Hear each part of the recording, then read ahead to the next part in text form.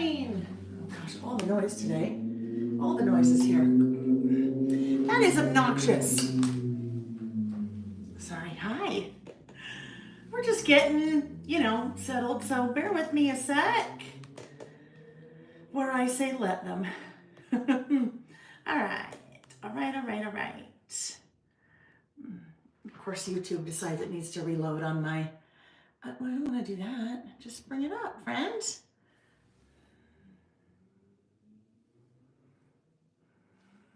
All right. Well, I can't see you guys yet, but hello. Hello. Oh, friend, why?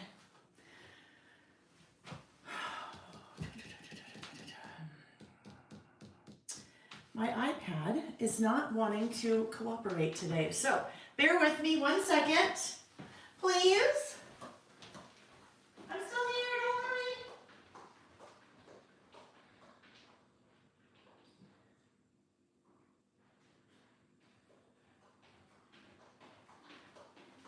I'm coming.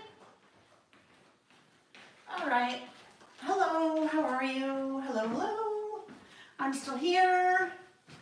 I am grabbing Nick's iPad, so for whatever reason, my iPad decided that it does not want to cooperate today, and that's how I can see what you guys are saying, so we can, chit-chat and have fun. So bear with me while I find me on Nick's iPad. Oh, there we go. Look it, front and center.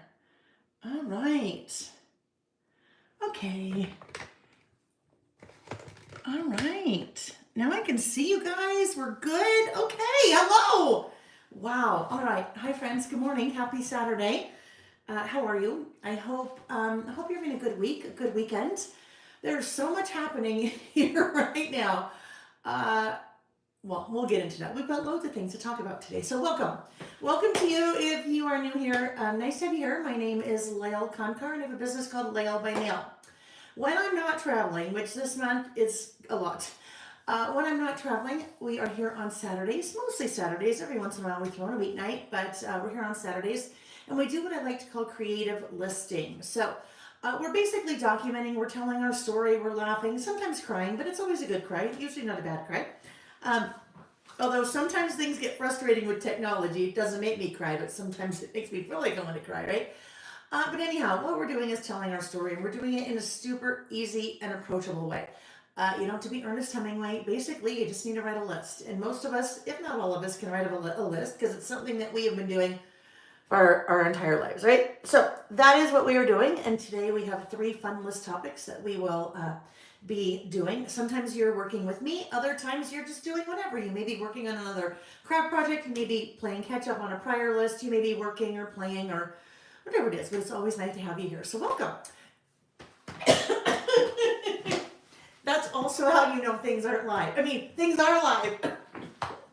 Excuse me. Golly jeepers, I tell you what. Okay. Hydrating. We're hydrating early already. Anyhow, so welcome to you. I have a business called laelbymail.com, and as I am working with different products today, you will find those on my website. In the link of the description box of the video down below, you'll see loads of different links, but kind of right up there at the top will be a link to a page on the website of the products I am using. So that is a great way to, if you're interested in something I'm using or you want to see a little bit more about it, then you'll find that in that what I'm using page on the website. Link in the description box below. Now I think we will have, Amy here with us today. Amy's here. Hi, Amy again. Amy and I spent the last 3 days together, Wednesday, Thursday, Friday, doing a huge planning session. You guys, so many fun things coming, I can't even tell you. I'll do a little bit of a teaser today about some things that you will see coming in 2 weeks that we'll be launching Friday, the 2nd of May, kind of for that International Scrapbook Day weekend celebration. And then I will just briefly, I'll just give a little hint about something else that's coming as well. But an amazing planning session for the rest of the year. All of the stamps and dies are planned out for the rest of the year. And then one big thing is coming in May, and then one huge thing is coming later this year. Scary for me, but huge. So anyhow, lots of fun things to share today. I'm going to take a quick second and look at the chat so I know who is here. If you are watching live and want to pop in and say hello in the chat, that would be awesome. And if you're not watching live, because that happens to, I think most people can't watch live and you watch the replay, so welcome to you as well. All right, let's see who we have. I'm going to scroll up. Hello, Tracy. Good morning from Iowa. Ms. L, good morning. Hi, Shauna. I think we've had this conversation before and I don't remember. Shauna. I'm going to say Shauna. Wanda, good morning. Hello, Patricia Harvey. Amy is here, like I said. Amy, if you don't know, Amy is my right hand and left foot and pretty much you name it. We've been working together now, I don't know, maybe the last 3 years, but yeah, it's been a really good, we're a great duo, so I couldn't do things without her. We always say she is the Batman, sometimes the Batman to my Robin, for sure. Robin to my Batman. Hi, Sarah. Nice and sunny in West LA. So, well, I was in Phoenix area over the last 3 days. Beautiful there. Beautiful, beautiful, beautiful. And it snowed here in Utah yesterday. Now, it's beautiful outside. There's no snow on the grass, on the lawn, on the streets, anywhere. But at least where we are in northern Utah. Trees are blooming. It's beautiful blue sky, not a cloud in the sky. Green grass-ish. It still needs some help, but it is probably, I don't know, what's the temperature outside? It is probably 40 degrees. It is 40 degrees, 40 degrees Fahrenheit. And Nick had a golf tournament today, so he left at 8 a.m. and he was going to be teeing off at like 32 degrees. And I'm like, I don't know if that tee off's going to happen because of the frost. But anyhow, that's spring in Utah for you. So I hope wherever you are, you're having a lovely, beautiful day. And whatever a beautiful day means to you, right? Because it's different for different people. Some of you like kind of more moody, maybe cloudy and chilly, and some of you like bring on the sun. So whatever it is, I hope you're having a nice day. Susie Sewell, good morning. Wanda, Janine, Elise, good morning from Southern California. Carol K from Canada. That's always an easy alliteration. Carol K, Canada. Good morning, Karen Haynes, Debbie Henderson, Diane, Karen Newell Buzzin, good afternoon from the Northeast. Corey Grant from Washington, nice to see you. Terry is getting the snow in Colorado. Because now, right, it's white Easter maybe instead of white Christmas. Thank you for the reminder, Karen. If you guys are here and you're watching, well, obviously, if you can hear me say this, you're here and you're watching, whether it's live or the replay. Thumbs up if you would. That's super, super helpful. I would love it. I would love it. Zen Girls, she is here to play. Very exciting. Marilee, good morning. How did everything turn out with your daughter's car? You want to give us an update on that? A couple of weeks ago, Marilee had shared that her daughter's car got stolen, which was so sad. You know, it's sad when anything like that happens, but when it's your kids, it's so hard to see your kids going through like some of those life things that happen. You want to shelter them from it, but you can't. So I hope everything is going well with that, Marilee. Melissa from West Texas, good morning. Christy, good morning. Good morning. Sharon from Maryland. It's going to be 80s in Tennessee. Ooh, that sounds nice. Although, I don't know, humid. Do you have the humidity going, Wanda? Because that makes a big difference. Oh, Karen, you'll have to keep us posted about your son. I hope everything goes well with that. I'm sure that's incredibly just stressful and emotional time. So I hope everything goes well with that. Good morning, Christy Amber from Florida. Nancy from Nevada. Hello, Cheryl. Big Cheryl, I spent last weekend, right? Last weekend with Shirley and some other women just kind of being crafty in San Diego area. So that was really fun. Kathy, hello. Amy is linked. Thank you, Amy. Amy, while she's here with us, is super helpful because as I'm, working with product and mentioning things, she will pop links to those in the links to the website in the chat. So if you are watching live, it makes it super easy. If you're not watching live, there's just that link in the description box of the video of what I'm using. Good morning, Shannon. Nice to see you. Glad you could catch a live as well. Wanda said she's still waiting for the pouches to come in. Well, guess what? They're here. They got here yesterday, which now just reminds me two things because 2 pouches came in. One reorder of the Traveler's Notebook size pouch. Why don't we just start right with a giveaway and a sneak peek of what's coming in 2 weeks? Should we do that? I think we should do that. So what Wanda is talking about, let's see. I've got things all over the place. I've been traveling so much that literally things are everywhere. So where's that one? What Wanda is talking about is, all right. Wanda is talking about this guy. Internally, we call this one the 7-Eleven. It's a little bit more than 7 and a little bit more than 11, but we call this the 7-Eleven pouch. So this guy, zipper at the top, these we sold out of when we did the big anniversary sale, but they are here. I will tell you guys, it was hit or miss. We really had no idea what was going to happen with them. The order literally was in, it's been in, I don't know, probably 2 months. And with the tariffs, we really had no clue when they would get here. We also had no clue how much they might be when they got here. So good news is everything's good. They are here. The price has not gone up, so that's good. But yeah, it's a little bit of an uncertain time for a lot of businesses because of that, and just know it's an uncertain time for a lot of people. So we were, crossing our fingers, hoping, wishing, praying, everything that would work out, and it did with the pouches. So that's good. Anyhow, so these are back in stock. Amy, do you want to jump onto the website and add those back into inventory and just put whatever number, just put something in, and then I'll go back in and correct it later. But these are back, so that's done. And if you're like, what is she talking about? What are these pouches? Up until 2 weeks from now, there were 4, okay? That guy, kind of like a fun little pencil pouch. These guys are awesome to put your traveler's notebook in. That's usually what I do. This was the OG. This was the very first one, that 13 by 13.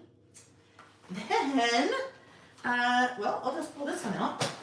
This was the newest. That's the 14 by 14. Some of you refer to this as the kangaroo pouch because it has a second pouch kind of in front with that zipper.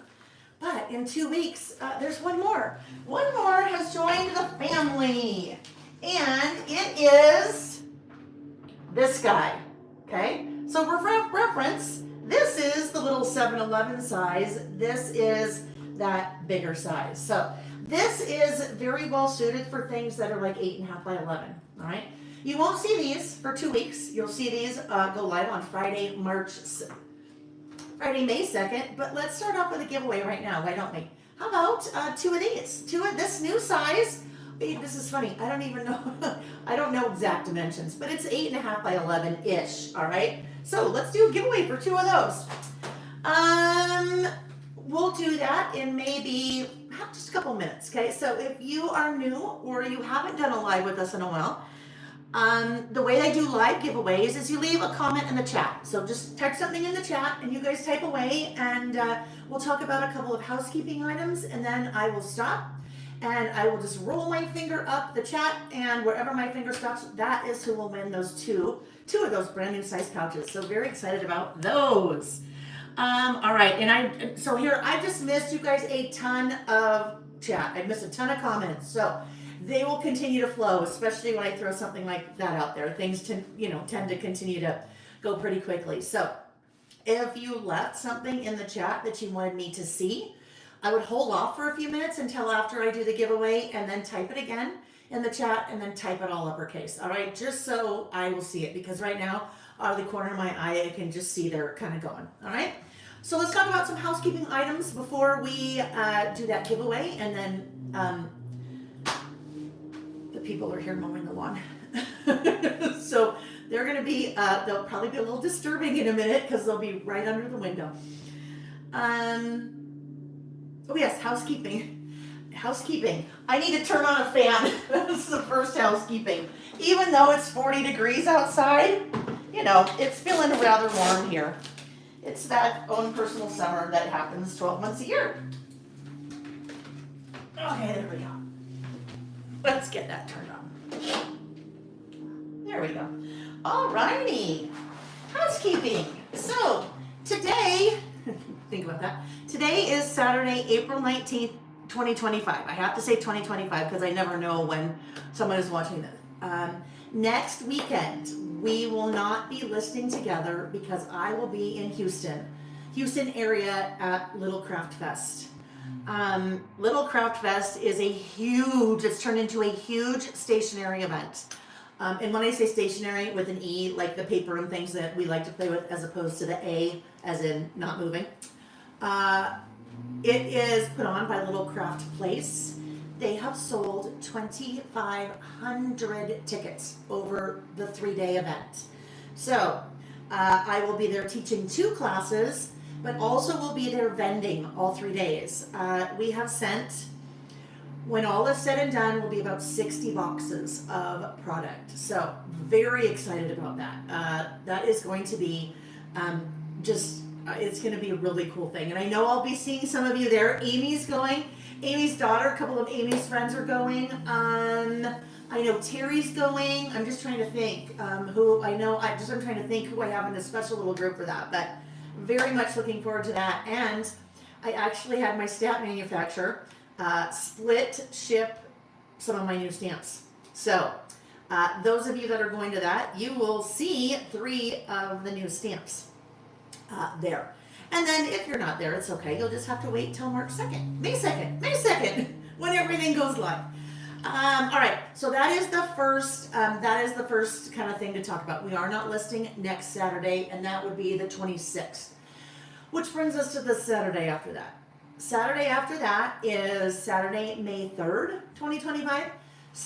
The first weekend in May is always, it's been for 20 some odd years, kind of a holiday called International Scrapbook Day. All right, that is where we in the industry celebrate all things paper crafting. All right, so whether it's scrapbooking or memory keeping or documenting or journaling, whatever it is, it kind of falls under that same umbrella, which what we do is under that same umbrella. So we will be doing another all-day session that day. The all-day sessions are super fun. Lots of listing, lots of prizes. So save the date, okay? That is Saturday, May 3rd, 2025.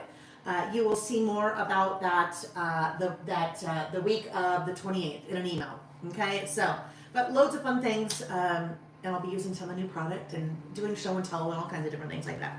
And then as of now, and always subject to change, but as of now, we are listing all Saturdays in May. Now that may change a little bit around Memorial Day. We may go out of town for a long weekend, but right now we're kind of back to our regularly scheduled what does that say? Regularly scheduled bat time, bat station, whatever. Anyhow, we'll be back in May doing more of our regularly scheduled listings, so you can kind of have a feel for what's going on there. Link to our listing schedule is always in these videos, so you'll see that. I think, if I remember correctly, I think it's there, up closer to the top. Your best bet, if you want to know what the heck is going on, is to subscribe to the channel, click the notification bell so you know when I'm going live, and then go to ladlebymail.com and sign up for my emails. Then that way, I'm pushing the information to you. You're not having to, go out and find it. So that's a little bit of the housekeeping that we needed to talk about. All right, so guess what it is now? Now it's giveaway time. So I'm going to stop. I am going to scroll up. Shanna, hi, Dad.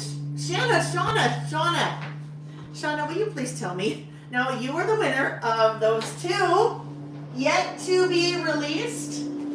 Let's just call them 8.5 by 11. But this was important to me. You notice the zips on top.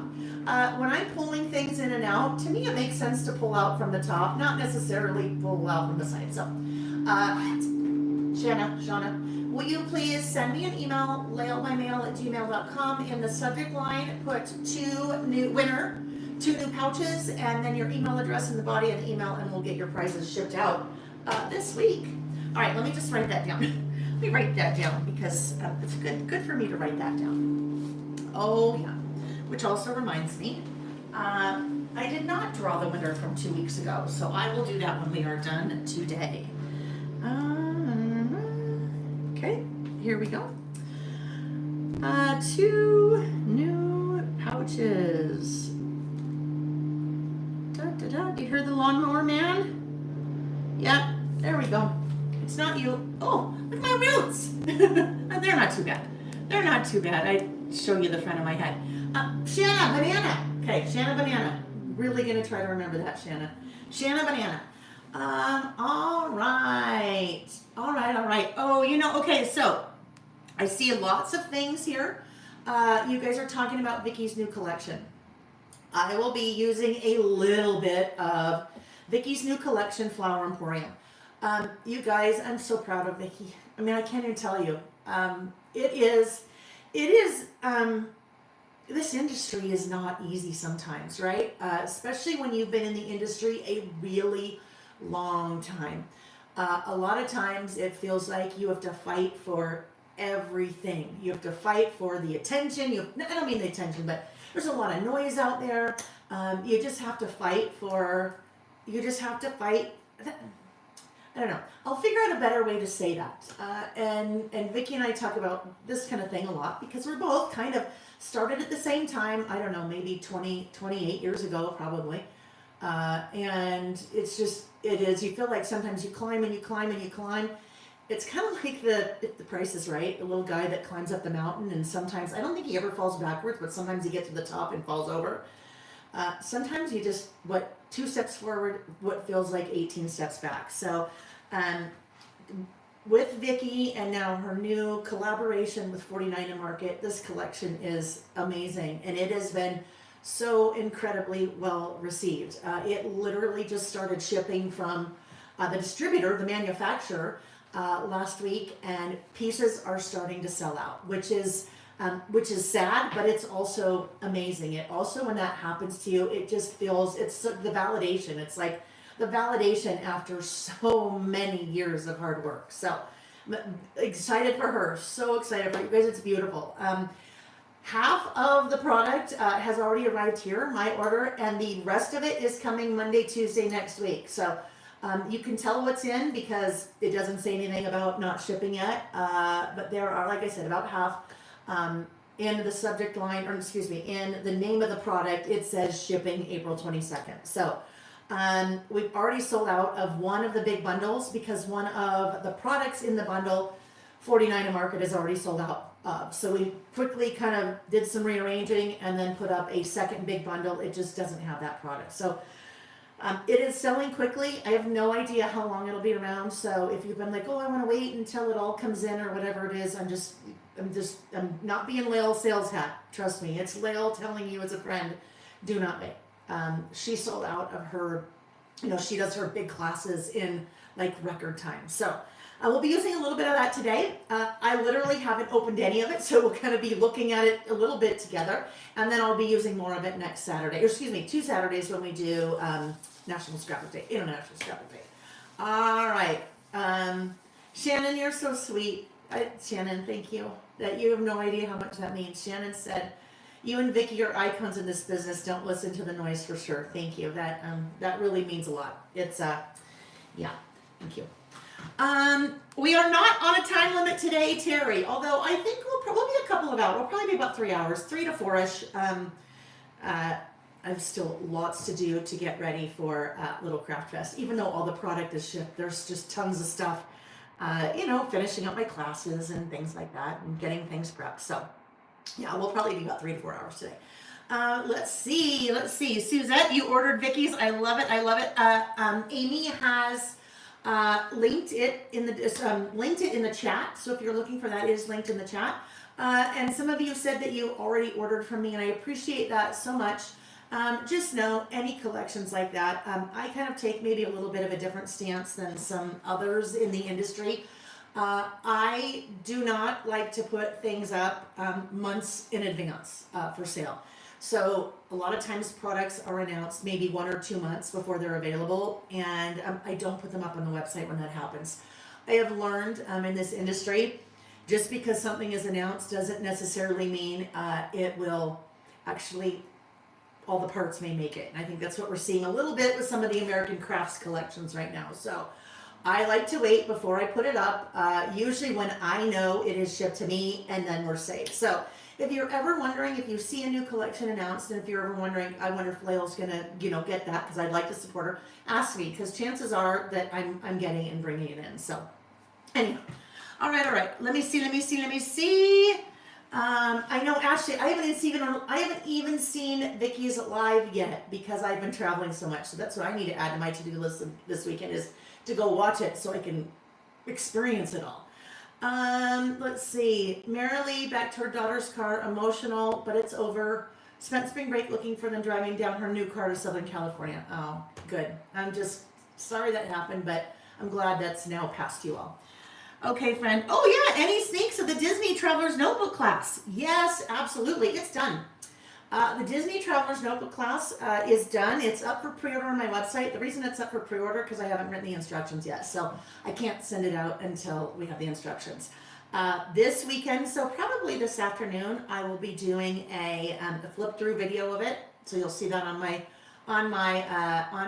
YouTube channel. Let's just say later today, okay? Later today it will be there. But if you remind me, let's see, who said that? TK, if you will remind me at the end, when we're done today, I will kind of do a little flip through it and we'll take a look at it because it is sitting right here. Well, when I say right here, I mean just, over on the other side of the desk. All right, friends. I think we're ready. I think we're ready to flip the cameras and get rolling. Should we play? I think it's time to play. I feel like I have not created in a while. Well, okay, anyhow. It's been a while with you guys, all right? And I love what we do here. I love when we list and play and get together. So that is what we're gonna do. Let me rotate the camera and we'll get going, all right? All righty. You will always know what our list topics are a couple days beforehand. So when we list on Saturdays, it's always on my blog on the website on Thursdays, all right? An email always goes out on Thursdays. Sometimes you get that email on Thursday, sometimes you get it on Friday. Just depends on how my email provider kind of sends things out. But you will also see it always on the blog on Thursday, and then always a link in the description box here. So you always know what's happening if you want to plan ahead, or maybe you want to be surprised. All right, let's do this. Let's do this. Here we go. We've rotated the camera. All right. Whee! It is toasty. How could it be so warm? I have a short sleeve shirt on. I do have, you know what I need to do? I need to take off my slippers. So that will help. That will help. Oh, Carol said she's looking forward to one of our lists today. The things I like more and less as I get older. Need more ideas for the list, right? So as with, ooh boy, okay. As with anything,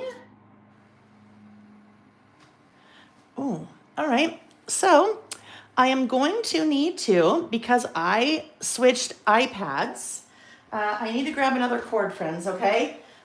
Because my iPad is older, so it has an older cord, and Nick's iPad is newer, so it has newer cord. My phone needs new cord, so hang on. Actually, let me just do this. That was not something I was anticipating. Let me just do this right here, just so you know. I'm still here. What did I do? It's in the other room in a suitcase.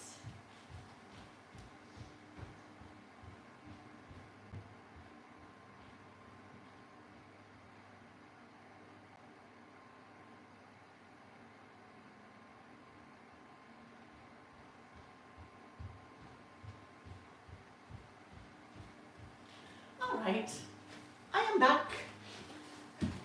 Get that cord out.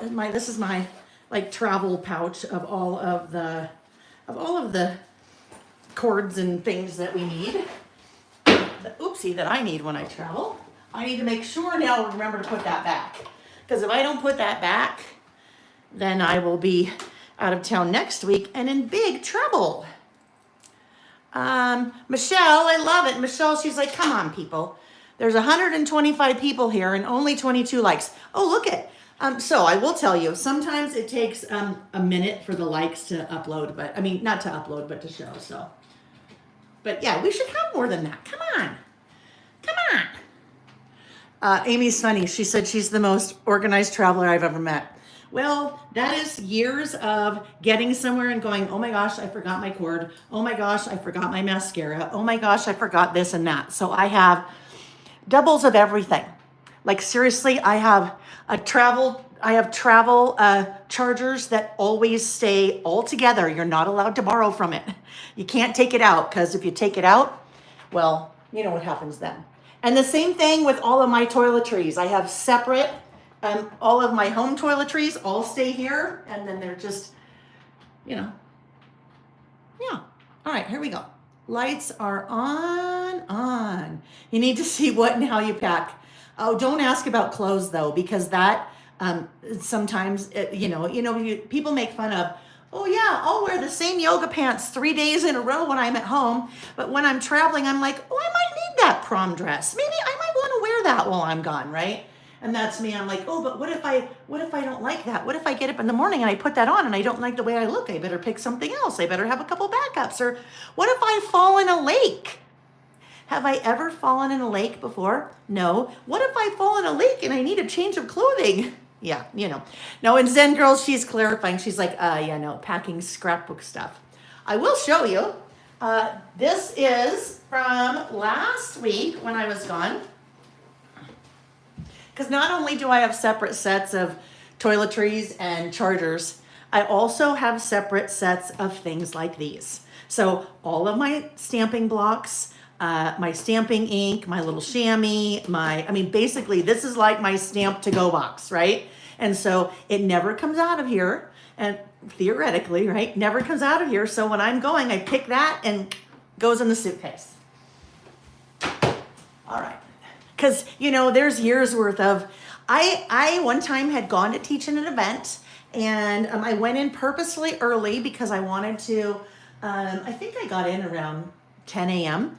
And I didn't have to do anything until that night, start teaching. And so I thought, I'm going to just hang out in my hotel room and do some creative play, right? I got there, I was missing. I can't even tell you how much stuff I was missing. I ended up walking to a Walmart. I don't know if there were Ubers back then because it's been quite a while. Ended up walking to a Walmart and was buying craft supplies at Walmart. I bought, the basics that I needed, but I'm like, you know what? Yeah, I need to make sure I've got what I need. That it is a pouch in a pouch. Okay. All right. I know. This I was watching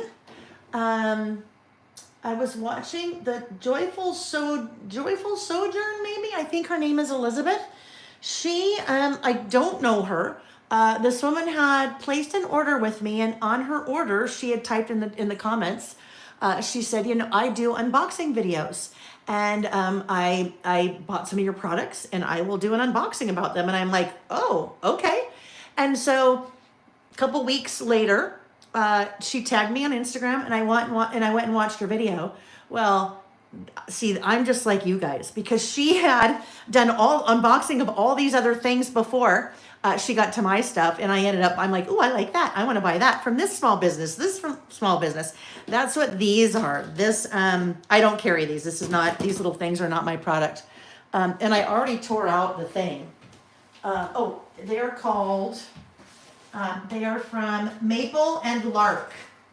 Maple and Lark, but that's what that is. Because I've messed around with a whole bunch of different things to take stuff like this. And you might say, well, Lael, why don't you put it in one of your pouches like this? What I found is, for me, all of these things then drop to the bottom, and it's just a little bit harder to, Anyhow, so totally off topic, total squirrel moment. And you guys know that's just what you get here when you're with me, right? All right.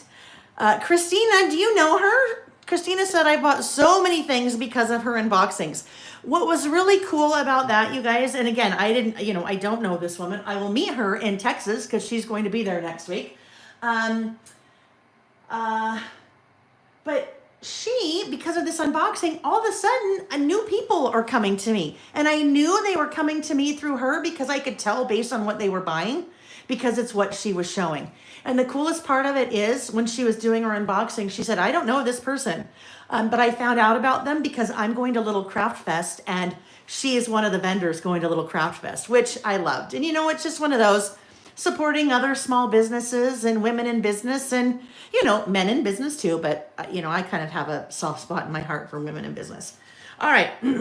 So let's start. Well, let's start out by looking at the list that we did when we were together again. Let's see, Christina, would you do me a favor? Will you, Christina in the chat has said she subscribes to her YouTube channel, and a couple of you are asking, what's her name? What's her YouTube? I think it's the Joyful Sojourn or Joyful Sojourner maybe. But Christina, since you subscribe to her channel, would you mind just typing that in? Yeah, I would appreciate it. And then I'll tell her, I'm like, you guys, I told some of my peeps about you, and then you guys can watch her too. All right. So let's take a look at the list that we were doing when we were together last. Lisa Standard. Lots of you are saying hi to Lisa. Lisa, are you new to us? She said she's also pushing the luggage limits, right? I know the weight limits. It's not pushing the weight limits in life. It's pushing the weight limits with your luggage, right? Yeah. Karen follows her. I love it that you guys know about her. And now I know about her too. All right. So when we were together last, 2 weeks ago, that feels like forever. That was on the 5th. Where the heck is time going, friends? I mean, I can't believe we're almost done with April. All right. When we were together last, we did 4 lists, I believe. We did in the news. We did, let me see. We'd already done that one. Did we do this one? I think we started out with about last month for March. This is a list that we always do on a monthly basis at the start of a new month. So we did this the beginning of April for March. And we're basically just making a list of what happened during that month. We did some shadow stamping there. So where you stamp with a lighter color and then a darker color. Used that about last month 2025 stamp, added photos, and then I used the Tea Garden collection from Simple Stories for that. Oh, good, Lisa, just stitched. There we go. You haven't caught a live in a long time. It's been a minute. Well, nice to have you back. All right. Then we did a list that we also do on a monthly basis, something called What a Day. All right. So we'll actually be doing What a Day again. But this month, we'll be doing that again today, but this month we'll be doing it for April. So the idea behind What a Day is it's basically a time capsule, all right? It is a time capsule of, it's like a snapshot of a day in your life, right? So we do this once a month. I always think a list like this would be so fun if I was doing this in high school or as a brand new mom, if I had a list like this of my mom or my grandma to have an idea of what their life looked like. So we'll talk about that a little bit more. We did in the news. So in the news is, you know what there are a set number of list topics that we do kind of repeatedly on a monthly basis. This is another one. In the news, we're just making a list of news events that hit our radar. This one, this one sometimes can be a little difficult to do because in the news, you can decide what news you want to focus on and what news you don't want to focus on. For 2025, I am not focusing on politics. It is worldwide, right? Politics can be a very divisive topic. So I am doing my best to not be including politics on my in the news list. But fun things like in February, Crayola brought back 8 previous colors that had been retired. So this one, because we had not done it for February, we kind of killed 2 birds with 1 stone, so to speak. We did February and March in one list, and then used that new in the envelope stamp and die to make a pocket. And then I made photo booth strips. So I did end up adding a few more things to the pocket because just some fun little pocket stuffers, just because seemed like it was kind of boring, but some photo booth strips, which is really just a 5x7 cut in half for photos from February, photos from March. All righty.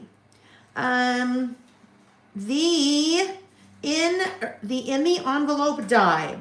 So when we released the in the envelope die and the currently die in March for the March stamp and die release, they sold out almost right away.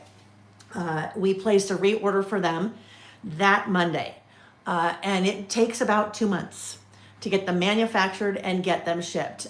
We are kind of, again, on pins and needles. We don't know. They should be done being manufactured next week. They are manufactured overseas. As I mentioned before, we are not sure how the whole tariffs are playing out. We don't know if that may delay things. So if you've been waiting for the in the pocket die or the currently die to come back in stock, your best bet is to, on my website, go to those products and click the little button on the product that says email me when available.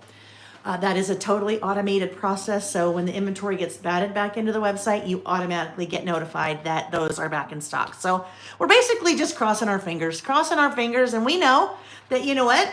We know that they will get here eventually, and we'll be happy when they get here. If they get here in 2 weeks, we'll be really happy. If they get here in 2 months, we'll be happy, but I don't know, maybe not as happy as 2 weeks.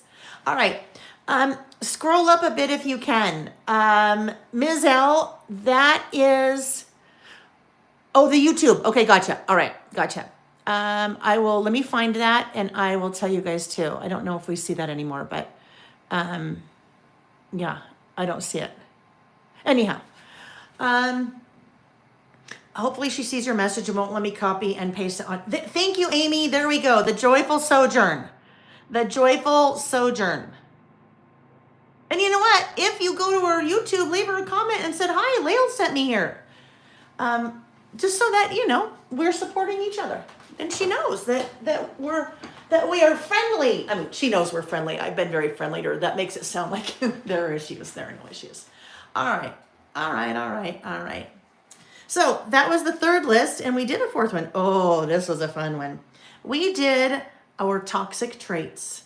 So toxic traits, we had fun with this, right? So toxic traits, some people may be talking about like well, not you, other people are gaslighter, maybe they're condescending. Those aren't the toxic traits I talked about. I talked about things like buying clothes that are too small, telling myself I will lose weight to fit in them, right? So those kind of funny, poking fun at ourselves toxic traits. But that was the last list that we did. Elizabeth, Christina, thank you. Yes, Elizabeth. I thought it was Elizabeth, but yeah, she's I loved it because she introduced me to a couple of different, small businesses like those little, those little zipper things, containers that I didn't know about. So always fun to learn about new things. All right, so those were the 4 lists we were doing that we did last week. The first list that we are going to do today is What a Day. So we're going to do What a Day again today, but we're doing it for April instead of March. Let me see if I have What a Day still in here from last week. We need this one. I know we need this one for today. Oh, good. What a Day is here also. All right. Whole idea behind What a Day, as I was saying, it is basically a time capsule. It is a little snapshot in time of your day. My days are all over the board. When I did What a Day last, that was based on when we were out of town. We were in southern Utah. Nick and I were in Harvey, our RV. So that What a Day was very different than a typical What a Day. So it's important to me that my What a Days all aren't like this, because this is not everyday life, right? This is not everyday life for us. We are not travel influencers that travel all the time. Now, we do like to travel, but this is not a regular day. But I think it's fun sometimes to incorporate every once in a while a day when you're out of town, or maybe an atypical day. But what I'm doing today is going to be let's see. Atypical is one word, meaning not typical. Today I am doing a space typical day, a day that is, nothing special. All right. So what I'm going to be using today is the Spring Summer Season Pass. All right. The Spring Summer Season Pass is a kind of all-in-one product kit. Not necessarily a project kit, but it is a product kit that has a smattering of products for 3 months, kind of seasonal. So the Spring Summer has products for April that are a little bit Easter themed, for May, which is a little bit more of a general theme, and then June, which is more of a summer theme to it. But the whole idea behind that is you get kind of a little bit of each season. So that is what I'll be using. That is going to be the second live giveaway that we do today. We won't do it yet. We will wait until I'm done with this list. But when I'm done with this list, we'll do a giveaway for the Spring Summer Season Pass. What I thought I'd show you before I actually start working on it is some of the things that I have done so far with the kind of April Easter-ish portion of Season Pass. So you can kind of get a feel for it, and then I'll work with it. I am using the season pass all year long for my traveler's notebook setup. Now, I use more than one traveler's notebook, but this is the one that I use that has my calendar in it, my habit tracker. I keep notes about different projects, things that, inspire me, quotes, whatever. That kind of is this one for me. So we always do a class. We do 3 classes with the season pass, each quarterly season pass. And that class is we are setting up our traveler's notebook. So some people use season pass for that. Some people don't. But you can see here, I have decorated my pockets for the month of April. I have slip covered my inserts for the month of April. I could not this morning. I have no idea what I have done with my calendar insert. So I will show you though my habit tracker, because I also am using season pass for my habit tracker every month. So as we go through, that was part of the winter spring season pass for January, the winter spring season pass for February, the winter spring season pass for March, and then now the spring summer season pass for April. So with that habit tracker, I am I'll show you what a blank one looks like. There's a blank one. So all of that grid work is done for you, and those are so you can track the habits that you are working on each day. I write my habits over here and then come in here and make my little X's, but it's it is a visual, right? You can look at any of those and see where there are maybe not enough X's, or maybe there are too many X's, depending on what your habit is. But that's one of the ways, actually 2 of the ways, I guess, that I have used season pass, both for my monthly setup and then my habit tracker. Let's see, Carrie she likes the season pass for the habit tracker. She needs to get another pass so she can do it just for that purpose. I know, right? All right. So then I thought what I'd show you, the design team has been also working with the season pass and doing some really fun projects. So if you ever want to see any inspiration for the season passes, or really most of the products on my website, go to the product on the website, and then on the additional images, you will see project ideas, the way that I've used the product, the way the design team has used the product. Sometimes if it's a manufacturer's product like Simple Stories, sometimes you see the way the Simple Stories design team uses the product, but there's always we're always working on lots of inspiration for you. So this was a project, or is, that Susanna Lee did, and she used the April portion of the project. Super cute. Look at that. It's a list. She did a list of her favorite Easter candy. Brought in a couple of other alpha stamps, but outside of that, she just used the product in the kit. The stamps in the kit, the little die cuts in the kit, and then that fun little chick pattern paper. Tara Chazé, I think that's how you say her last name. She does amazing altered projects. So she does little mini books and little cards and things like this. So this one is an Easter card. This is the front of the Easter card before it opens. Look at that. When it opens up, how fun. She used all those little die cuts and just created these little hinges with little strips of paper, so that when you open it up, it's kind of like the books when I was a little kid I used to love. You'd open them and then everything would kind of pop. So really fun project. Most of these have blog posts to them as well on my website. So if you want to see that, you can see kind of those as well a little bit up close. Susanna Lee again did this one. This is kind of a fun little folio that she did. So this is it closed. And other than maybe some coordinating cardstock and maybe a little twine, they're using everything from Season Pass, from the April portion of the Season Pass. So there is, and that's it closed. And then that is it open. So basically she is using one 12 by 12 piece of paper and then scoring and then folding parts up to create these little pockets and these little flips, and things can go in the pockets and things. So super fun project. So then we get back to Tara again. The things that she does, they seriously blow my mind. Look at this one. Isn't that amazing? She's created another little kind of interactive. This opens up and then you have all these fun little pockets. So that's kind of what it looks like closed. But again, that is all of that product, with the exception of the ribbon and the enamel dots, kind of everything else from the April portion of that Season Pass.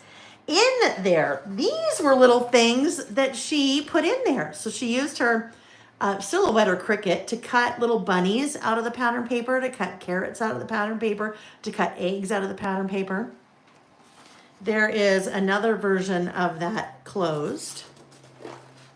I think I must have printed things a lot because I have lots of these here. I don't know what I did. Oh, there we go. There's one open, but look how stinking cute. The season pass always includes a stamp set. So you'll see she started to bring in a lot of stamps in this project. Just super cute. And do I have another one? For whatever reason, I printed duplicates of all of these. Oh, that's what I couldn't find. There is just a photo of my calendar. And with my calendar, I used almost exclusively the stamps in the stamp set. So stamped a border around and stamped with all the fun stamps in the stamp set. So that'll just give you a little bit more of a picture of now the product that I am going to use for my first list. And that one is, as I said, that one is called What a Day. Aren't they fun? And I tell you guys, my design team is amazing. Every time they send me projects, I'm like, holy cow, like, how does your brain work? I'm like, I would never have even thought of that. And that's the whole reason, right? So they inspire me, but then they also inspire you guys to get lots of different, ideas on how to use what you buy. All right, so this will be, sometimes my What a Day lists are 2-page and sometimes they are 1-page. So I think what I'm going to do, let's see. Let me pull out the 12 by 12 papers. So in the season pass for each month, there are 2 12 by 12 papers. Good morning, honey. How's the golfing? Nick's checking in from the golf course. 2 12 by 12 papers that are double-sided. So you'll always have very much the theme, right? Very much Easter. But then when you turn it over, not at all, totally spring.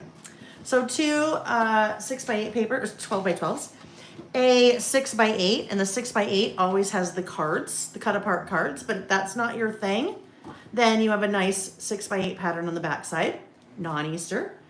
And then we have an 8.5 by 11. The reason for an 8.5 by 11, you might be like, 8.5 by 11, Lil, that makes no sense. That's like going back 30 years in scrapbooking. And I say, actually, it makes a lot of sense for us because we work in traveler's notebooks a lot. That one piece of paper, you can get now 2 pieces to go in your traveler's notebook, or you can use those on a 12 by 12 spread. You also have that not solid, but full pattern on the back. All right, so what do I want to do here? I think I want to use, we have blowing going on out there and 2 lawnmowers. I don't know why there's 2 lawnmowers there. Hopefully that is not too disturbing, that noise. I think I'd do maybe two. If I do a 2-pager, I could do what I think I'd really like to use. I think I might do that, right? I mean, the 15th, my What a Day, I'm doing it for the 15th, so I'm not doing it for Easter, but we're embracing Easter in April. So I think I will do those 2 together. My list will be, I think my list will end up being, well, actually, hang on. Now let me think. Let's think, because what I've just done here, if I do this, now I've lost my cards, and I might want to have my cards. I could go a couple different directions, right? I could do this, little chicks, with this pink polka dot, and then this Hey Peeps. That's kind of cute together, right? Those 3 are kind of cute together. Or, oh, here, this is what I'll do. I'd like to use, I think, a card. So I'll use this over here. I will use this here.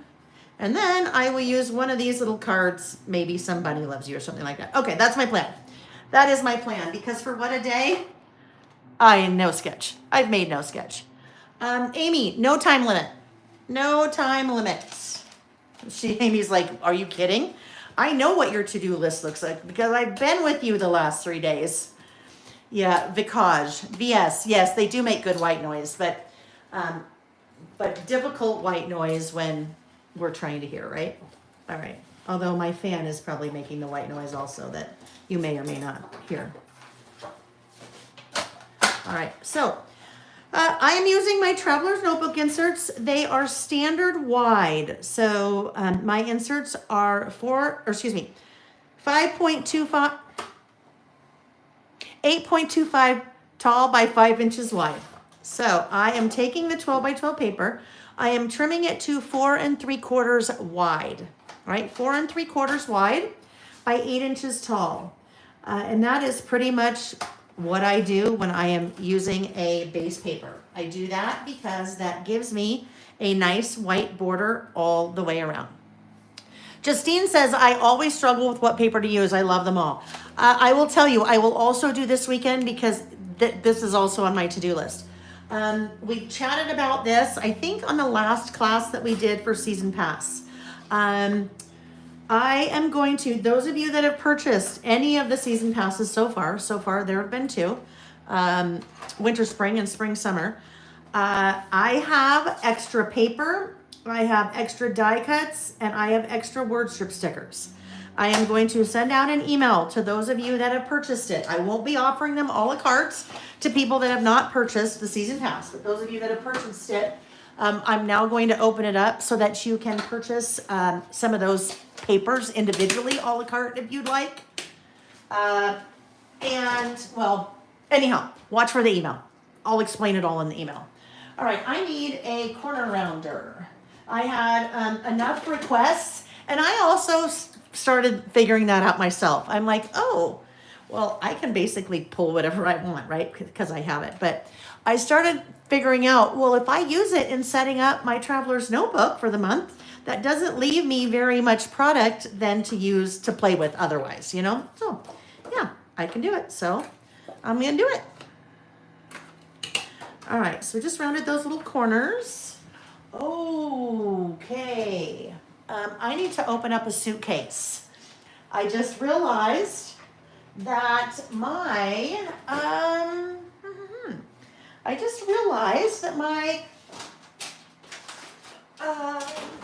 my tape runner is in my suitcase from last weekend. I was home for 2 days and then left again for 3 days. So I did not open that suitcase yet. So bear with me. I am just getting my tape runner out. I took 3 suitcases on that last weekend trip. But it was a crafting trip, so you needed to take more stuff. I have unloaded 2 of the 3 suitcases, but not the 3rd one. So, come on, Leo, where is it? Oh, I think it's in here. Okay, let's see. Is it in this bag? Bunnies are so cute, aren't they? Carol, do I have any sneak peeks of the new kit you are offering in May?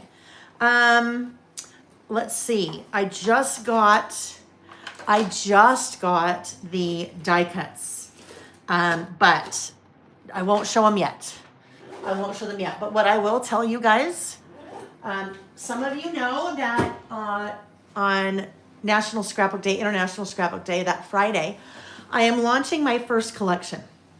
It's not Season Pass. It is some of you guessed, it's a travel collection. You want to know what it's called? It is called Postcards and Passports. The most exciting thing about that for me, and this ties into kind of what, well, Carol asked about the Season Pass for summer, fall. I have a new printer. And the printer is, the paper is like regular scrapbook paper. Regular paper. It is not digital. It's not been printed on a digital press. Sometimes paper printed on a digital press has a little bit of a sheen to it, a little bit shiny. Season Pass, there are some of the papers that have a little bit of sheen to it, but no more, because that new printer printed postcards and passports for me, and it is beautiful. I got the paper. The paper is all here. That came on Tuesday, and they will also be printing everything for me going forward. So, postcards and passports. Yeah, travel, right? Travel. to me, that was a no-brainer. That made sense. That should be definitely be the first one that I do. So, yep. Postcards and passports. I think you're going to love it. I won't tell you. Not funny. Look what just happened. Are they stateside? They are. They are stateside, Sarah. They're actually, I will tell you, it's the same printer that prints my idea books. Same printer that prints my idea books. So, I've been working with this printer for the last 3 years, right?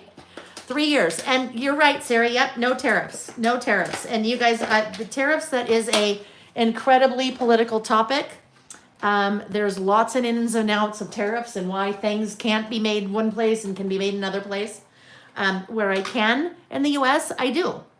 My paper, my idea books, my themed inserts, also the same printer. Stamps, and anyhow, I won't talk anymore about that because, other than to say where I can, I do. So yes, there will be no delays. There will be no delays with the paper. Hello, Barbara Schmitz from Germany. Nice to have you here with us. Are we getting a sneak peek of that new collection at Little Craft Fest Travel Class? Terry, we are not. I won't show that there because I'm not taking it there. But I will show the new stamps in that class because the new stamps will be at my booth. All right. Barbara asked if Germans are here. That's a good question. Any Germans here? Barbara, so sometimes we have Spain, sometimes we have Netherlands, sometimes we have the UK, Ireland, sometimes we have Australia, New Zealand, sometimes we have places in South Africa. So we'll see. If you're here, and if you guys even want to pipe up and say where you're from, that'd be awesome. Terry, this is me stamping my feet and pouting. I know. Because, you know what, you guys, the other thing, my die cuts are also manufactured in the U.S. But that's the die cuts. The die cuts take the longest. So they're in production right now for that new postcards and passports collection. Okay. Alrighty, let's get some not pattern paper. Let's get some white paper. And I will tell you guys, it's scary. It is scary to put yourself out there. This collection is really the first time that I'm putting myself out there. Because, people are gonna, I hope people like it. I think they will. I hope. I won't say who the designer is. If someone asks me, some people will know. Some people, you will know the person's style and you'll be like, oh yeah, I know who that is. And it's not a secret. It's just not something that I'm like shouting from the rooftops. But, okay, never mind. I was going to say something, but I won't. I will tell you, she is the person who designed who did did this for the habit tracker and I said, this is exactly how I want this to look. And then she put it together, did all the graphic design. She also did the the Document Your Travels, Traveler's Notebook insert as well. Designed the cover and then designed everything inside when I said, this is exactly what I'd like it to look. All right. Well, I'm not going to tell you who it is. No, and it's like I said, it's not a secret. It's just not, and this is why, because my brand is my brand, right? And I don't want to start causing confusion by having my brand be there and then also having someone else's name on the packaging, if that makes sense. All right. Oh, Gerda, I love it. Gerda's talking German to Barbara. All right. My white background, or not my background, my list, whatever. Is there no lead in that one? Is there lead in that? Oh yeah, okay, so let's see where we want to cut this. Let's do this one, and let's do over here. So I'm just taking a white piece of cardstock, and that is about a little bit shy of 4 inches wide, And the length is usually about 7 when I do this. Usually about 7. All right. A little bit more than 7. There's no rhyme or reason. I just eyeball it based on about how much border I want around the edge. And it's usually about that. Usually about 4 by 7. If I was going to do it over here on this side, I would probably make it a little bit less white because you kind of are missing a lot of the cute little bunnies. But all right. So what a day. What a day. Oopsie, I need another one. No, I don't. What I like to do when I start thinking about what a day and picking a day, I always like to know beforehand the day, because then I can be kind of mentally keeping track of what I did that day, or sometimes I have a note running on my phone, or sometimes I pull out this is my workbook, right? This is what I use to plan all of our sessions. And if I know we're going to do what a day, let's say in, May, whatever, then I might kind of have that sheet and just be making my notes. So this is what I had done. I've kind of kept notes, so I'm ready to go when I'm ready to go. All right, I would like to ink the edges of that. Let's see what we might want to do. Let's figure out what we think we're going to use here. I think we might want to use maybe these two little guys here, down here. We might do a little double guy like this maybe, right? We'll see. We have bunny here that we might want to use. We have some eggs, we have some chicks. I won't use Happy Easter because this really is not Easter. It's really more just, pulling in a theme for the month of April, which April or Easter happens to be in there. We could use these two little guys, maybe some little carrots, maybe. Ooh, carrots would probably go down here. And the reason I'm kind of going through all this now is I need to figure out what color I'd like to outline or ink the edge. Gosh, my brain is not working. What color I'd like to use to ink the edges of this paper before I put it down. So might end up with a little bit of that blue here, and then the blue. That's what it's going to be. I'm going to do blue. I've got little blue in the little bow on the bunny, and I have blue. I'll use that blue. There's a little blue kind of marks on the carrots. So now that we know what we're going to use here, now we can figure out the blue. We also are going to be doing some stamping, so we need to figure out the blue. Tumbled glass, close. Let's see what else we might use. Ooh, not that one. Speckled egg. No, I think I'd like it to be tumbled glass. So I've swatched all my inks here. Let's see, what about, no, Stormy Sky, Blueprint, we're faded, no, I think I was thinking faded jeans, but definitely not. All right, I think it's going to be tumbled glass. So let's grab that. Those are my swatches. I have swatched. Oh, okay. 1 minute. Where is tumbled glass? Of course it's not here. It is not put away. Why would I not have put it away? Oh, there it is. It fell back. Okay, it just fell behind its thing. All right.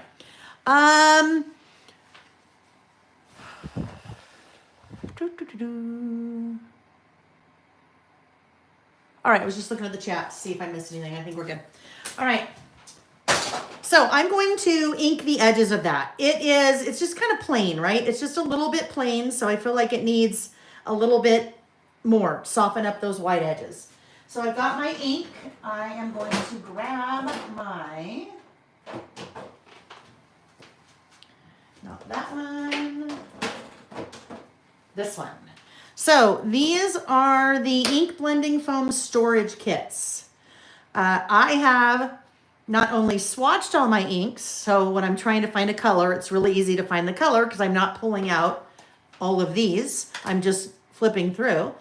But I've also created a little storage kit where I store all my little foam blending tools. So foam blending tool, those are the foams for each of my inks. These are available in, I don't know, I think maybe we're up to about 12 different ink brands now. So I use Distress Oxides almost exclusively. So mine is for Distress Oxide. Your little storage kit includes the case. It includes 2 sheets based on the ink that you choose. So 2 sheets. There are 20 spaces per sheet. So one of those cases can hold 2 sheets. So 40. This can hold 40 of your little ink blending foams. It also includes, not pre-colored, right, but pre-punched, 40 of your little pre-punched circles, and then 40 of those little Velcro pieces, so that those little Velcro pieces can hold your little foam blending tools, or your little foam blending things, all right?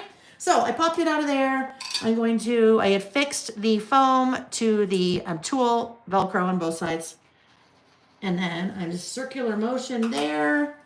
Come back in, pick this up, and I am just inking the edges. So it's just going to soften the edges of that white and then have it, it's not necessarily going to blend into the background. If I wanted it to blend into the background, I would be going for pink, right? But it's just to kind of help something like that pop. Now that is as mixed media as I get, my friends. If you are looking for mixed media, you should go to my friend Vicky's channel because she does all the amazing things mixed media. But when it comes to ink, I pretty much use ink for 2 things, stamping and then inking the edges of things. But you can do some really cool things with your inks and your blending tools and just really cool things, but that's not what I do. I like to do this. I like to keep my fingers clean. I get a little bit type A when it comes to that. All right, so there we go. The domed blending foam heads are really awesome because you don't get the sharp edges as you do kind of with the flat ones. All right, so there we go. Now see how that just kind of made that pop? I will tell you, Amy is the brains behind the ink blending foam storage kits. Right after I started working together, she said, hey, I had an idea for a product for a really long time, and what would you think about this? And she explained it all to me, and I'm like, oh my gosh, that's genius. Because, whoopsie, all these little guys are hard to keep track of, right? And if you aren't somehow labeling them, and they're really not easy to label, you don't know what's what. And you really don't want to use the same one for your tumbled glass and your broken china, for example, together, because then you end up with something that is not the color that you're looking for. Also, you don't want to, even if it's the same color, but one is a Distress Oxide and one is just a regular Distress ink, you don't want to mix those either, even though they're the same color. Because a Distress Oxide is it's a hybrid pigment dye ink, but your Distress Oxides are just a dye ink. So you really don't want to use the same one for the different types of ink because you are basically kind of mixing up the properties. One is blendable, one is not. One works really well with water, one not as well with water. Just kind of depends on what you're trying to do with it from a mixed media perspective. So that's why those little storage things are awesome. Okay, let's go ahead and adhere that one down like so. And then I think I'm going to do my stamping. But before I do my stamping, oh yes. So sometimes I overpack my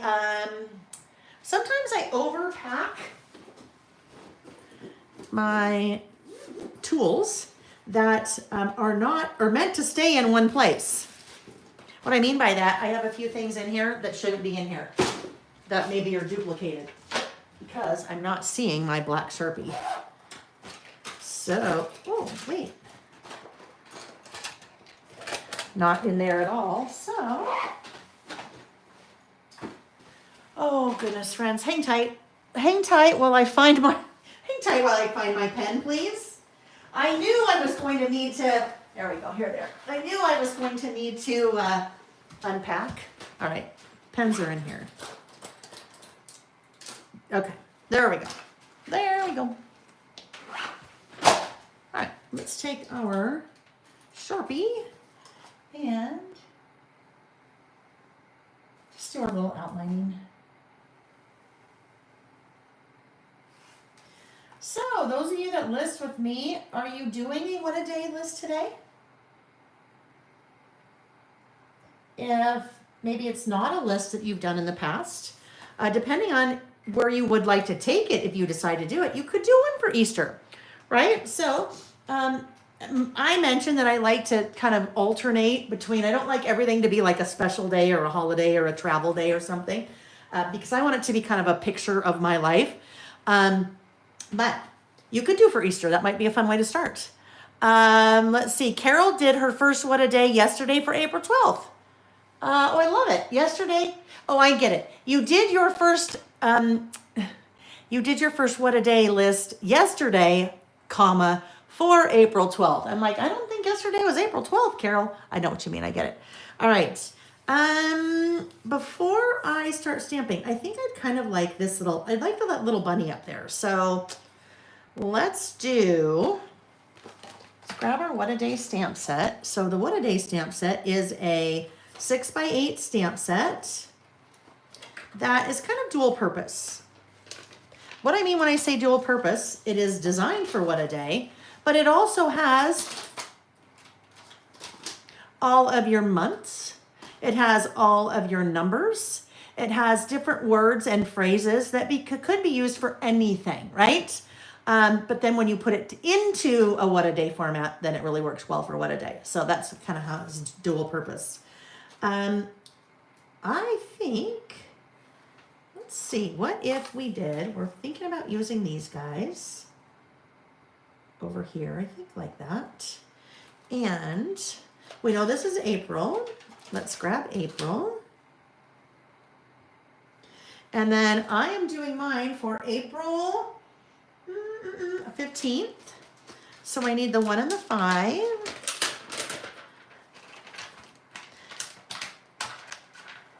What would be fun, some of you have a number of my different stamps. What might be fun, if you wanted to mix things up a little bit. No, I better not do that. April 12th. This little guy, he might have to go a little bit more to the side, because if he is front and center, right where I had him up top, it's going to be a little bit harder to, I won't have a ton of room to write my list. So what if it's kind of like that? That would probably be better. April 12th, and then I have my little TH.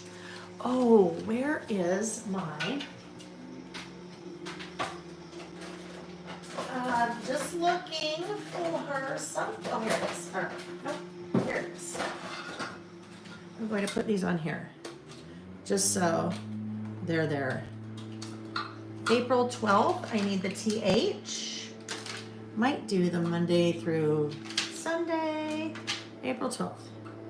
All right. So I'm going to continue using that tumbled glass. Let's get our stamping block out. We'll do that one, and let's see, maybe a smaller one. We need that. Maybe that. And then a little tiny one of that guy. Okay, perfect. So I have pulled out 4 stamping blocks. I will use definitely 3. We'll see if we need to use 4. I have been stamping, I want to say about 6 years. One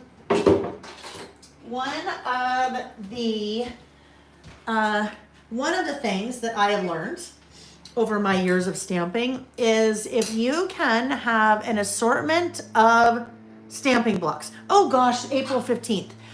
April 12th, because of Carol. Carol, it was almost your fault that I did 12.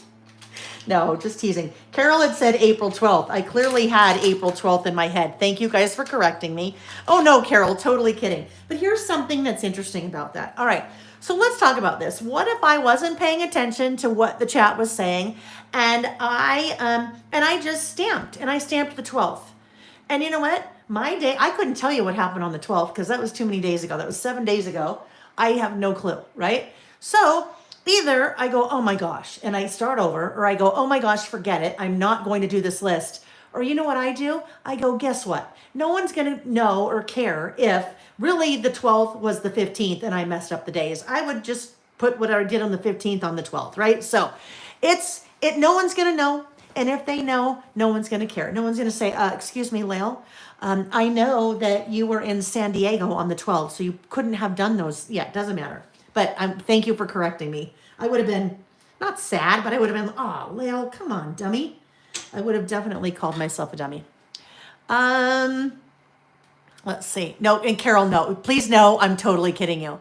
Let's see. Carol said she doesn't have the What a Day stamp set, so she used the focus numbers. Perfect. The numbers on the focus stamp set and the Carrie Bradford stamp she had in her stash for the month and day of the week. So that brings up a very good point. I use what I use, right? You use whatever you have, whatever makes you happy. I always say there's only two things that you need to do what we do. It's something to write with and something to write on. Everything else is just added, right? So I would never want someone to not play because they felt like they had to have all the things. I have all the things because guess what? I make all the things. Well, not all the things, but I make a lot of what I use. So I can pretty much use whatever that I've made, right? That doesn't mean that you have to. So I love that you said that, Carol. Really, it is use what you have. Have fun with it. And Nancy, you could also do no date on the What a Day. You totally could not have a date. It could just be April. Maybe this is something you did in April, right? Lots of different ways to approach a list like this. Really, it's just about maybe doing it, right? And this is a fun thing to do, not only for yourself. This is a fun thing to do for different people, maybe in your family. Maybe you have little kids. Maybe you have young kids. Maybe you have grandkids. You could do a What a Day for them. It's especially fun when you have littles. Like babies change so much the first year, right? You could be doing kind of a What a Day every month. You know what? We better get our little bunny here. We're not going to have a point of reference to where we're doing everything else. But I think that'd be a lot of fun because then you see, how things change so much, as babies get older or even as little kids get older. You could do it. You could do like a What a Year, right? You could do What a Year and just use, 2025 or whatever it was. Little kids change, a lot in a year. And you know what? Actually, adults change a lot in a year too, right? So the whole idea is just to do it, to document it. I test stamped over here, right? I always want to do a test stamp first. I would much rather do that. I'm going to do the month first, the day first, and then I'll do the month above. But I always want to do a test stamp first. Okay, I know what's going to bug me here, but that's okay. Always want to do a test stamp first, so I maybe eliminate any potential issues, all right? Potential issue, you might be like, well, Leo, what do you mean potential issue? I mean, what if our cat, Reggie, what if somehow one of his hairs got along the middle of that stamp, right? If Reggie hair is on the stamp, that means the ink is not going to adhere wherever that is, wherever the hair is. So when I go to stamp, there's going to be a big little space where the hair was that the ink didn't adhere. So that's one of the reasons. Another reason, you want to make sure that your stamp is fully coated with ink, right? You want to have it nice and coated. Sometimes if your stamp isn't 100% clean, it will prevent the ink from adhering in a spot. So you want to check that out. If you're spelling something, that's a good time to double check to make sure that you're putting the correct letter next. In my case, the correct number, right? Because we almost did the wrong date. Not the wrong date, a different date than I maybe intended, right? All right, so there's my 1-5. I'm cleaning that off right away, you noticed. That to me is a really important part of stamping, that you should clean your stamps right away. It's much easier to clean them when your ink is still wet, as opposed to the ink is dried and then you're trying to scrub it off. One of the things you noticed that I really didn't talk about, you may have noticed, let me put the lid back on that.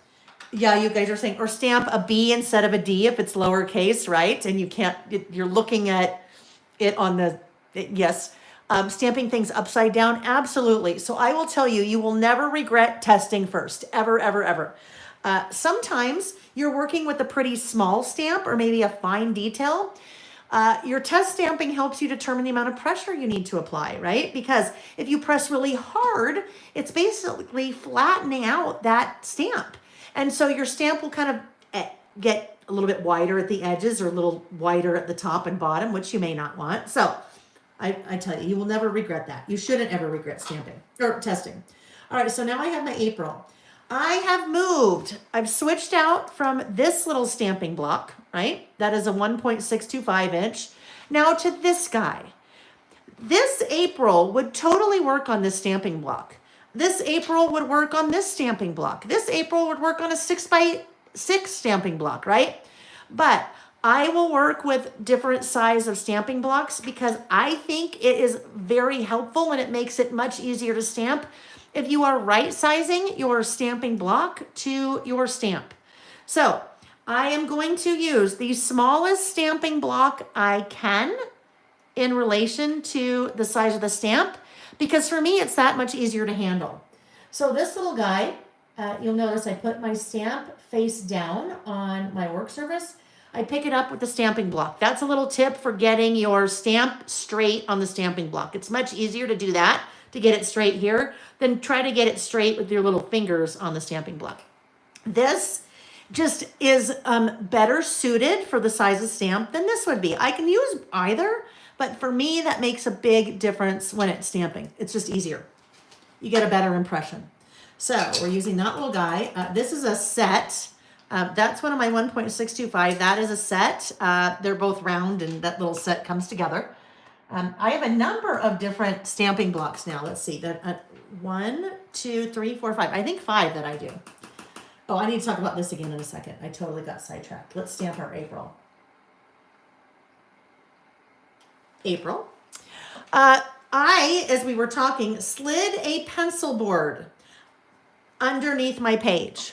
When you are working in a traveler's notebook, you can't necessarily take the page out to do your stamping on a flat surface, right?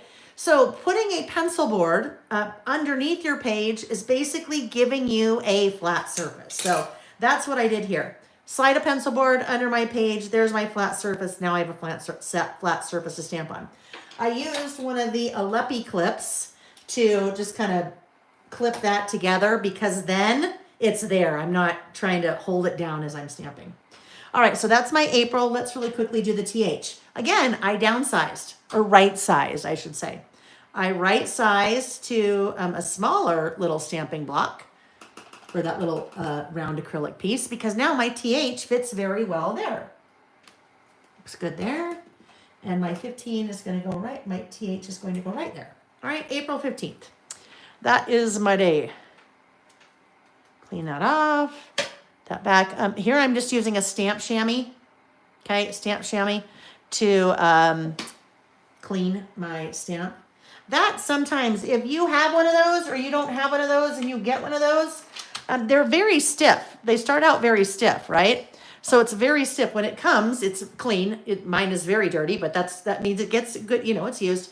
But it comes flat. When you wet it, then it becomes nice and pliable. Don't try to use it dry because you will, you want it wet, right? Kind of like a sponge. It's hard to use a dry sponge to clean something up. You want it wet. All right, so let's put our April back on there as well. And then let's use this little guy. So this little guy is my little, no, you know what? I'm not going to use that. I'll show you what it is, but I won't use it this time. It is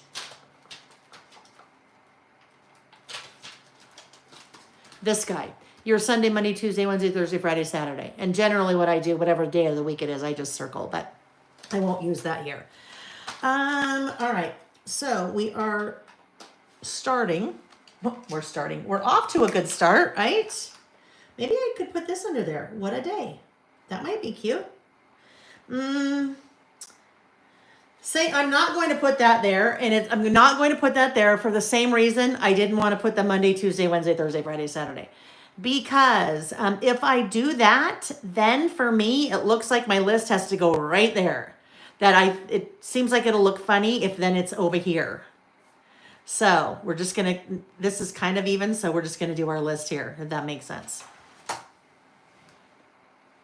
Jen, your husband proposed on April 15th, 24 years ago. Tax day was redeemed. I love it, right? This is funny. Okay, this is really funny, you guys. There's some guy on Instagram who has, his kind of shtick is funny things that teenagers say, or funny texts that teenagers send to their parents. And things like, and tax season, he always does funny ones. Do I have a dependent?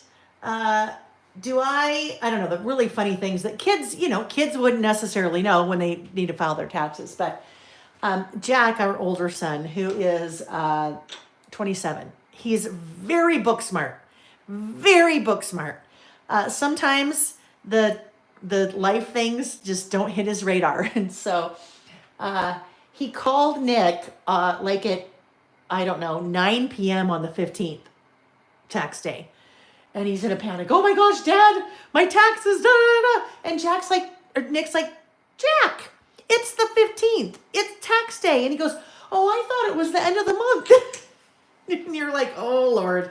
Yeah. You're like, tax day comes every year, Jack, on the 15th. It was kind of funny. And, he just does it electronically, so it was fine. It was totally fine.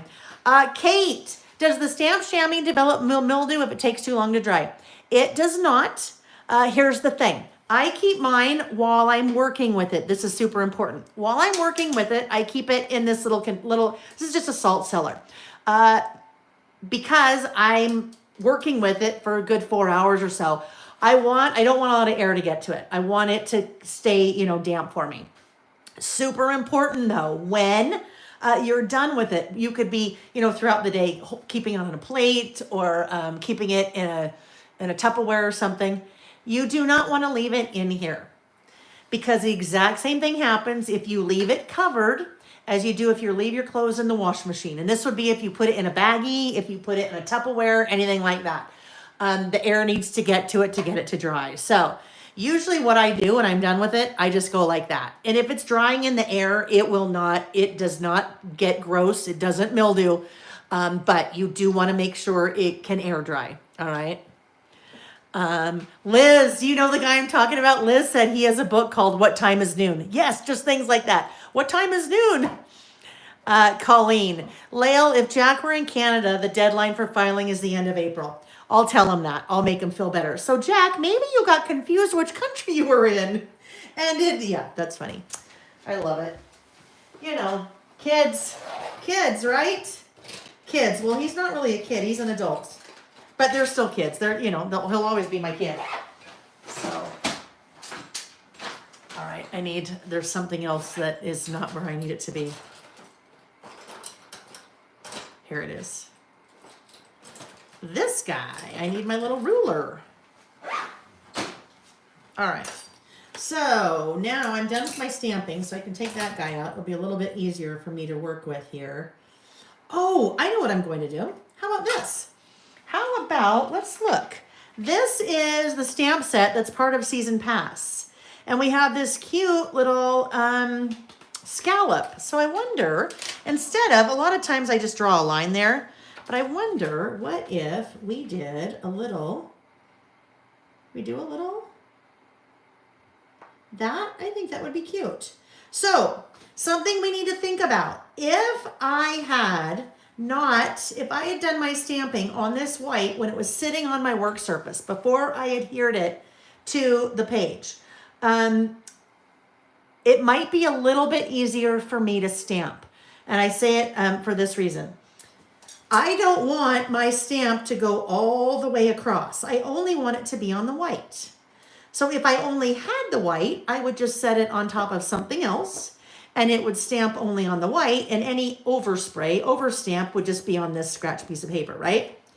I can't necessarily do that here because if I do that, I would be stamping over here. But what I can do is get sticky notes and mask it off. All right, so I can do that right there. And I can take another one and put this right here. Now, it wouldn't have to be a sticky note. It could just be, you know, a piece of paper or whatever.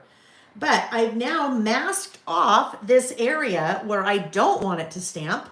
When I stamp, it's going to stamp on the sticky notes, and then I just remove the sticky notes. All right, now I need a different size of a stamping block. I need this guy. So obviously none of these stamping blocks would work for that.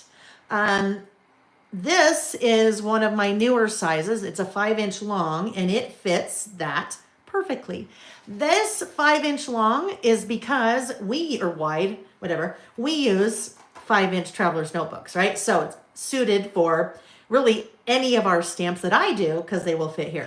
If I didn't have that guy, that's okay. I don't need to have all the things, right? I just need to make sure I have a stamping block that is wide enough for that. So I could do that on this guy, just a little bit easier and manageable to use when my stamping block is right-sized for my stamp. All right, so we are going to go ahead and do the our tumbled glass again. There's some really fun things that the design team has done.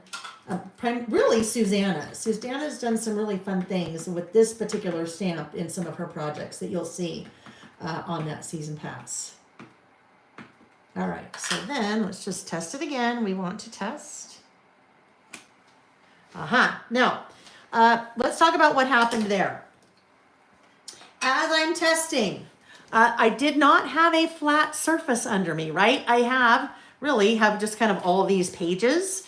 So there are certain parts of that where my ink did not adhere, right?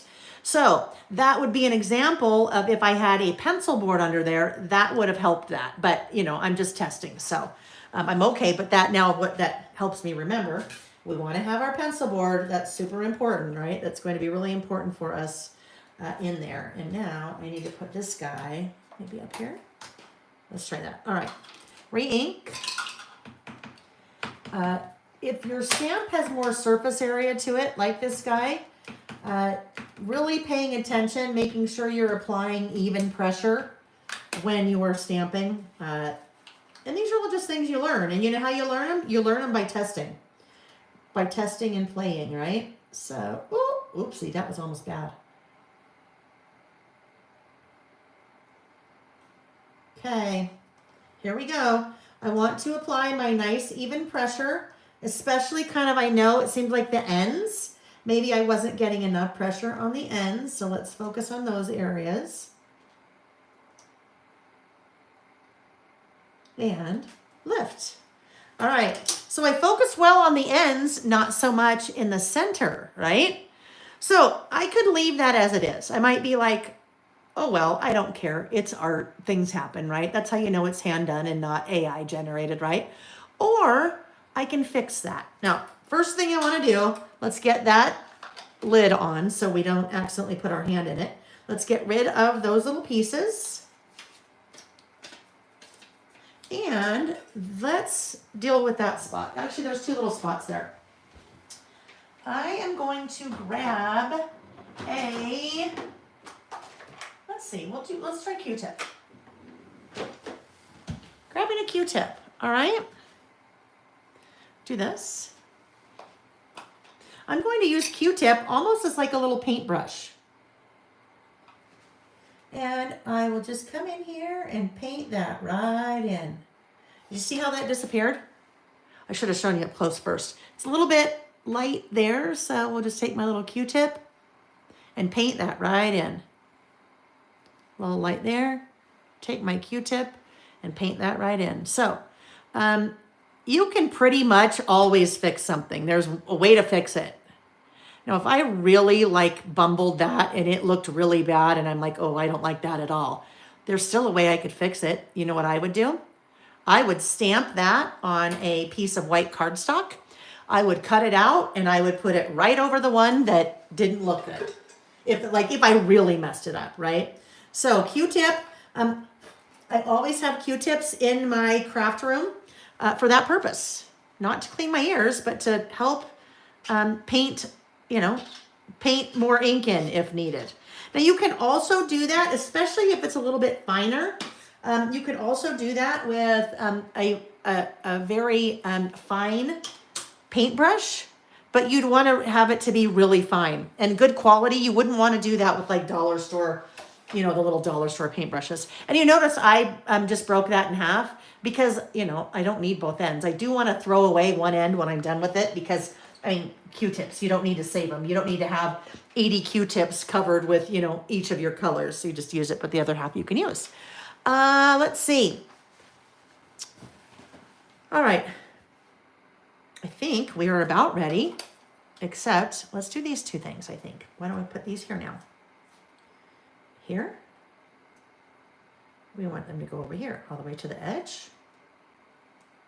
I would like to get rid of this guy. I don't want that little white part there.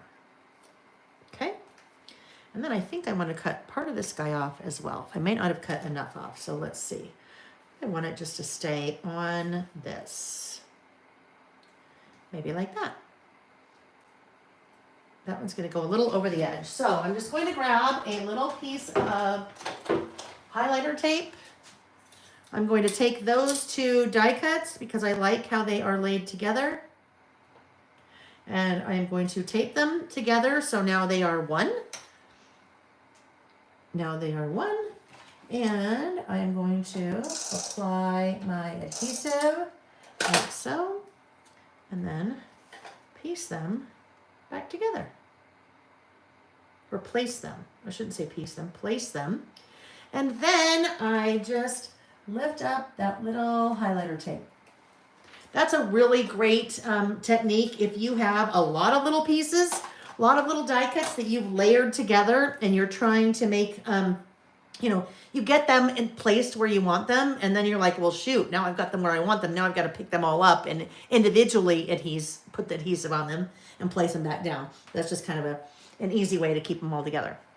All right, so let's see. I have these little chicks. Do we want a chick in here? Maybe. Maybe we'd rather do chick. Maybe we'll do a chick instead of we have an egg. We have different eggs. We don't want to use the green egg again because the green egg is, now we've got lots of those guys. Maybe we'll go back to our carrots. We were thinking carrots before, so maybe we do a couple of carrots. Oh, what if we do this though? What if that little guy goes right there?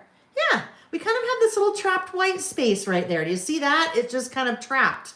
So if we fill it with a little chick, that will work.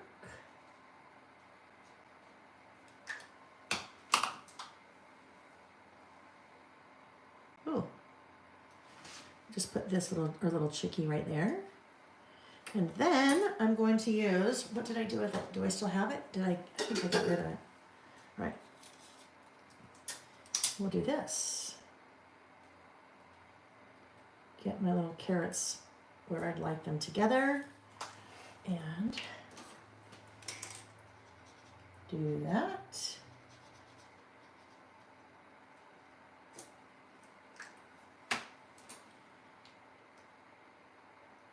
Pick that up with my little reverse grip tweezers and pull that away. All right, we're just about ready to start our list.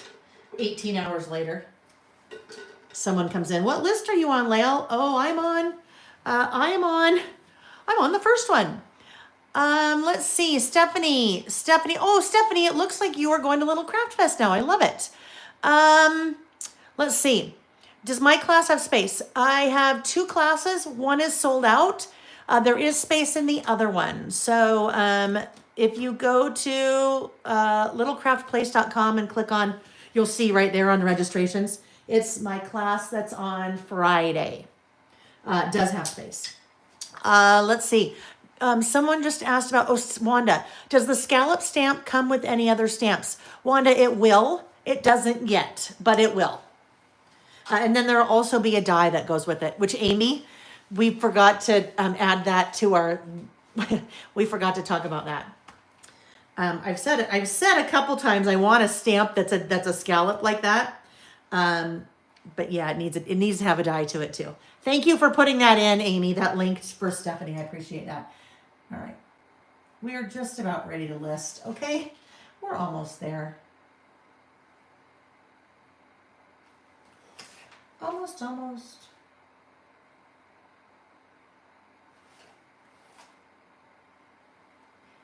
Stephanie, and really anyone that's going to Little Craft Fest, if you missed this, I have a private Facebook group. I set that up for us that are going to Little Craft Fest. So shoot me an email and I will send you a link to that Facebook group if you want to.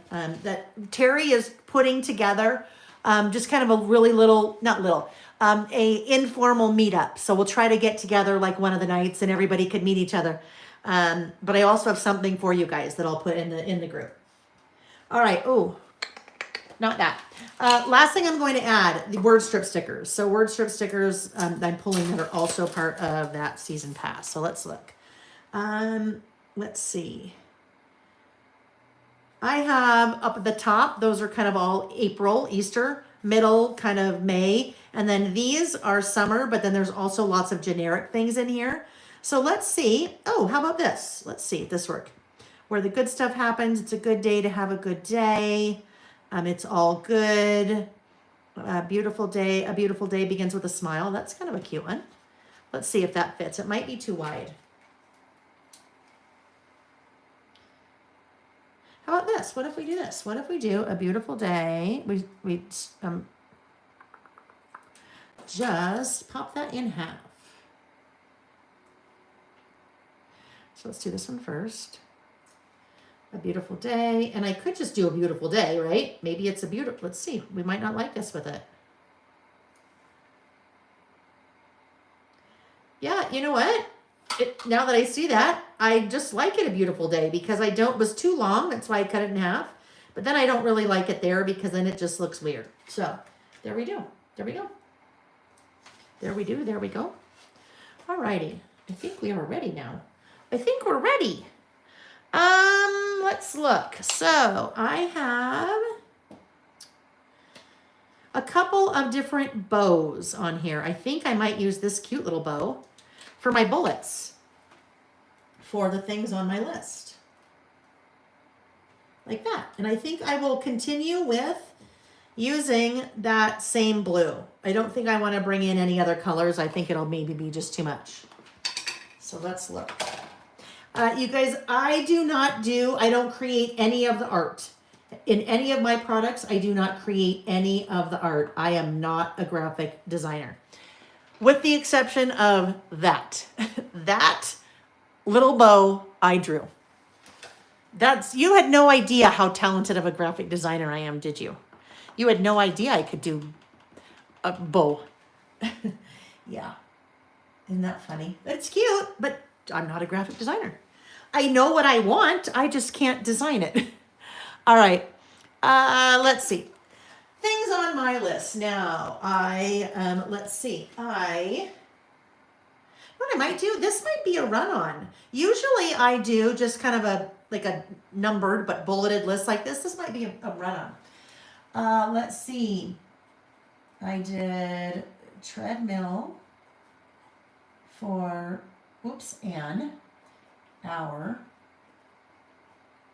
with Vicki. When neither of us are traveling, we do that. I do it at 6 a.m. She does it at 8 a.m. because we are 2-hour time difference.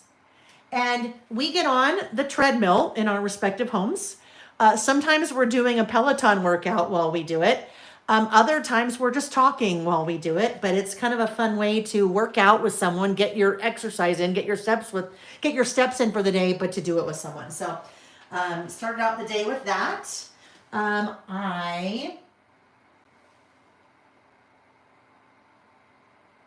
Denise was sick, so I processed orders with Lily. And I am removed from that under normal days when, you know, when Lily and Denise are both here. But Denise was sick, so I helped process orders, print them, pack them, ship them.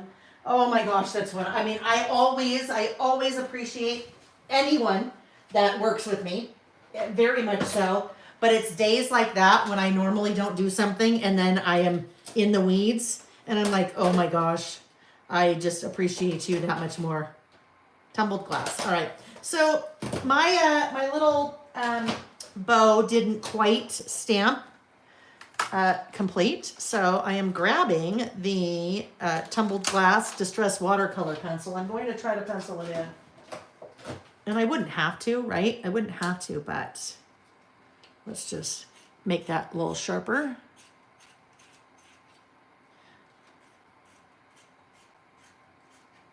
Ooh, there we go. Nice and sharp. So let's just see if I can, let's look at the before and after. You see how I missed part of that? Oh, broke my little tip off.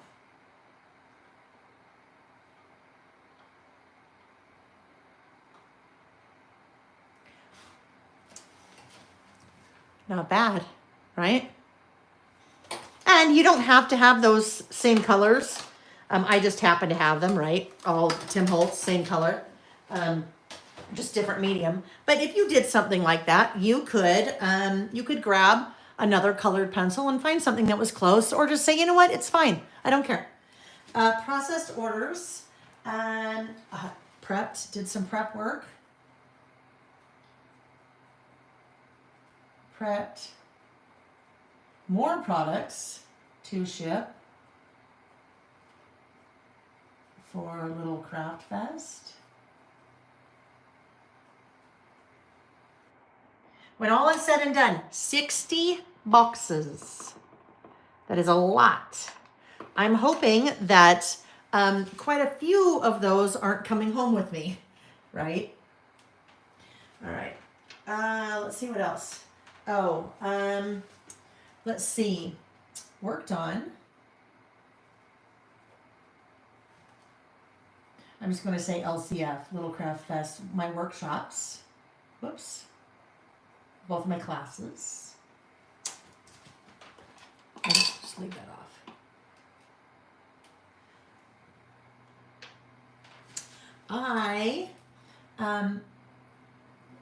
Lots of Excel work, figuring out pricing for the new postcards and passports collection.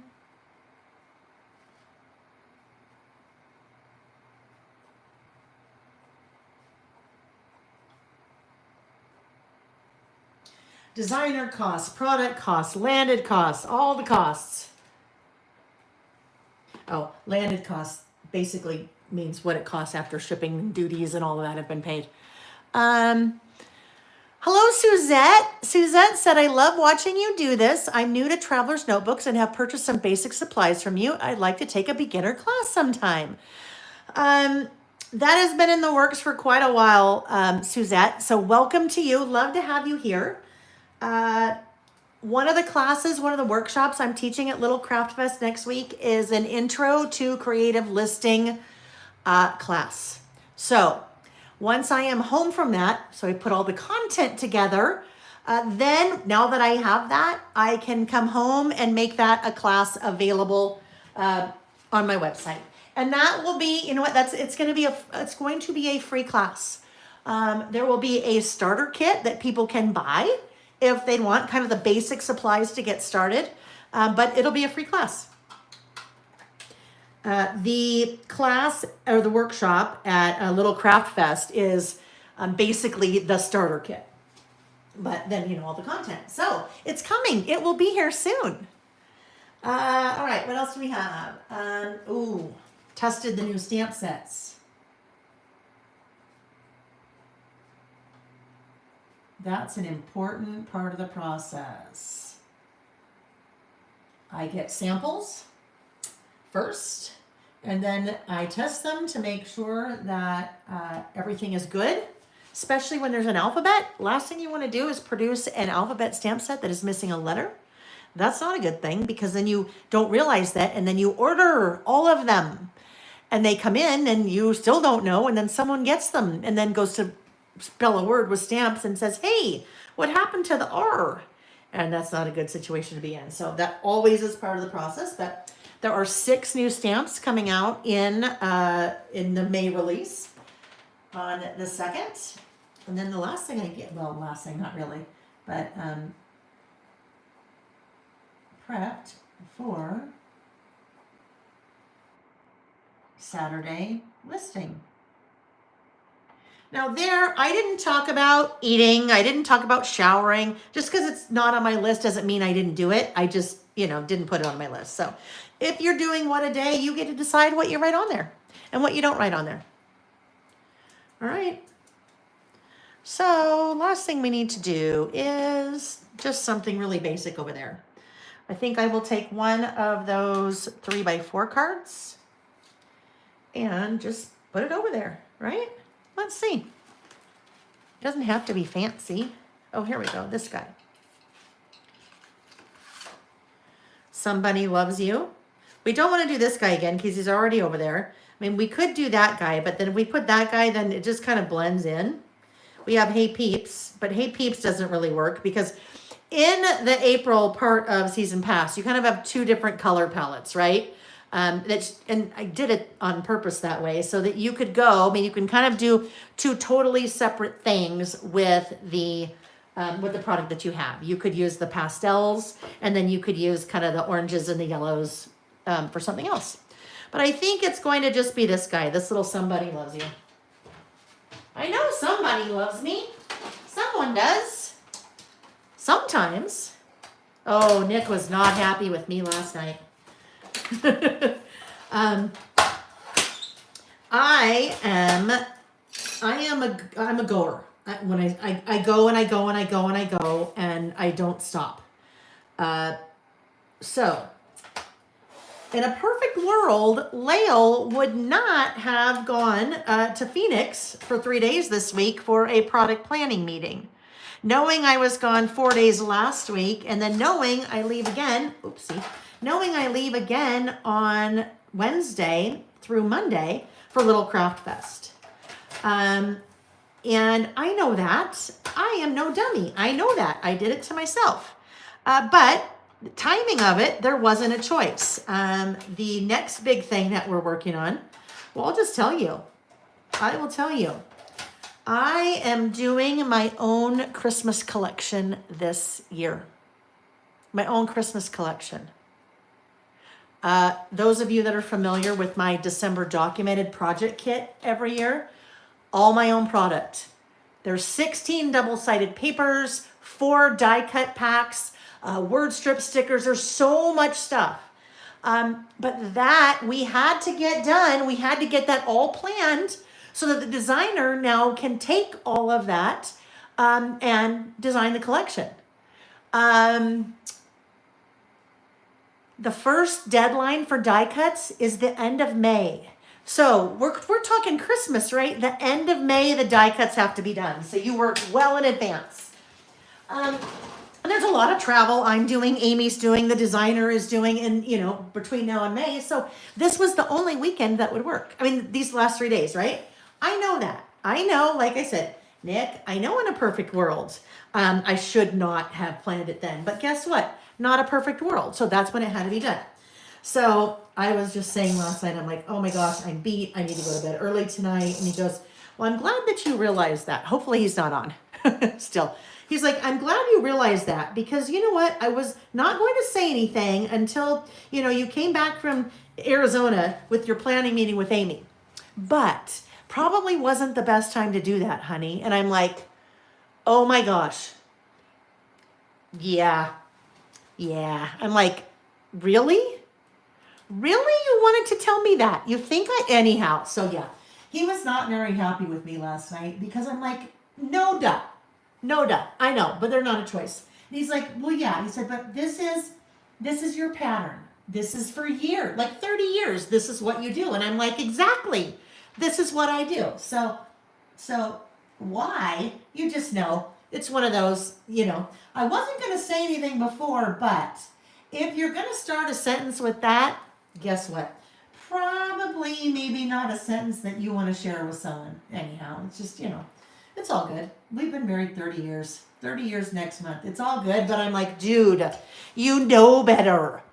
You know better. Gabby, I will be. Yep, it is that new collection, the new Christmas collection it's what I'm doing my December documented. So absolutely.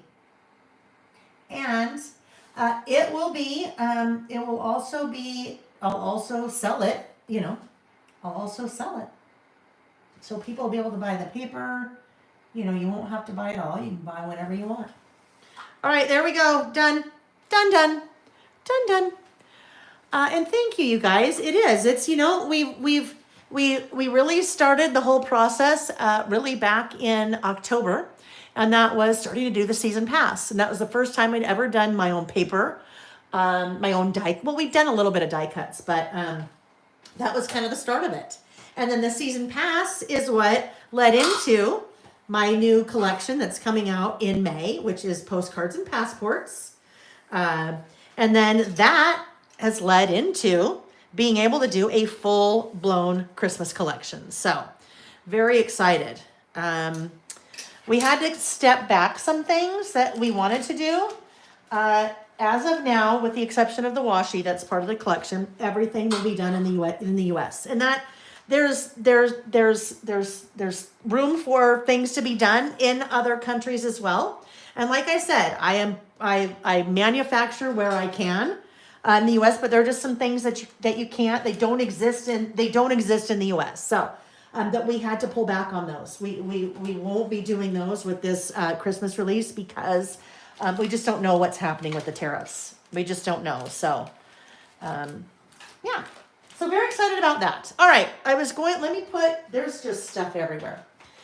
Let me put these things just off to the side. And then remember when I said when we started this list that I'd be doing a giveaway of the spring summer season pass, right? The spring summer season pass. That's a giveaway today, a live one. All right.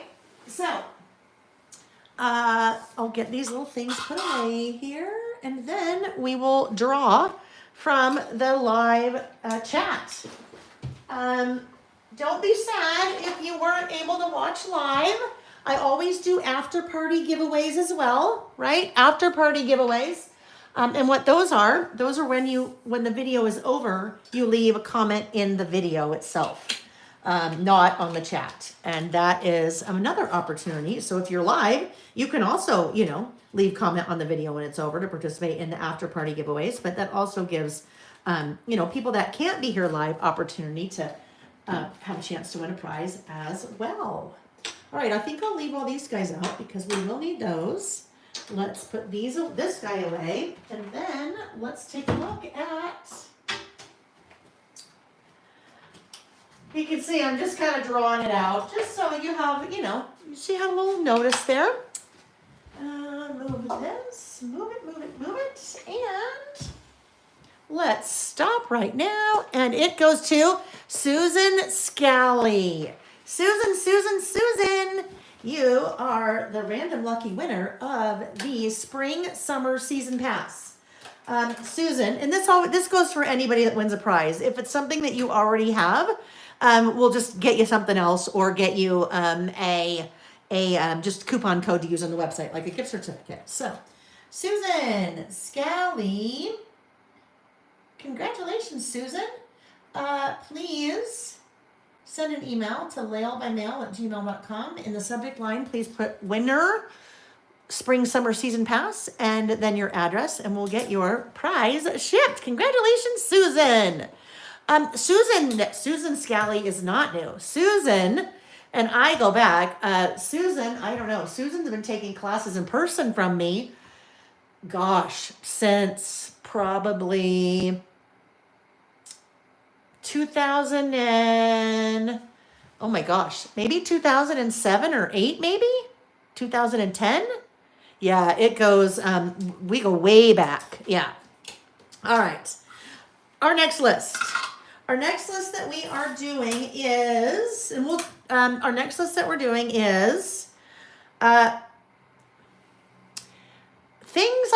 this is, I got to figure out how I'm going to word this, but things I like more of and things I like more, things I like less as I get older. So kind of in that, in that theme. This was a topic that was suggested a while ago by Regina Delgado. And so I love it when you guys, suggest list topics, right? Because I can only come up with so many. I'm constantly looking and seeing things on Instagram. I'm like, well, that'd be a great list. That'd be a great list. Regina sent me a link to something that she saw on Instagram and said this would be a fun list to do. So that is our list here. Originally, that kind of this little fun thing these two ladies were doing on Instagram, they were just talking. It was more things I like less than I used to. It's kind of along those lines, right? So for example, maybe you used to love to go to the bars clubbing when you were in college and now you just want to stay home. Maybe you used to like really spicy foods and now you like really bland foods. So just kind of like that. So this is going to be a 2-page list. I am going to use Flower Emporium. All right. Vicky's brand new collection. I have not, other than I saw it when I ordered it, right? I saw the catalog when I ordered it and I ordered it on the website, but I have not seen any of the product, right? This came in while I was gone in Arizona earlier this week. So part of the product is here. The rest of the product should be arriving on April 22nd in just a couple days, but it's all up on the website now for you to order. So what I have here to work with are these. Let's take a look at these guys because I know I will use these. Let's look and see. These are the foiled die cut assortment pieces. All right. In this pack, there are 107 die cut pieces. All right. 107. Carol said, less winter, more naps, less staying up past midnight, more going to bed by 10, more coffee, less night driving, right? Hello, Tabitha. All right, so let's see these guys. Let's see what we have. Some are foil. Some are, kind of your gold foil, right? That is gold foil on vellum. If you are familiar, some of you may be familiar with some of Vicky's products when she was with American Crafts, the goodie bags. So the goodie bags had some clear acetate, all right, had some foil, and had some cardstock die cuts. This pack is just, it looks like just your acetate. Look at that. That's like a little awning of a flower shop. Ooh, I love that acetate. This one does not have the paper die cuts. So paper die cuts are another SKU in the collection. Oh my gosh, look how fun that is. That would be a super, maybe we'll use that as a border. I don't know. I'm not sure yet. Just kind of figuring out all these pieces and what we might want to use. I'm loving these daisies. Frames are super cute too. Ooh, look at that. How cool is that leaf? The leaves are fun. You know what I'm seeing here? I'm seeing maybe like the leaves and the daisies. The great thing about this collection is that it has a loose theme to it, like flower shop, flowers, but you can use it for, it's just kind of every day, right? You don't have to have a particular list or scrapbook project or card theme in mind, right? All right, so we're going to, I'm pulling out kind of these parts. I think this is where we are headed. We're pulling in a little bit of blue. There's a kind of a blue background to that clear acrylic piece. We've got a little bit of that blue in the butterfly there. I'm loving those leaves. Pull that in too. This pack has 107 pieces. Do you believe? Look how cute. BRB. Be right back. 107 pieces, so many pieces. All right, I think that's a good start. We'll see where we end up with that. Spill the tea. Oh, look how fun that is. Look at this. Isn't that great? All right, I think that will do us. Grab that little guy. And let's put the rest of these. Oh, look at all these. Holy moly. Well, yeah, Lil, there's 107 pieces, of course. All right, let's get the rest of these put back, but we might use that. This thing, I can't wait to play with this thing, that awning. Flower Emporium. The Flower Emporium. All right. Dump those. And then we'll just get that Simple Life. That's fun. Get these just back in there. I don't want to lose any of the pieces. So actually, I'll just do this. We'll just do that. And then I'm not messing with trying to get those back in the package. All right. So this is going to be, let's see. I don't know. I may not use pattern paper. We'll see. The daisies are awesome, aren't they? Let's look. Those are the starters. So, it's fun because I got peeks at all of this well before it ever, you know, there's perks to being Vicky's friend. Well, there's many more perks than seeing her product. She's one of my best friends. But because I haven't watched her kind of unboxing, there were some things that she shared with me. I'm going to open up this pack. And I'll do a full unboxing of this. It'll just be a couple weeks because I'll be gone next week. These are very cool, especially if you do lots of like 12 by 12 scrapbooking, the starters paper pack. So the starters paper pack, these are bases like for your scrapbook layouts. All right. So look at something like that, all of the work that has been done there. Now, that's not to say that we can't use this in our mini books or we can't use this in our lists. Because if I wanted to use this in my list, I would probably just do this piece and cut it down, and that would go on one side of my, well, actually, hang on, one side of my spread. But let's look at something here. Because look what I could do. Something like this, I could do this, and this would be one page, and this, I mean, I could basically just take this whole sheet, and there it goes. Now, I wouldn't want to do it on this one because it's not going to give me enough room to do my list because I want to do my title a certain way. But if you're ever looking at 12 by 12 and you work in a smaller size like this and think it won't work for you, yeah, absolutely, right? And then you've got all this to work with as well. But in these starters,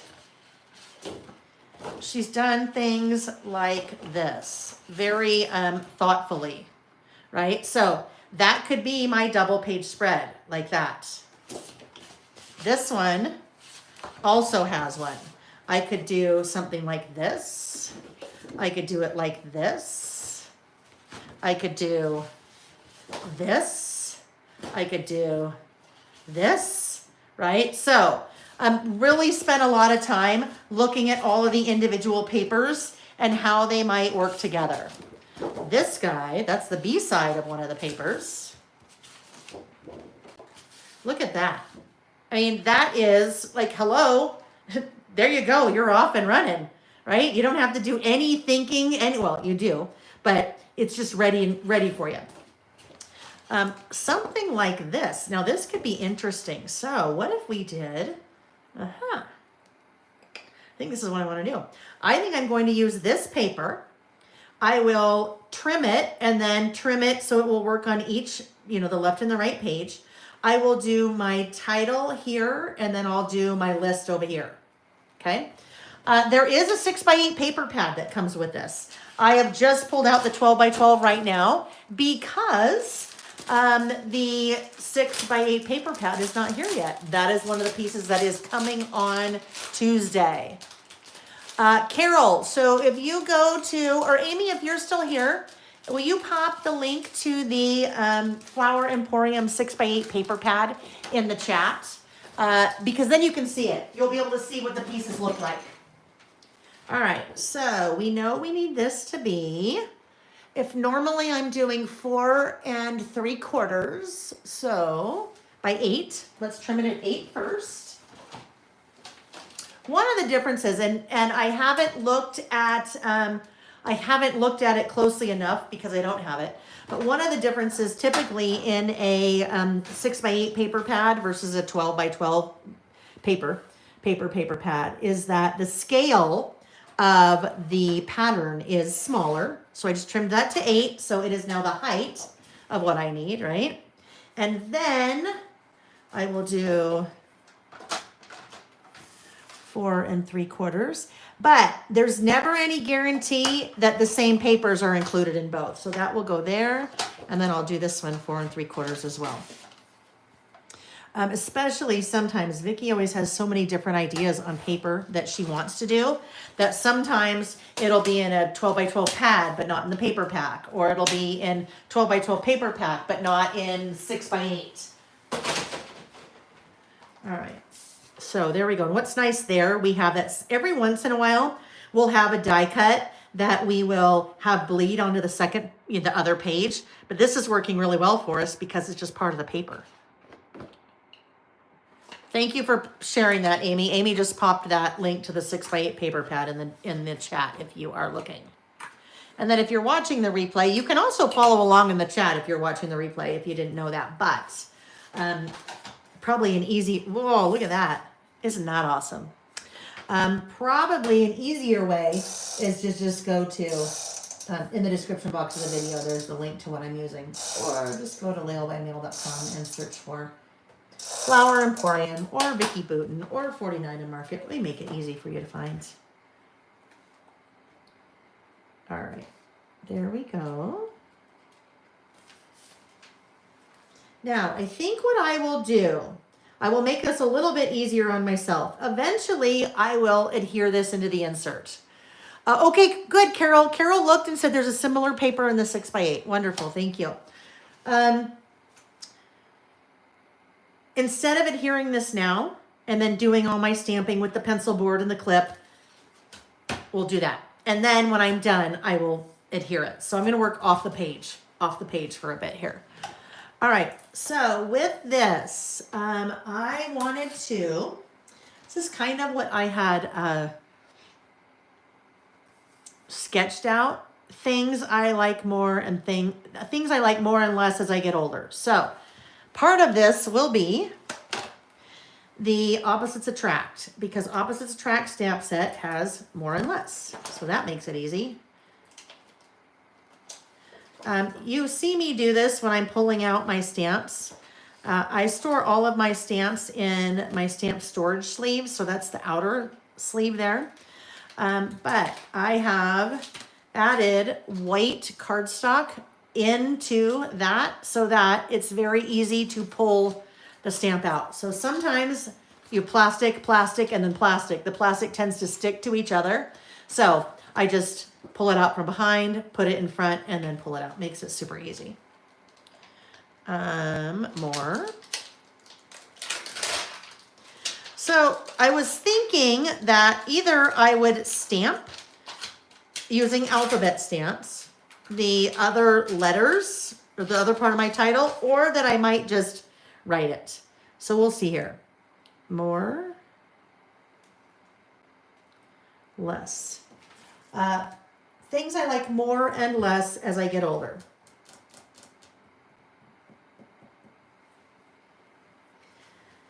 So if I just write as I get older, my title is just kind of a big right there. I've got all this extra space here, and I do have some things I could decorate with, but that's kind of a lot. I'm not worried about the space here. So what if I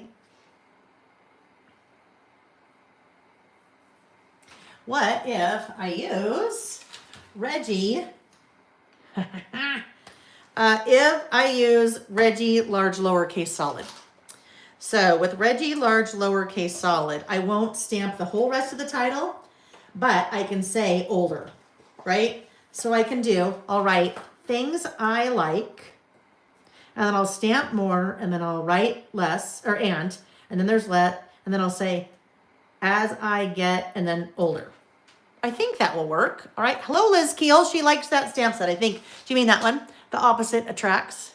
Opposites attract. We do lots of lists like this. Then and now, like and dislike, good and bad, less and more, love, hate. But the other thing too is you don't have to use them together, right? Like that's an awesome love to use on any kind of list.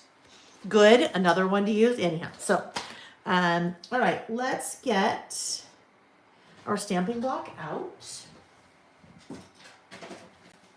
So what I will be able to use for this, oh, this guy, right? That 5-incher comes in handy quite a bit. So with that, I could either use that guy or this one may be a little bit easier to use for this one. Just kind of right sizing. Again, having an assortment of stamping blocks. It's like having an assortment of scissors. If you only have one giant pair of scissors that have 12-inch blades, then that's what you have to use for everything. But if you have different size scissors, makes life a little bit easier. So, oh, we don't want to do less yet. We want to do more first. Yeah. All right, more. Now, ooh, I know what we're going to use. All right, green. We're going to use a green. We'll use a green that's a little bit more muted. So let's look at Shabby Shutters. I think is a little bit too light, although it would work, right? We kind of have that look in here. Bundled Sage, not quite right. Peeled Paint, I think. I think Peeled Paint could be a fun one to go with. Let's do Peeled Paint. Also looks like Split Pea Soup. I bet you when Tim was naming all these, I bet you that Split Pea Soup was the runner-up to that. Don't you think? Runner-up. Let's call it Split Pea Soup. No, let's call it Peeled Paint. Or it could be baby diaper something. Gerda said, where is Reggie the cat right now? Reggie the cat. All right. Let me just look at let me just try something here, okay? Because it's kind of funny. You're going to see the ceiling. He's not on the ceiling, although sometime he has done something odd like that. All right, I'm going to just twist this.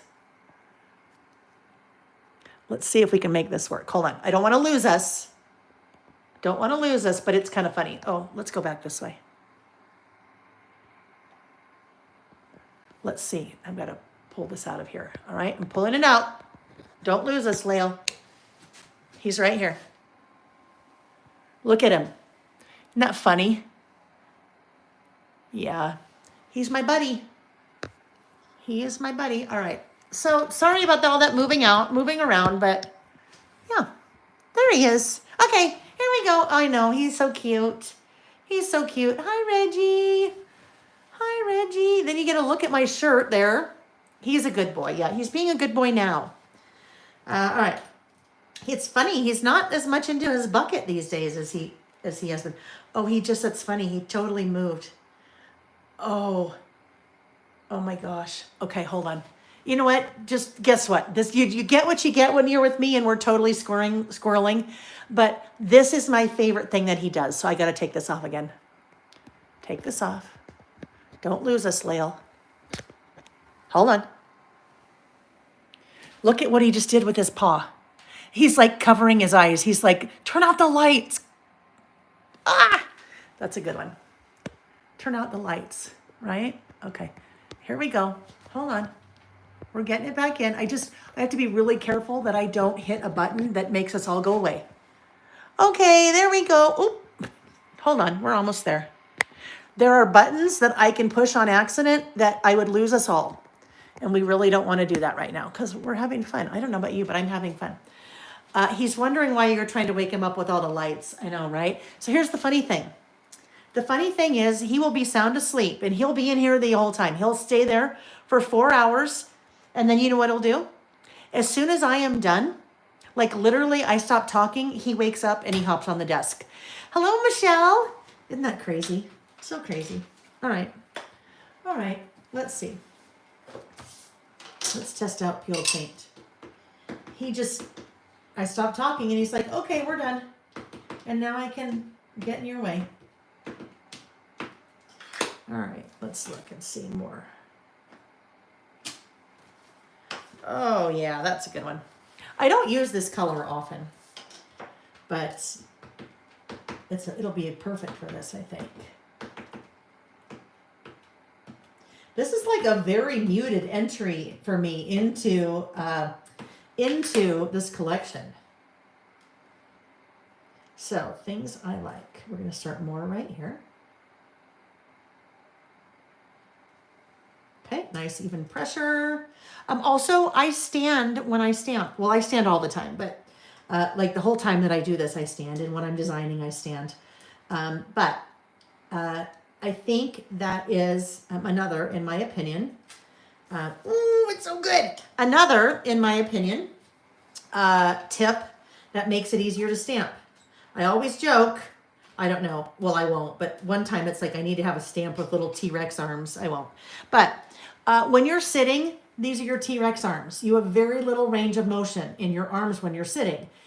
A lot of stamping is about leverage and range of motion, okay? So when you stand, you have much more range of motion with your arms, and you can get a much better perspective, and you have a lot more control, in my opinion, if you stand while you're stamping. So that's just another. And it's, you know what, like everything, practice makes perfect. Practice makes perfect. If you are afraid to stamp, then you know what, get out your scratch paper and just start stamping.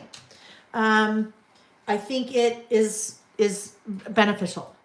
What is this? Things I like.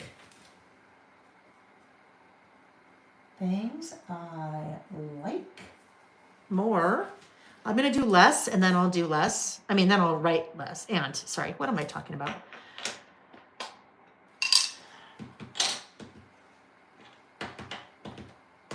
I figured out, I think, what did I figure? Let me see. Oh, let me do this, and then I'll tell you.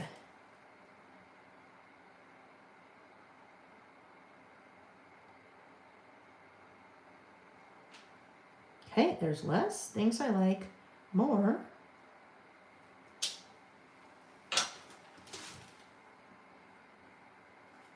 And we'll probably just do that. Things I like more and less as I get... Actually, I'll do older first, and then I'll come back and do that. What was I going to say? I don't know. I had something. What is the height of your desk? Patty, it is counter height. Counter height. So I say if you have like a regular, like a desk like that you sit at, maybe go into the kitchen. Maybe go into the kitchen, or maybe go into the bathroom. Depending on the height of your counter, we have higher counters in our bathroom. But kitchen usually is counter height. So that may give you a higher surface if you have a short desk. Not a short desk, a standard desk. Crafty 865. It is Vicky's brand new Flower Emporium collection. It is stunning. It's just started shipping. Well, the manufacturer just started shipping it. I have about half of the product. Half of the product came on Thursday this week, and the rest is coming on Tuesday, the 22nd. All right, more or less. Let's see. We are going to take Reggie Alpha. This is funny. Reggie Alpha. This is, I think, the third Reggie Alpha stamp set. They're all different. The original Reggie Alpha was when it was still Sam's cat. When Reggie was still Sam's cat, not Lael's cat. Long story short, Sam got a cat, was fine with it where he was living, and then was moving and couldn't have a cat anymore, and so Reggie is now my cat. But Sam still takes care of it. He's got to do all the parts that I don't like to do. Like he has to come 3 days a week and clean the litter box. Things I like more and less as I get. I'm going to do older. So, what's kind of fun about Reggie Alpha, this is Reggie Alpha large lowercase, is that it is the same font happens to be as those two words used in more and less. So it works, more and less, and then I'll write as I get and then older. So let's get this little guy here. O, L, D. Here's a prime example of why you should always test your letters first. When you're looking at a sheet like that, everything is mirror image, right? So backwards. It's really obvious when it's an R.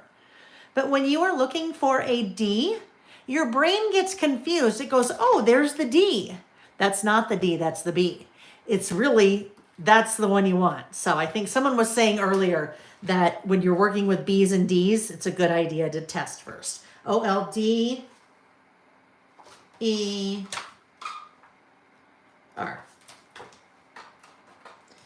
Alrighty, as I get older. Now, there's two ways you can do this. When Ashley T, that was you, right, Ashley? Yeah. There's two ways that you can spell your word. You could put all of your letters on one stamping block, a larger stamping block, and stamp the entire word. Or you could stamp each letter individually. And I prefer to stamp each letter individually. The reason for that is I can control how close together the letters are. When you are working with individual letters, and this is pretty much any stamp that you buy, whether it's me or from anyone else, there is a padding. There's a little padding of the polymer around each letter. And that padding prevents you from getting maybe your letters as close to each other as you would like. So I like to stamp mine individually. Usually what I do is if I'm stamping individually, I will take a pencil and I will draw a line so I know where to stamp each one. In this case, I don't really have to do that because I have this grid. All I need to do is figure out where I'm going to start, and then I'll just make a little pencil mark there for my first one. So it's probably, because as I get, goes right there. So this is probably the line. I'm probably kind of going to be right there, right? That looks good. Now, what has worked so well. Oh, thank you, Colleen, 1234. I love it. Thank you. What has worked really well with this paper, and we weren't really thinking about this when we were doing this because I wasn't quite sure how I was going to do my title. Notice how over here it opens up. It's not as full down here as it is up here, so I'd be able to do older, no problem there, right? I'm not going to have to. Here I did a little bit on the design, which is totally fine. The only thing I need to now do is just make sure that I have enough room. I need to make sure that I start far enough over on the left folder. So let's just move a little bit. We'll move a little tad bit over. Oh, like where did the R go? I lost the R. Where did the R go? On my finger. This is something, if Tabitha's still here, Tabitha made this great suggestion because I have something like this that's metal for dies, so I can put my dies out as I know I want to use them. But this is just a little clear acrylic frame so that I can pull out the letters I'm working with, and then it's just sitting right there as I need them. All right, so we're going to go a little bit, we'll just maybe go a little tad bit over. So I'll probably go about right there. My pencil marks, I will leave until probably 2 weeks from now. Just because once I'm done with this, I won't come back to this for a couple weeks.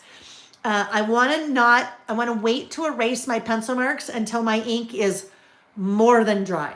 I use Distress Oxide. It's a pigment-based ink. It takes a little bit of time to dry. So the last thing I would want to do would be to stamp the O and then come in and erase that. I would make a big giant blob blur of peeled paint ink. All right.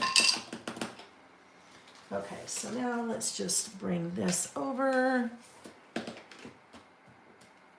And it's a little bit, the size isn't exact, but it's pretty darn close, right? It's pretty darn close. Oh. I may have only used peeled paint one time before. It's just like perfect for this. Okay, oh. Now I need to swap out my stamping block, right? Because that's now too short. We've got now our little 1.625er. All of my stamping blocks are available a la carte, but they're also available in a bundle too. And anytime you buy a bundle, you get a little bit of a price break. And I should mention, speaking of bundles, there is a bundle for, I've put together a bundle for this collection, Flower Emporium.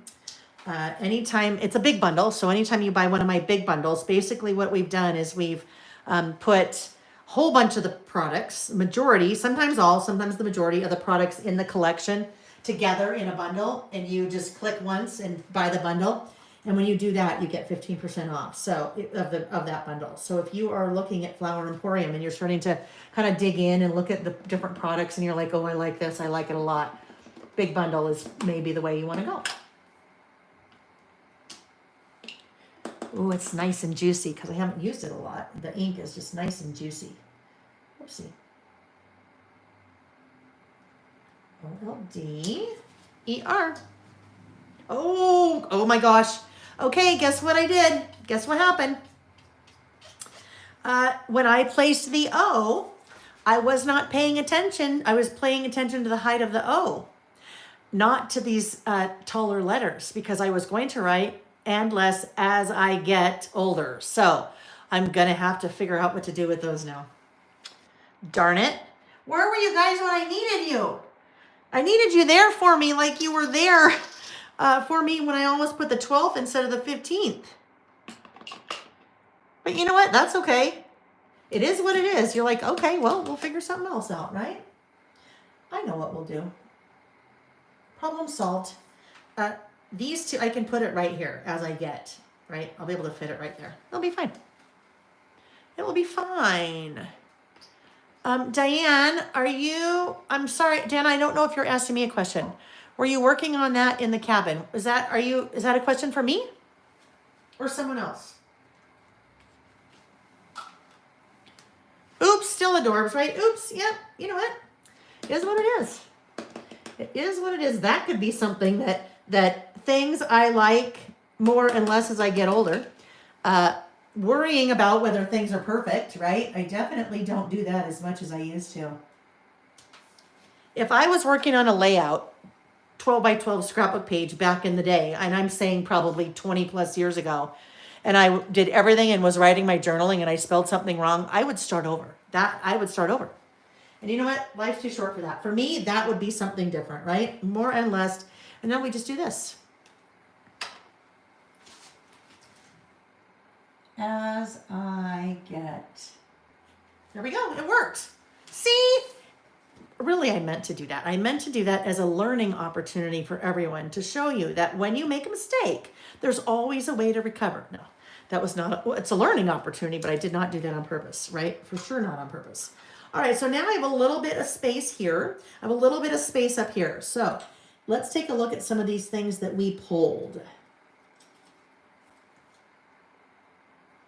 That could maybe go there. But if I put that there, I wouldn't just have that there. I need to kind of put maybe some of these things up in here to kind of help to break that up. I don't think I will do that, but just to help it kind of give it, this just kind of looks like, ooh, I felt like I had extra space, so I just put that there, but I won't do that. I will though, this guy, I think I will leave this for this other page. So maybe this would just go nicely right down there in the corner, right? To kind of help pull the things together like that. That would work. Let's see, then I have more of this. All right, so I could do that, but I don't, for me personally, like those two together. That's too matchy-matchy, right? And then I'd be like, well, I need something up here too.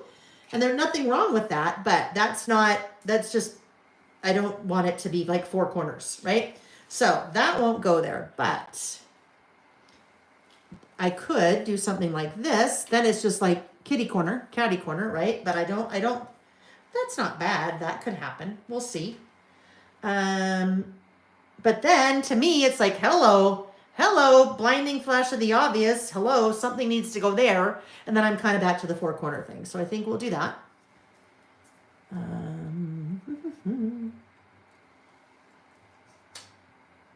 That little guy could go there or there, here, maybe here.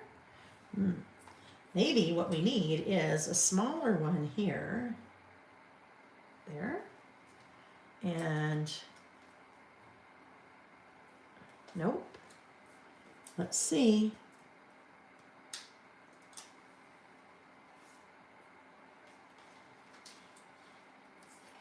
get this guy back.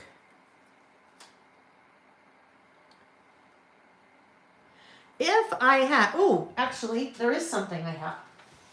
Because I'm not working with the full collection yet, because only some of the pieces are here, not all of them. What about the laser cut elements? Oh, I gotta show you something so cool. I say kitty corner. VS, I say kitty corner. But some people say catty corner. Generally, when you see differences like that, it's where you were raised, because they say different parts of the country, right? Carol says kitty corner. What about everybody else? Do you say kitty corner or catty corner? All right, this is something very cool. If you have not seen this collection yet,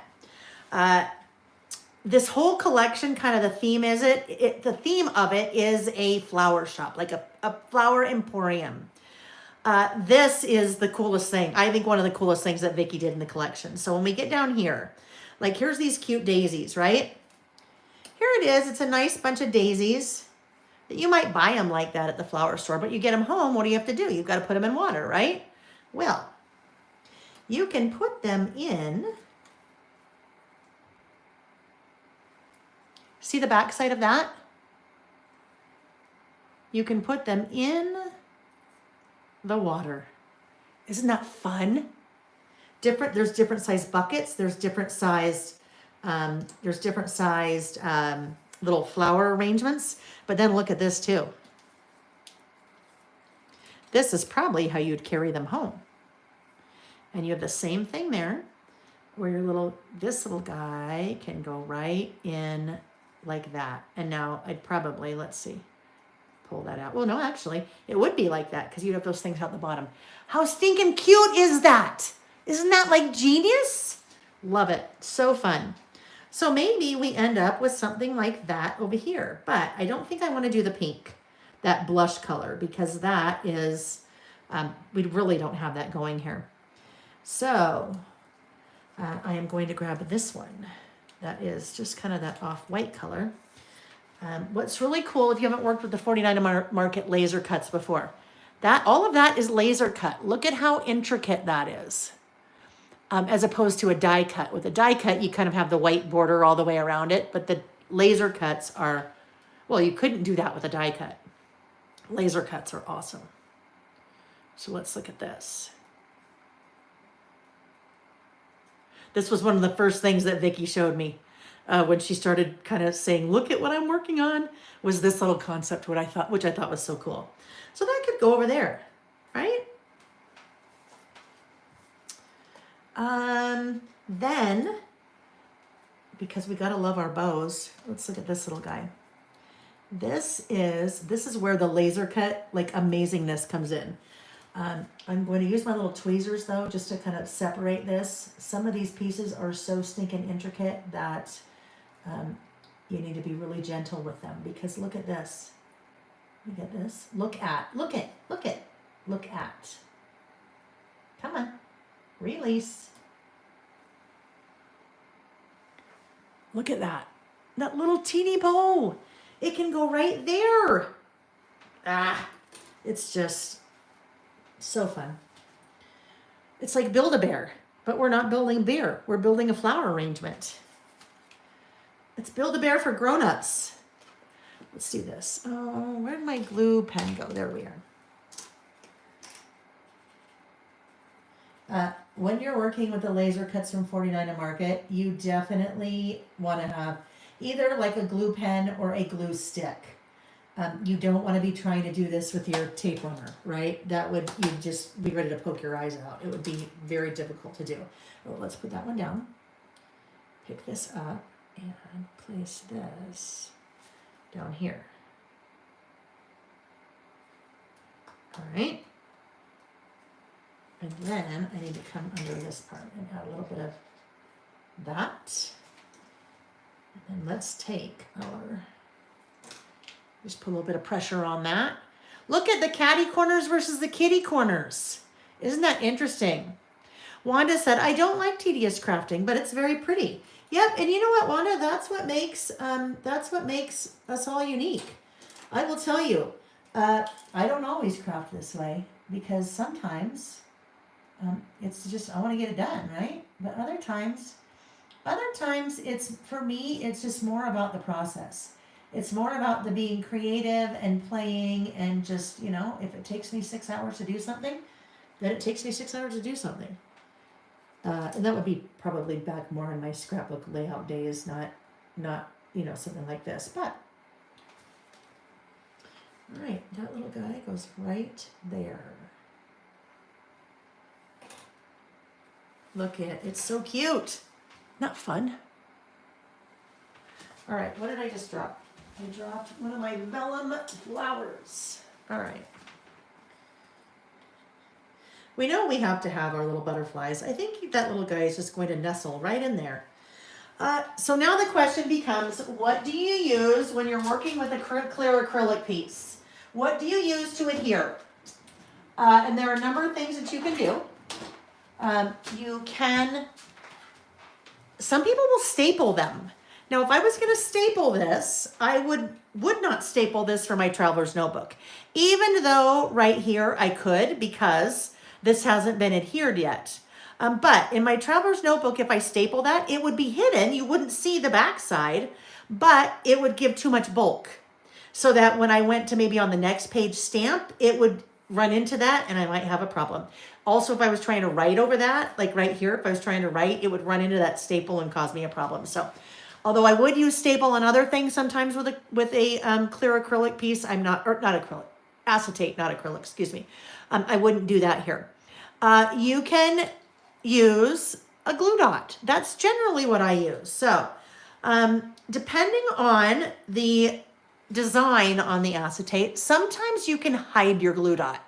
What I mean by hide it, let's say I was using this piece. This piece is a really easy one to hide it because it's pretty solid, right? So I would put it there. If I felt like I needed more than one, I could put it there and there. I really don't need 3, but I could. So I'm kind of camouflaging it behind the center of the daisies.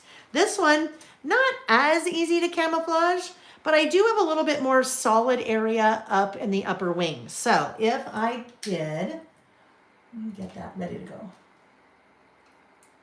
One there, and maybe one up here.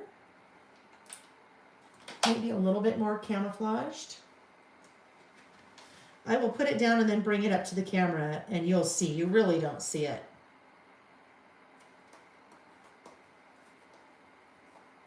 Also depends what you're putting it on top of. So here you don't see it at all because there was something underneath it. Here you see it just a little tiny bit. Also depends on the size of glue dot that you're using. So generally what I'm doing is I am using a glue dot to adhere my little acetate pieces. All right, so what I feel like I need down here is word strip sticker. I don't think I want to do something like this down here.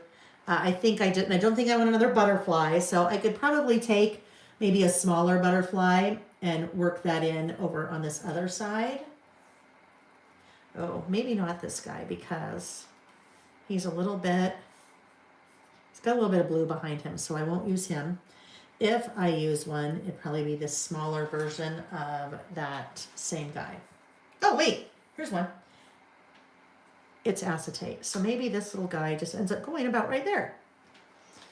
Let's grab our glue dot again.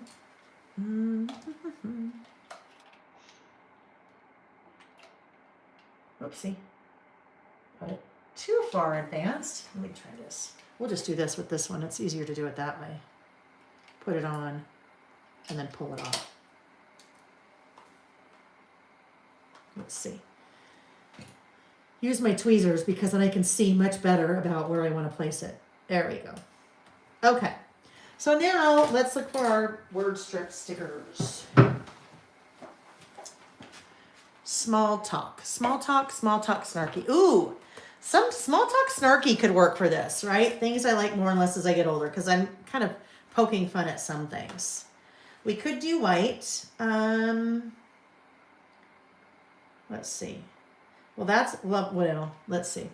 I'm sorry, did I roll my eyes out loud? That happens a lot in these days, like the less things I like less or things that I will tolerate. Let's see.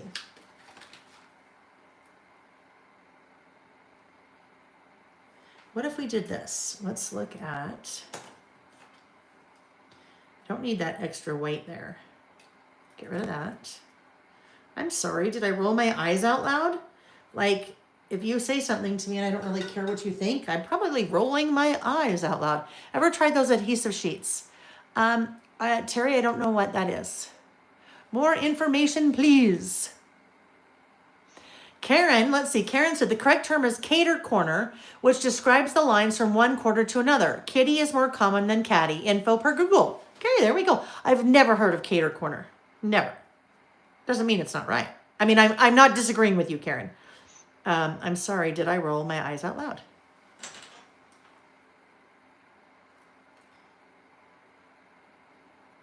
I'm sorry. Did I roll my eyes out loud? Okay.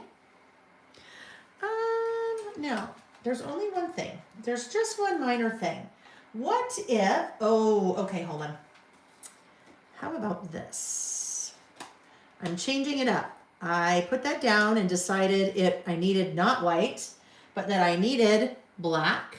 And then when I did that, I found a different one. It said, I have absolutely no desire to fit in. That is different way of wording it. Something on my list, right? Like, if you don't like me, I'm sorry, that's your opinion. You have a right to your opinion. I don't need to fit in. I don't need to fit your mold, right? So that works. I have absolutely no desire to fit in. I have absolutely no desire. I have absolutely, okay. I would, if I was writing this, I would write it, well, I don't know. I would say it differently, but I also want it to be kind of even, right? You know what I mean there? Absolutely. We'll do it this way. No desire to fit in.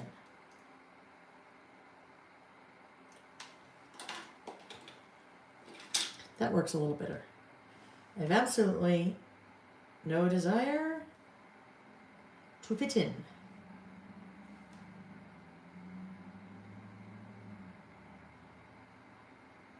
All right, there we go. All right, so left page is more or less done-ish. Done-ish, right? I have the prerogative to not change my mind, but I guess add something differently if I wanted to. Not differently, never mind. You know what I mean. I can add more if I want later, is what I'm trying to say. All right. Oh, I know what I will do though. Here, let's do this. I feel like we need probably one of, maybe that. Well, now that we do that, we probably need to do that and that as well. I felt like it needed something between this and that. So there we go. All righty, let's get our thing out. Our adhesive. And there is our left page. All right. So now what? Now what are we doing over here? Gently put these away. Don't want to. They're also fine. Intricate. Oh, I know what I want to do. So I felt like just starting my list at the top of this page would just kind of be a little odd. It just kind of be so plain that I felt like I needed something up there, but I wasn't quite sure. What about this guy? What about this bow? And this, the laser cuts are awesome in this scenario because this looks like we have added twine to our traveler's notebook, right? Which in the real world, it'd be really difficult for us to add real twine here because it would be way too bulky. we don't add a lot of bulk in our, traveler's notebooks, just because it makes it a little bit difficult to work later, right? So we do not need, I mean, it almost fits that way. Maybe we just do that. Or just that. I'm not going to have it go this way. So let me tell you my thought process here. This extra, it's either there or it's not, right? So I'm like, do I leave it or do I cut it off? So when I look at leaving it, it doesn't quite make it to the end, right? So then it kind of looks weird that it's just this little piece here. So then I think to myself, okay, what if I move it over like this? Then if I move it over like this, it's better, but then we're missing it here. But then really when in my head looks at down here and goes, oh wait, it seems like if we have that up here, we also need something like that down here, right? So I guess, let's just look, because we have another piece like that. What if this goes down here? But then, okay, it doesn't fit, so then does it just go here? Which again, this is what I think I'm going to do. I'm not going to have it connect over here. So let's just figure out where it's going. Let's cut right here. Love that piece. I'd like a whole pack of just those. You're like, yeah, Lael, that's called a roll of twine.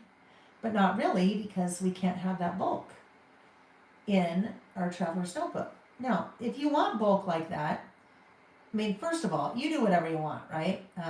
It just know that it will make it a little bit harder for you to write or stamp down the road. But maybe then you do everything off the page, like we did this guy, and then add it in when it's done. Or you wait until you're done with an insert, maybe put a little sticky note here, make a little note that you want to come back and add real twine, and then do that later, right? You could totally do that later and put real twine in there. That would be fine.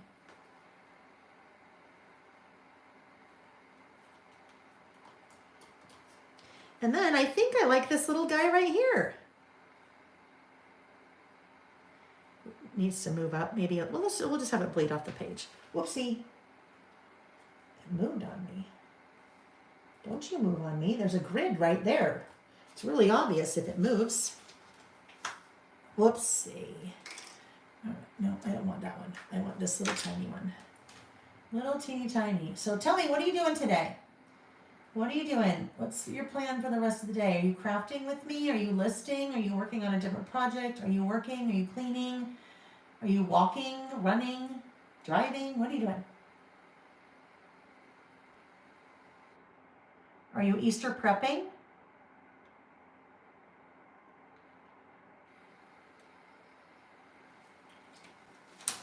Terry's getting ready for Easter. Easter is tomorrow. If you're watching this after the fact, Easter is tomorrow. Come on. All right, so this guy, we're going to go about right here.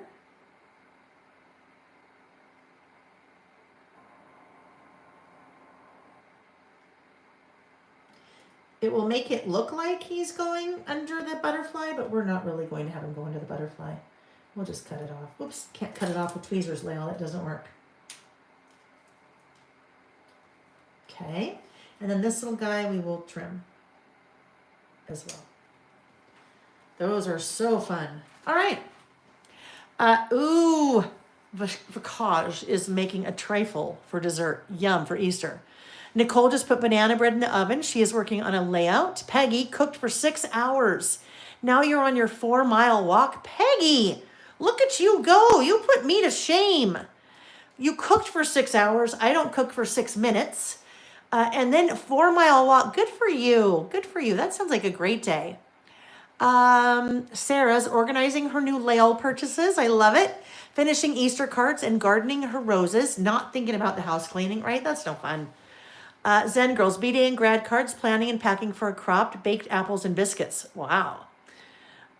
Stephanie, food prepped on Thursday, so all she has to do is heat stuff up, catching up on her journaling, watching F1. That's Formula One racing. And doing a bit of closet purging. Oh, I love a good closet purge.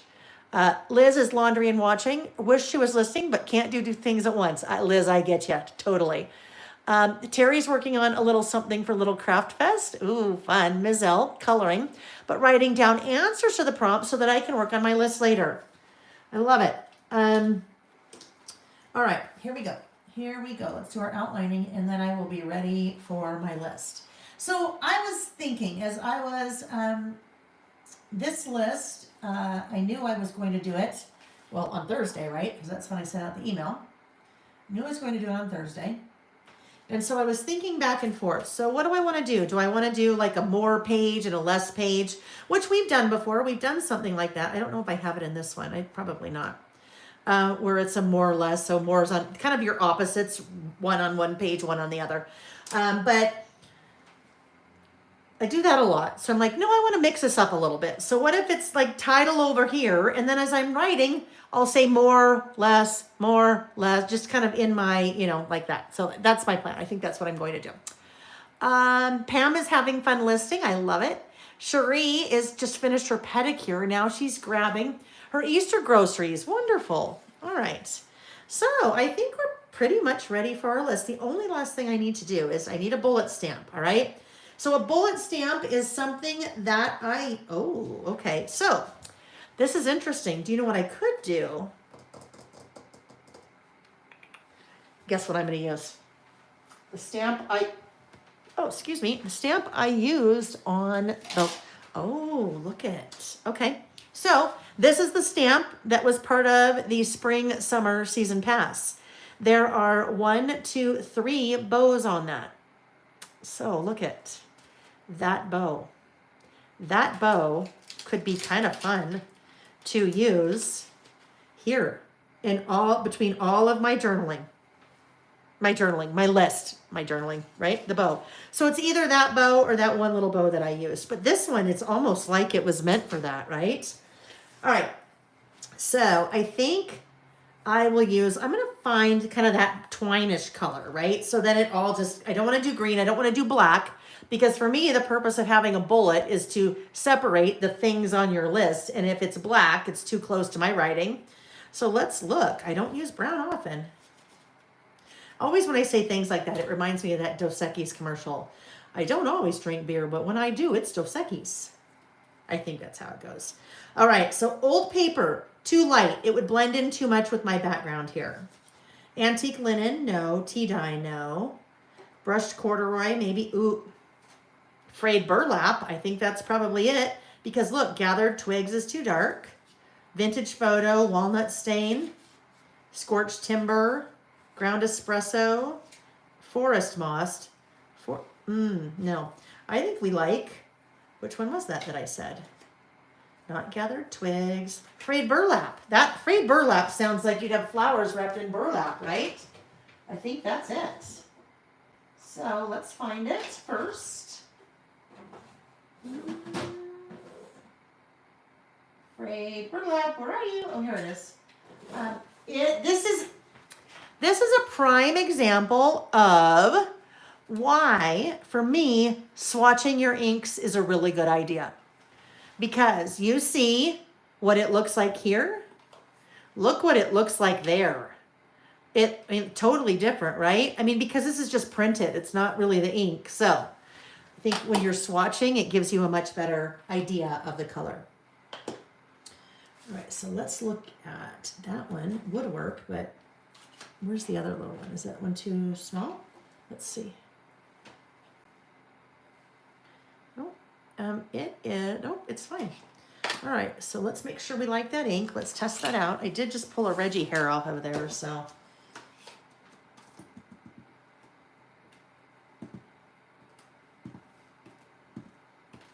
Okay, there we go. There's our little bows. Carrie, we are driving in the car now, so I'm watching Lael and reading Let Them. I finished that one a couple of weeks ago, Carrie. I can't tell you, I probably have more in that book highlighted than unhighlighted. Some of you have heard me talk about that book, Let Them, by Mel Robbins. She is an author. She is a speaker. I think she just gets it. She has a way of putting things into words and explaining things, and just she is, I think, just incredibly talented. But she kind of is famous for well, a lot of different things. But she's got a podcast, a writer. But one of her very first books was called The 5-Second Rule. But Let Them, she came out with in 2024, and it is like, let them. In fact, Let Them is on my list, this list. Let them. If someone is making you feel like you're not fitting in, let them. You can't change how they feel about you. Let them think that, but then let me, right? Let them, let me. That's a big part of it. Now, how are you going to go with that? Go from there, right? She cuts to the chase. She totally does. Yes. All right. So, let's see. Things I like more and less. More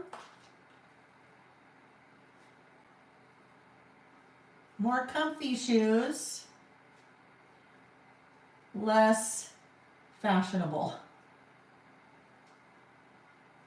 Right?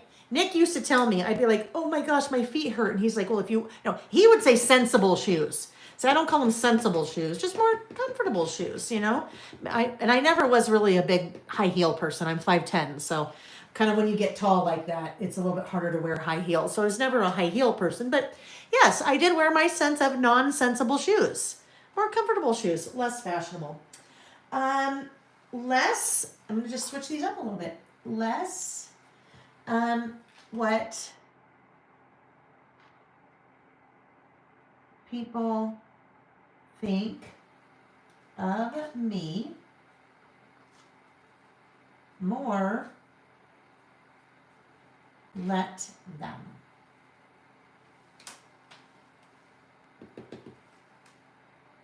That's a hard one. So much of this for me personally, I was thinking about this morning. So much of this for me personally is that kind of all of this, probably all the things on my list. It's with age comes wisdom, right? In your younger years, very concerned about what people think about me. I need to be fashionable. Fashion is more important than comfort. So for me, that's just kind of it. With age comes wisdom. And this could be, if you didn't want to do like a title that was more or less, you could say something like that. With age comes wisdom. More this, less this, more this. And not all of mine go together like that. Some are just less of this, more of this, and they don't have anything to do with each other. All right, what do we have? Comfy shoes, what people think about me, let them. Let's see. Less going out, more staying in. And that's not to say that I'm a recluse by any means, but I travel so much, and especially when I'm like traveling and teaching and going to events, that staying in becomes a really important part of that balance, because when I am teaching in events, that is a lot of people, and it is a lot of me being on and on and on. So you kind of have to come and go the complete opposite. But the other thing is that I never was like a big clubber or going to the bars, but just more kind of being in, not as much going out. How about you guys? What are things that would be on your list, even if you are not making this list?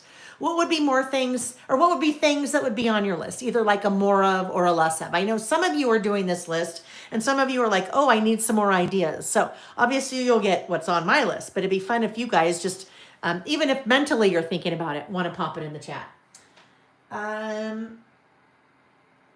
More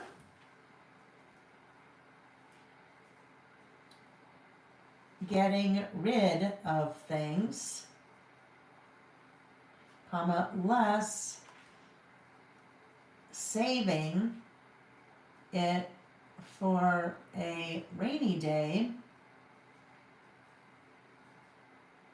or just in case. Yeah, that for me is also with an age thing. It's like, you know what?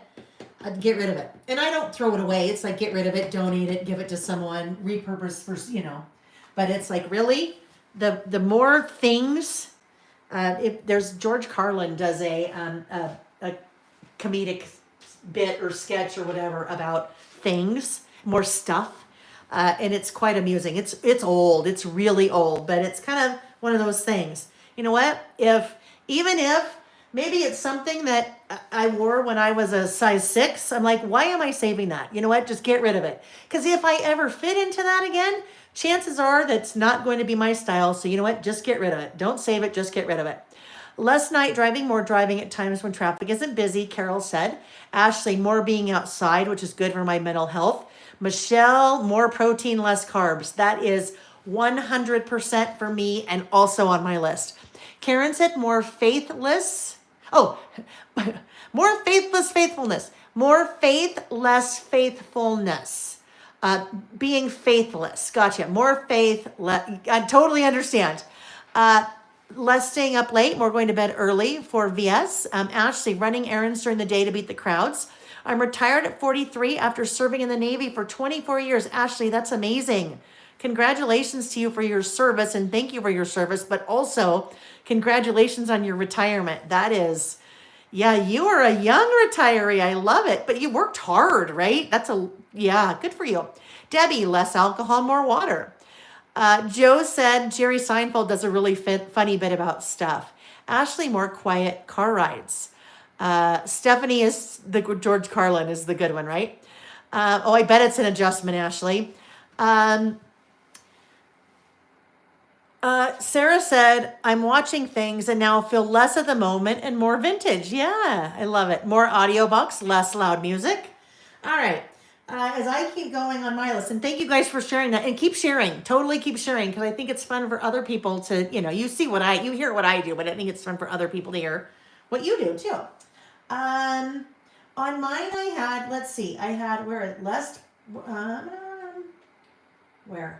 this is a hot mess. Here's my list. It's a hot mess.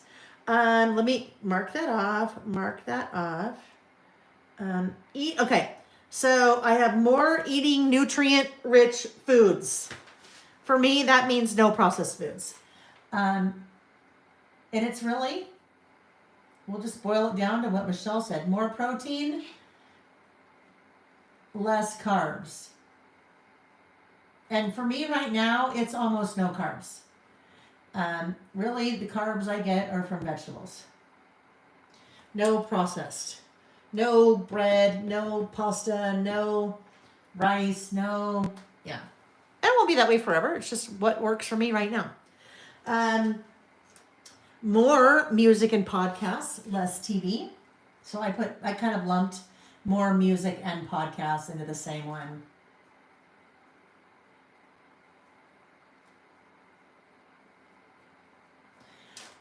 Me right now is, and I gotta figure out the right word.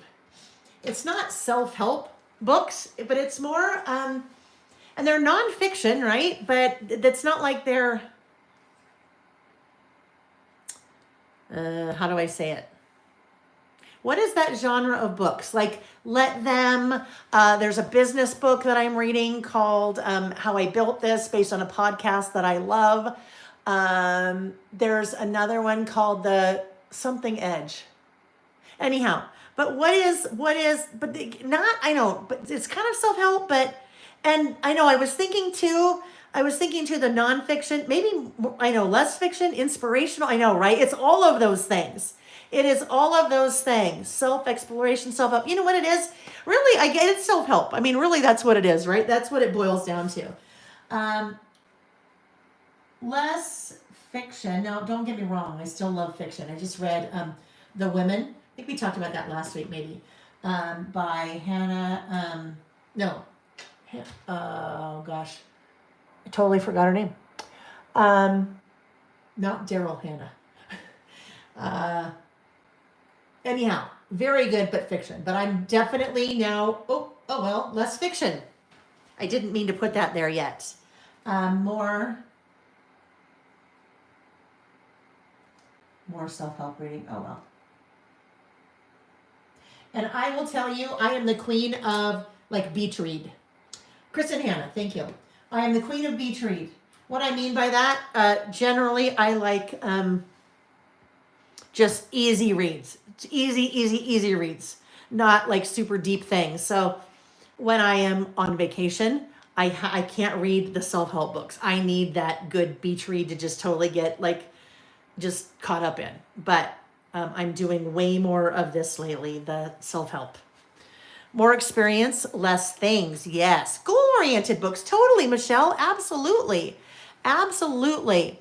And it's probably more, well, anyhow, there's room for both, right? For me, there's room for both. I did ruse. Okay. Here's another one. This is less large house, more right sized.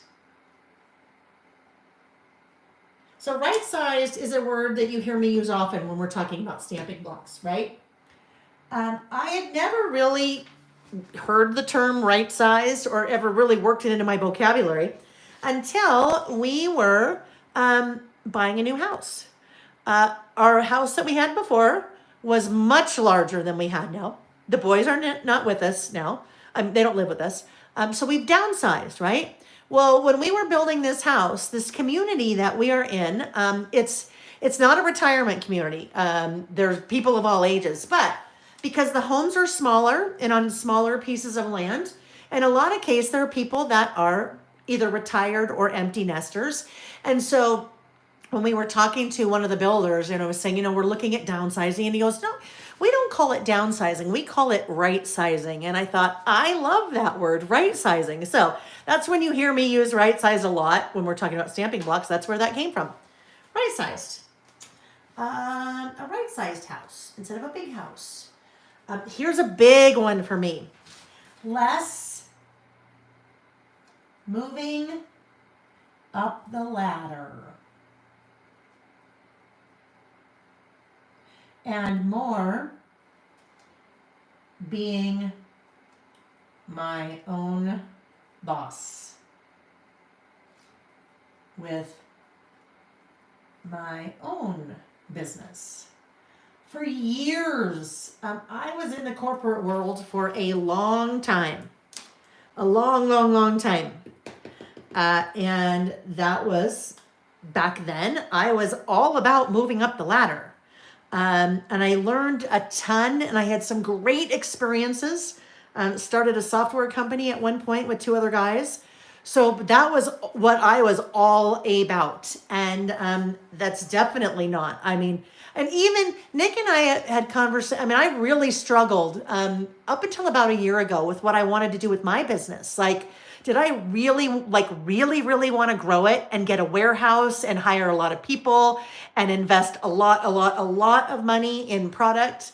And I really struggled with that for a while. And then about a year ago, I came to the conclusion for me that I'm more at the end of my career. I spent lots of years climbing up the ladder, and I'm like, you know what? I don't want to continue to do that climb. I want to continue to run and grow my business very organically. But as soon as it gets to the point, if I have to decide to take that next step, I don't think that's a step that I want to take. And that was it. That was hard for me to come to that conclusion. It wasn't hard for me to come to the conclusion. So as soon as I did, I knew it was the right one for me, but it took me a while to get there. So anyhow, let's see. Peggy said more reading, less cleaning, more cross-stitching. Oh my gosh.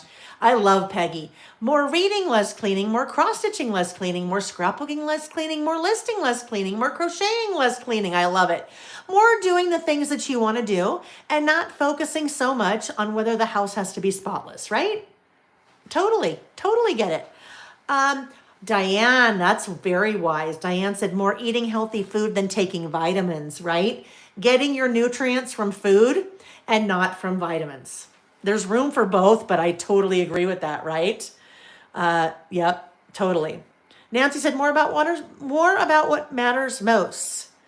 Karen said less corporate climbing because as a woman that is difficult at best. Yeah, there were some.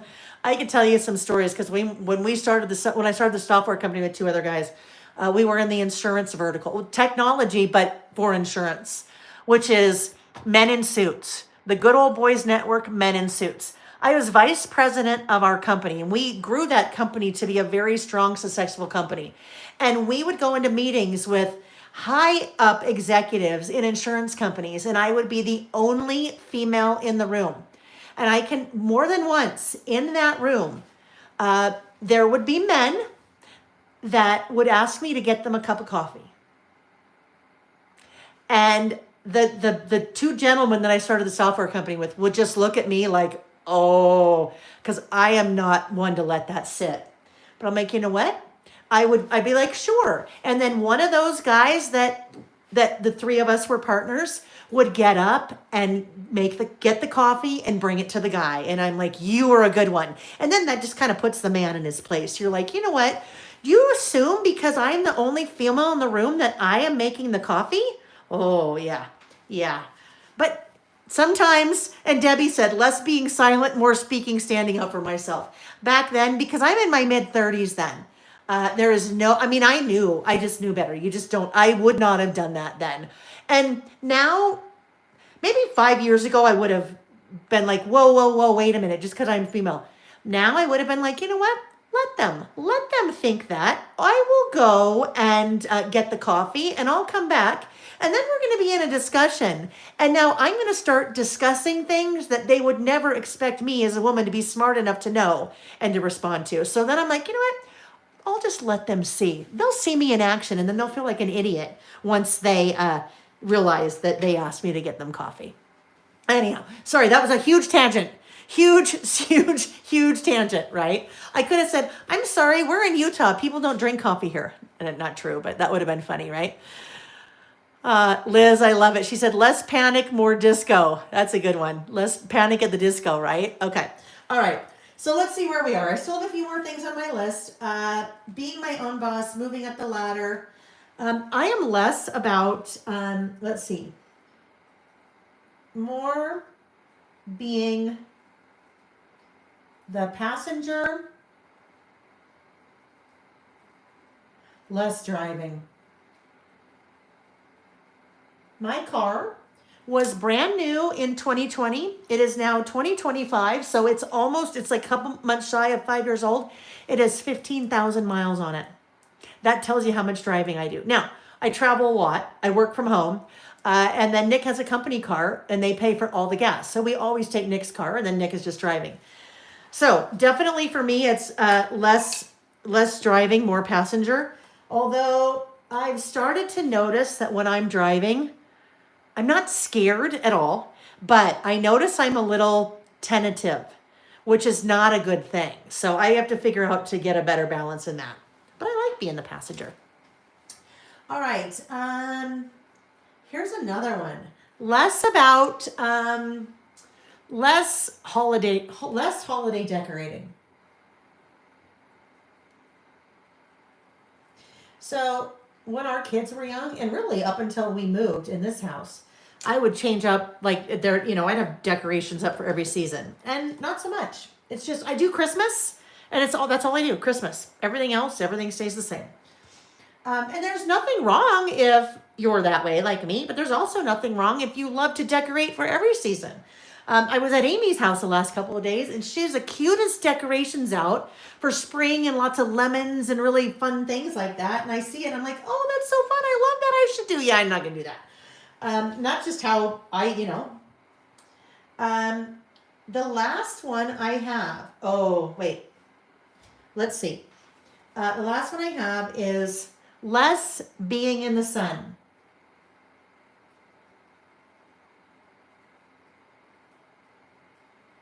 More shade. And that's actually not the last one. More shade. So I used to love, let me bake in the sun. I want to be tan. Let me bake. And now I'm like, oh my gosh, 5 minutes. I'm way too hot. Give me my book. I'm going to read in the shade.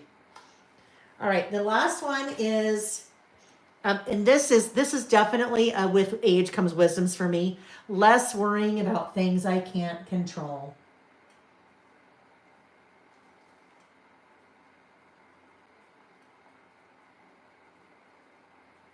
And I will tell you, that definitely for me comes with owning my own business. There's so many things when it comes to producing products that are out of your control. You can't even believe it. There's so many steps in the process that it's like, oh, well, we'll have to wait and see. We'll have to see. Hopefully we have that product next week. We might not. It could be 2 weeks from now. And what happens if you're launching and you need it? Well, you know what? It is what it is. You're worrying about it is not going to change it. So maybe come up with a plan B, but all right, so there we go. There is that list. Let's see. Let's do a roller date stamp on that guy for our date. And then we will be ready to move on to our last list. This is April 19th. And when you're testing your stamps, I even encourage you to test a stamp like this because it never fails that, let's say, when I used this last, it was April, but somehow it moved and I didn't realize it had moved. And so it's now on March or May. Always a good idea just to test to make sure that the date is correct. Now, guess what?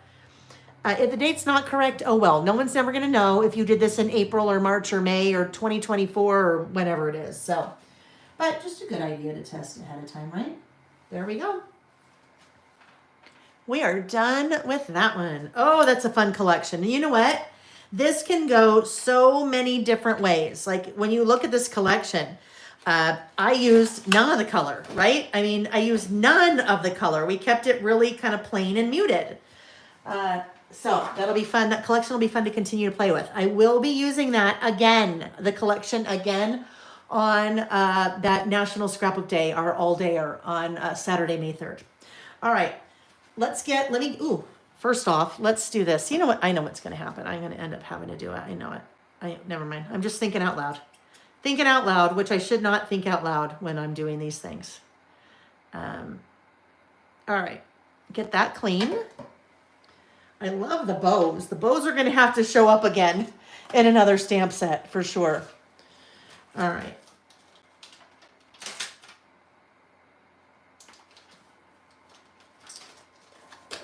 Get this guy put away. I am going to get these guys also put away. So, hang on one sec. Oh no, never mind. It's fine. Oops. I'll do it later. It will take too long for me to put all those things away, but I'll put all those things back in the storage pouch when I'm done.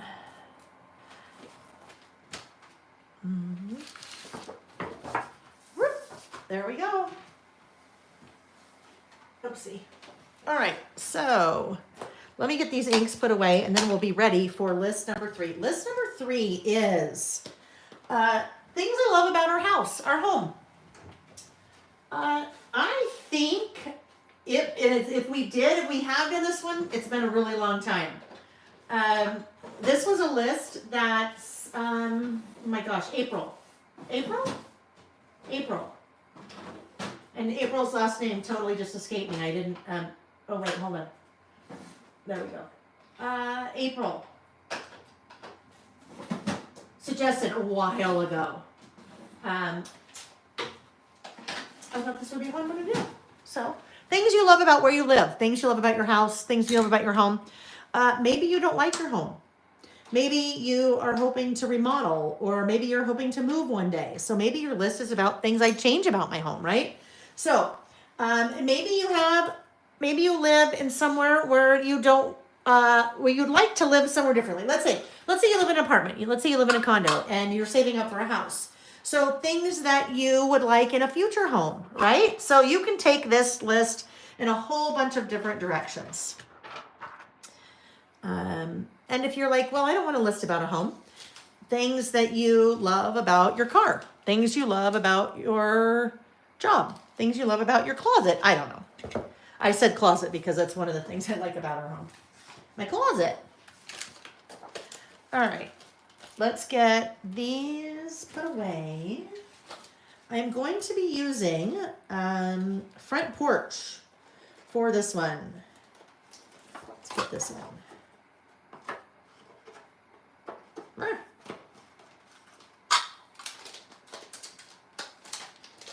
All right. We should also take a hydration break. So if you have not had a sip of something to drink in a while, that's a good idea to pause and have one now, because that's what I'm going to do. Ashley said she just finished her first traveler's notebook. She started listing with me in January, starting with the About Last Month kit. So proud of all the memories documented. Ashley, what a great way to put that. Honestly, what a great way to put that. You're proud of something you did. You should be proud. I'm proud of you too, right? We should be able to be proud of things that we do, right? And acknowledge that we've done something really good. I love that for you. I love that you did that. I love you just finished your first one. Sometimes it's hard to get started. And I know that because you tell me. People tell me, I don't know where to start. And I say, just start. It's like Nike, just do it. And then people are like, yeah, no, whatever. It's not that easy. And I'm like, no, really, it is. Just pick a list. So one of the classes I'm teaching at Little Craft Fest is all about kind of what it is, why we do it, and then how to get started, and then how to keep going. So, all right, let's grab the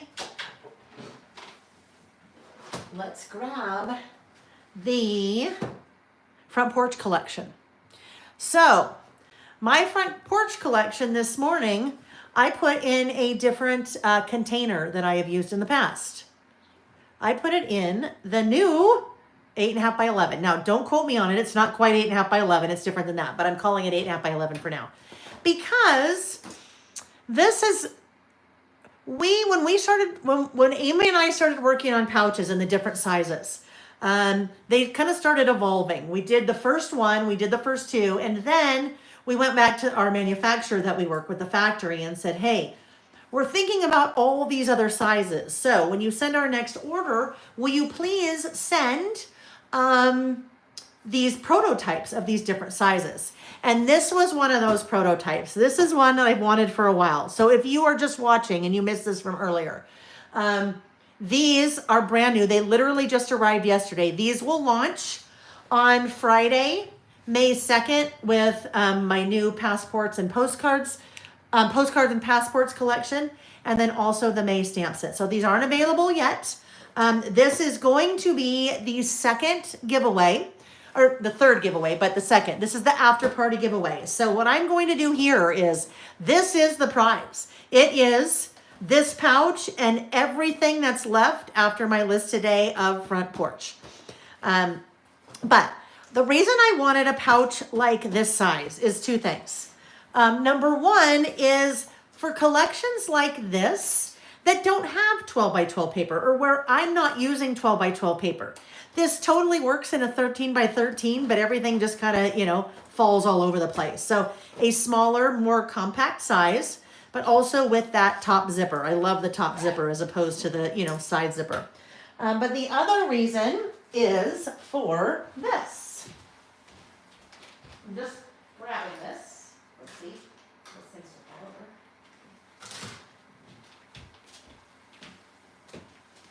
over. Things like this.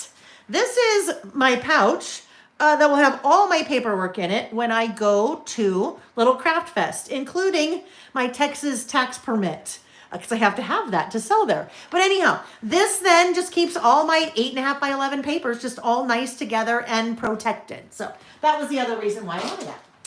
All right, so let's look. Let's look. Things I love about our house. Yes, Joanne, they do fit inside. So let me just show you. Let me show you these two side by side so you can see. This is what inside. This is what Denise and Lily and Amy and I call 7-Eleven. This is the 7-Eleven pouch. This is the one that exists. This has been out for a while. This is what I put my traveler's notebook in. So it just fits nicely right in there. That little pen is kind of causing an issue because it's a little bit tall, but there we go. So there's your little nice traveler's notebook pouch.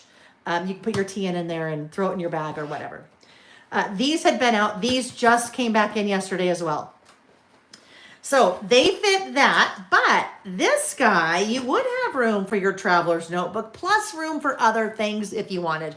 Or if this guy gets super chunky, like maybe like this chunky, This chunky would have a hard time fitting in the 7-Eleven, but it fits really well in this guy. So that's why, or they're the two. That'll give you a little bit of an idea of the size when you look at it like that. All right. Okay, so that is the after party prize, is what's left of front porch after I am using it today. I need to write that down. Front porch in pouch. Front porch in new pouch. So for the non-live prizes, the after party prizes, the way you participate in that giveaway is that you leave a comment. We're going to see this. Yes, we're going to see this. So let me really quickly, you know what? I'm just going to do it right now. I have it out. I'll just do it right now. Then we'll get to our third list. I think TK maybe had asked earlier about this. This is the Wish Upon a Star Disney themed traveler's notebook. Now, this is not part of it. This little pen is not part of it. If I could have sourced enough of these pens to include it in the kit, I would have.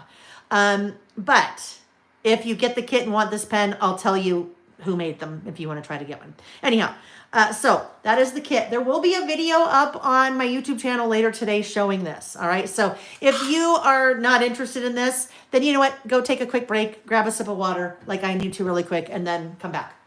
All right. So Disney theme, right? This is the little intro, that little charm. So that is a little custom handmade charm, hand put together charm, right? Got to put it together. I mean, it comes together. You don't have to put it together. It comes in the kit put together for you. All right. So as we look at the cute little inside pockets, I called it Wish Upon a Star because I've used the Wish Upon a Star 2 collection from Echo Park.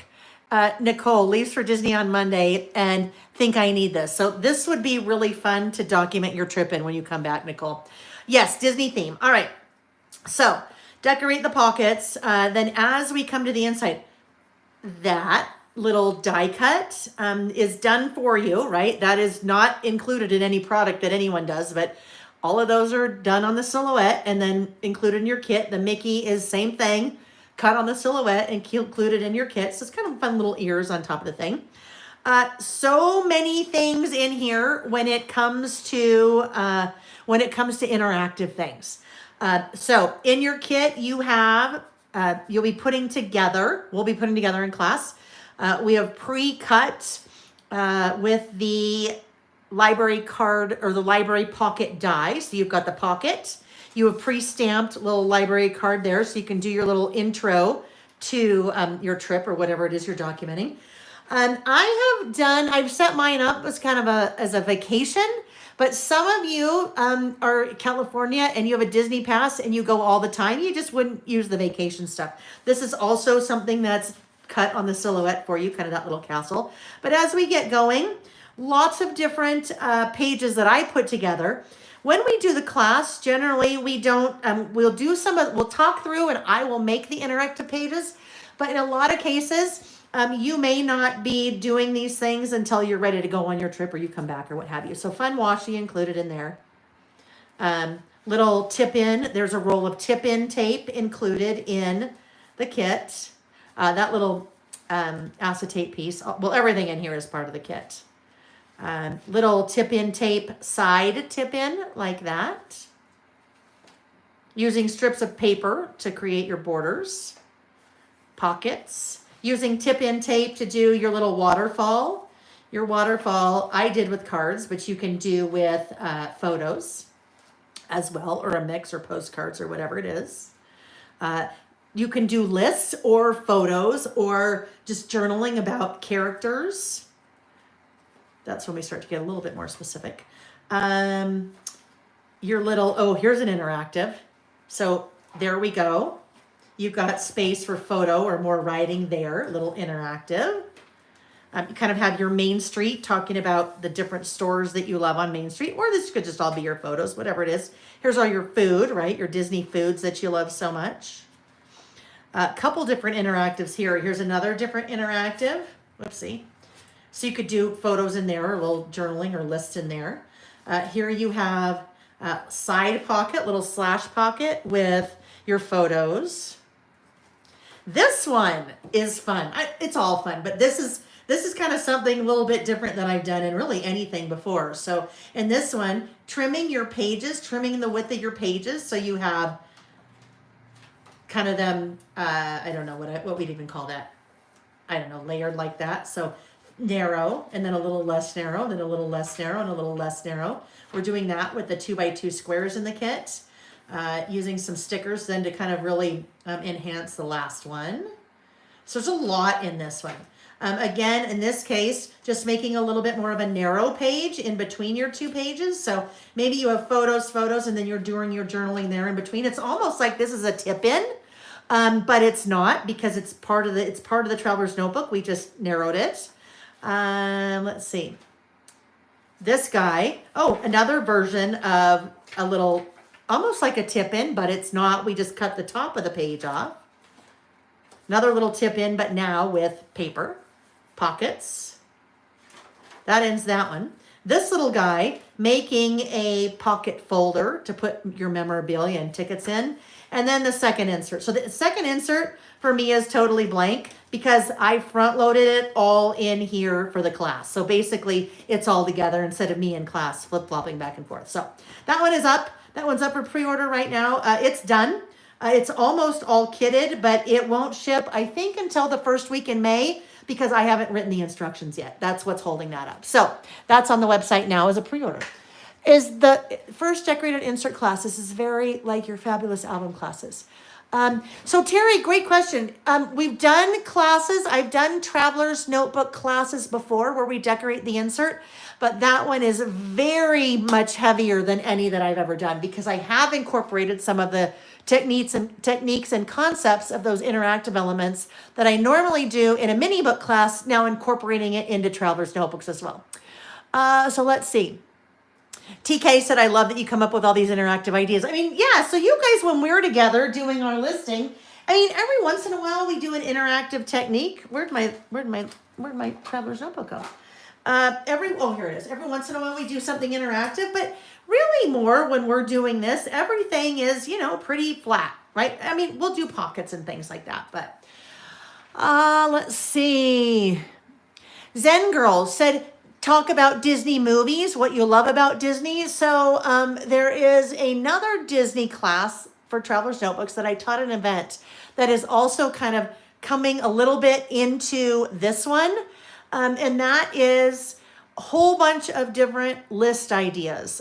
So movies and characters and rides and foods and top 5 memories and things like that. So that's kind of where we kind of two worlds collide, right? Our listing world collides then with kind of the more memory keeping world. Let's see. TK, if you're not sure whether you ordered the cover or not, just shoot me an email and I can look for you. The cover is not included. It's all, you can add it. It's bundled to add that cover or a red cover, but sometimes people already have their own cover. All right. Let's see. Yeah, it'll be fun. It's fun. That's what I worked on almost all last weekend when I went out of town. Like literally, I left town with only the kit and I came home with that. That was good. Carrie, I love what Carrie said. And this is where I think those of you that have done project kits with me in the past, this is where doing a project kit can be really beneficial.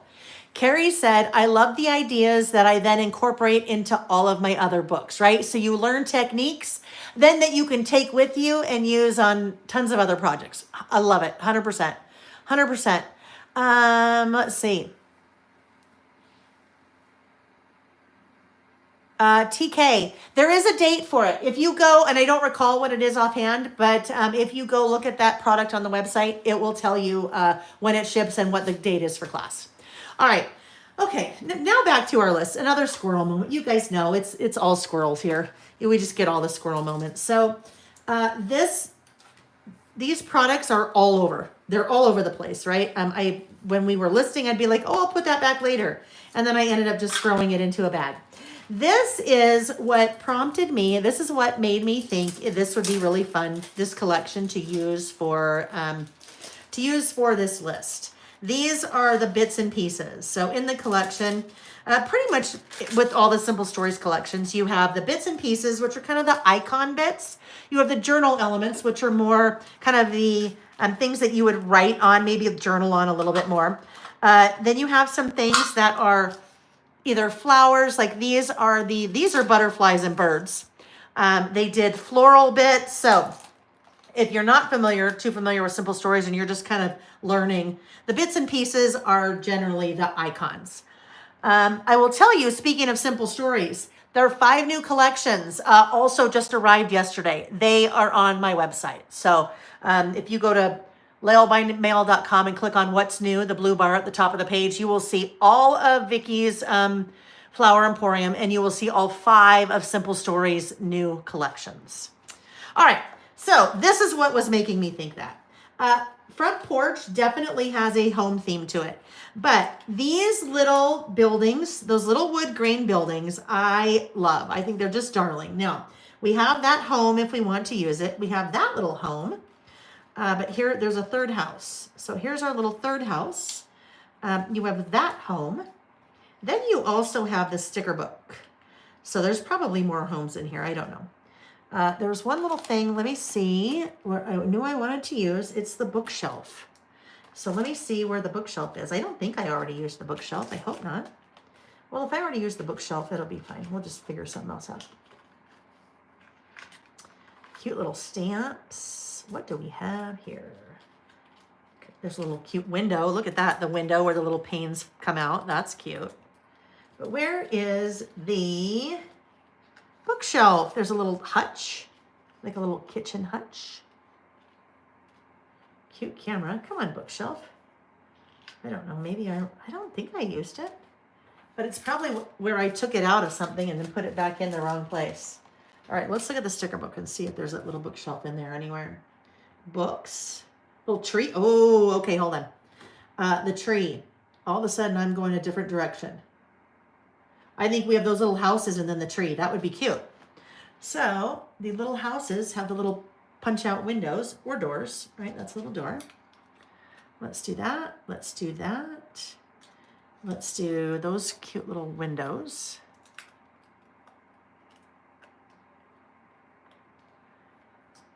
And then we have the tree. Now, when I set my houses up, I won't do them like that. I don't like them tall to small, so we might do that way. Or we might do that way. I don't know. I'll see. Okay. So now let's see. Is this going to be a 1-page list or a 2-page list? What did my sketch look like? Huh. This is funny. This is front porch, Gerda. This is my sketch. That looks like a fried egg. That's all I did for my sketch. Now that I remember that, I remember what I was maybe going to do. What I was thinking was it might be fun to just have something really simple like that on 1 page, but then layer something on top of it. Maybe like that. That could be cute. We have something bigger. This comes from the Big Bits. I have to enunciate that. The Big Bits. That might be nice. Right? That could be nice. I don't know, right? No, there's all kinds of choices. Too many choices. All right. So I wouldn't just leave that way. It would need to go on a piece of pattern paper. So let's look. I guess, you know what? This could be the background here.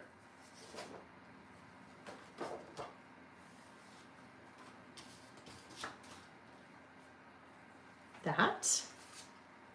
Ooh, what a, oh boy. Oh boy. That. Someone's hoping to win this prize and they're like, don't use that paper. I want that one.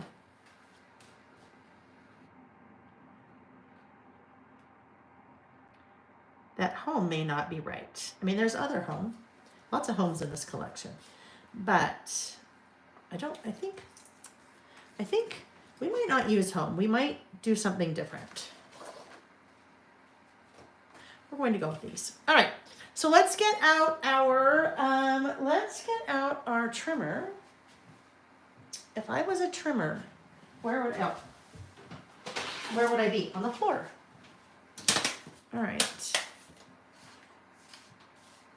Well, someone's going to be very happy with this, all the leftovers. I've used this maybe on 3 or 4 lists, so a little bit. But also I use, this is the same collection I used, not the same product, but same collection I used for the, I think, Our Home mini book project kit. Is that what I called it? Our Home? I don't remember. Mini book project kit. All right, so I trimmed, as I often do, to 4 3/4. Those papers are from a 6x8 pad, so I did not trim the height because I use my standard wide inserts, which are 8.25 tall. I trim to 4 3/4 because I do like a little bit of white border all the way around instead of going, all the way to the edge. Rounding the, well, guess what? They're going to go this way now. Yeah, you see what I did? I rounded the wrong corners. So they'll go that way. That's fine. That's fine. No one's gonna know. No one's gonna know. It's fine.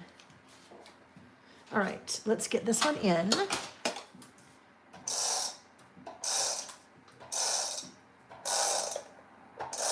We even planned into 2026 for stamps and dies. So it was a great meeting. There's some long days and nights. I think Thursday night, I think we finally called it at about 11 p.m. Yeah. But Amy and I aren't together often. Usually, last time we were together planning was in November. So that's about 6 months. So you've got to take advantage of all the time when you can. All right, there we go. It's a lot. There's a lot of pattern here. Now don't be scared of this because we're going to tone this down quite a bit when we put our, no. So this one is from the Big Bits. The Big Bits generally are larger die cuts. And sometimes it's just nice to have, even though we are working in a smaller surface area when we're working with our traveler's notebooks, sometimes it's just nice to have something big to just use, right? All right, let's get our white card stock back in the picture. 11. No, it was good. But literally, we were talking. I think I've shared this with you guys before. I am cursed. I am a night owl and I am a morning person, which means I stay up late and then I get up early. So no matter how late I go to bed, I get up early. I woke up at 3:30 a.m. on Thursday morning and couldn't go back to sleep. I did better on, no, that was Wednesday. No, I did better on Friday. I think it was 5:30. But when you go to bed late at like 11 or 12, then it gets a little bit harder, right? So even though I stay up late, doesn't mean I function late. I cannot design late. I certainly can't write instructions late. It does nobody any good if I'm writing instructions and it's late. Let's see, I think we'll go there. We'll see. But I get punchy and then I have a really hard time tracking. And so when we hit 11, it's like, you know what? We should probably call it. We should probably be done. I think it's time. I think it's time. 4 by, it's probably 7. We'll see. We might make it a little bit shorter. We might want to see a little bit of that border. 4 by 7 and no, we better do, okay, 7. Ooh. Yeah, that's not going to be even. It's fine. There we go. So you can see a lot of that fun little color stripe, but it's toned down quite a bit now, isn't it? You know what I think might be fun with this is maybe blue jean. Let's see, let's see blue jean.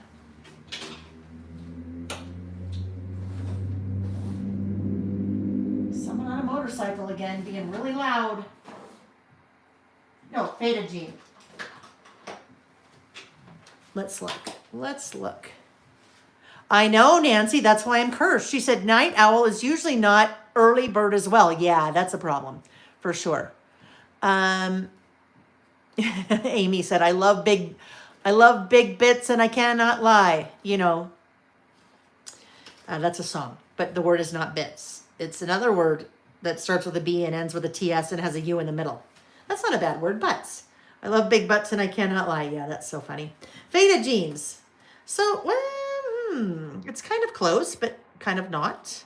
So let's see what might be a little bit. Chipped sapphire would be really dark. But it's the tonality is a little bit maybe closer with chipped sapphire. Here's the other thing though. I am not going to stamp this title. Stormy Sky. Faded jeans, stormy sky, stormy sky. I'm just going to ink the edges. So I think I will use like that. And then maybe use these little guys down below. Do we have room for a tree? I think we still have room for a tree. Let's look. Oh, you know what? We'll have to do this because if my tree is over here, ooh, where's that tree? Let's see. I don't know. Tree may not work, but I'd like to use the tree. I thought it was cute.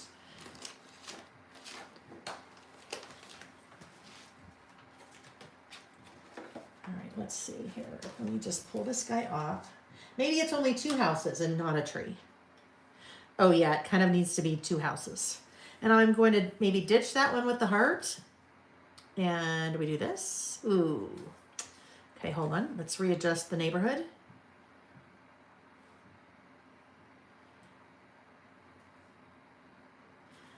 I would really like to fit all houses now. Oh, okay, hold on. You know what? Let's stop. Stop, Lil. Stop. Put that right there, but not too much so Nick doesn't end up with a sticker on his iPad. Let's ink those edges and then we'll put the paper down and then we'll be able to figure out how we're placing things. Zen Girls is a functioning night owl her whole life. I love it. You're a functioning night owl. Yeah, I would function much better, I think, if I was not also a morning person. Because, I don't know, most nights I probably get about 5 hours sleep, which is not the best. Not the best. Now, part of that is due to the cat. You know what? That's so funny. I thought I was getting Stormy Sky. I'm like, that's not the right color. Faded jeans. It's fine. Right? It's okay. This will help tone down the white, right? It'll just help tone it down a little bit. And then I'll also bring a little bit of that blue in from the other page because the other page is predominantly blue and there's not a lot of blue on this one. There'll be a little bit of blue in that, not even barely, that title.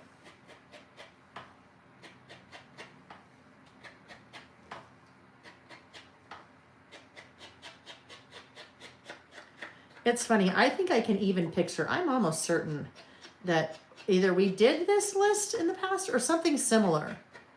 Because now that I'm thinking about it, I think I know exactly what it looks like. I think it was a pocket. And I think I had a photo looking out our big windows to the mountains. I'll have to go back and look. Maybe there are things I like differently now. I don't know. It was really funny. One year, and I can at least say, well, that was, like 4 years ago. I can't remember that far back. But there was one year, I think it was advice I'd give to my younger self or something like that, that we did like 2 months apart. And someone's like, hey, didn't we just do this list? And I'm like, no.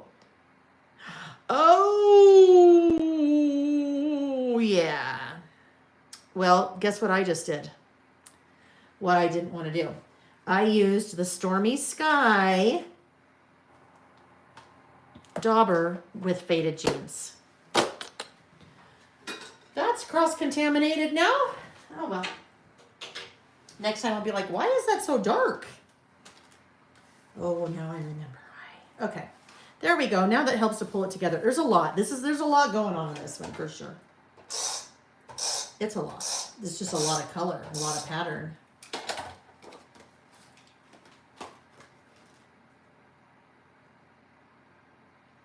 Okay.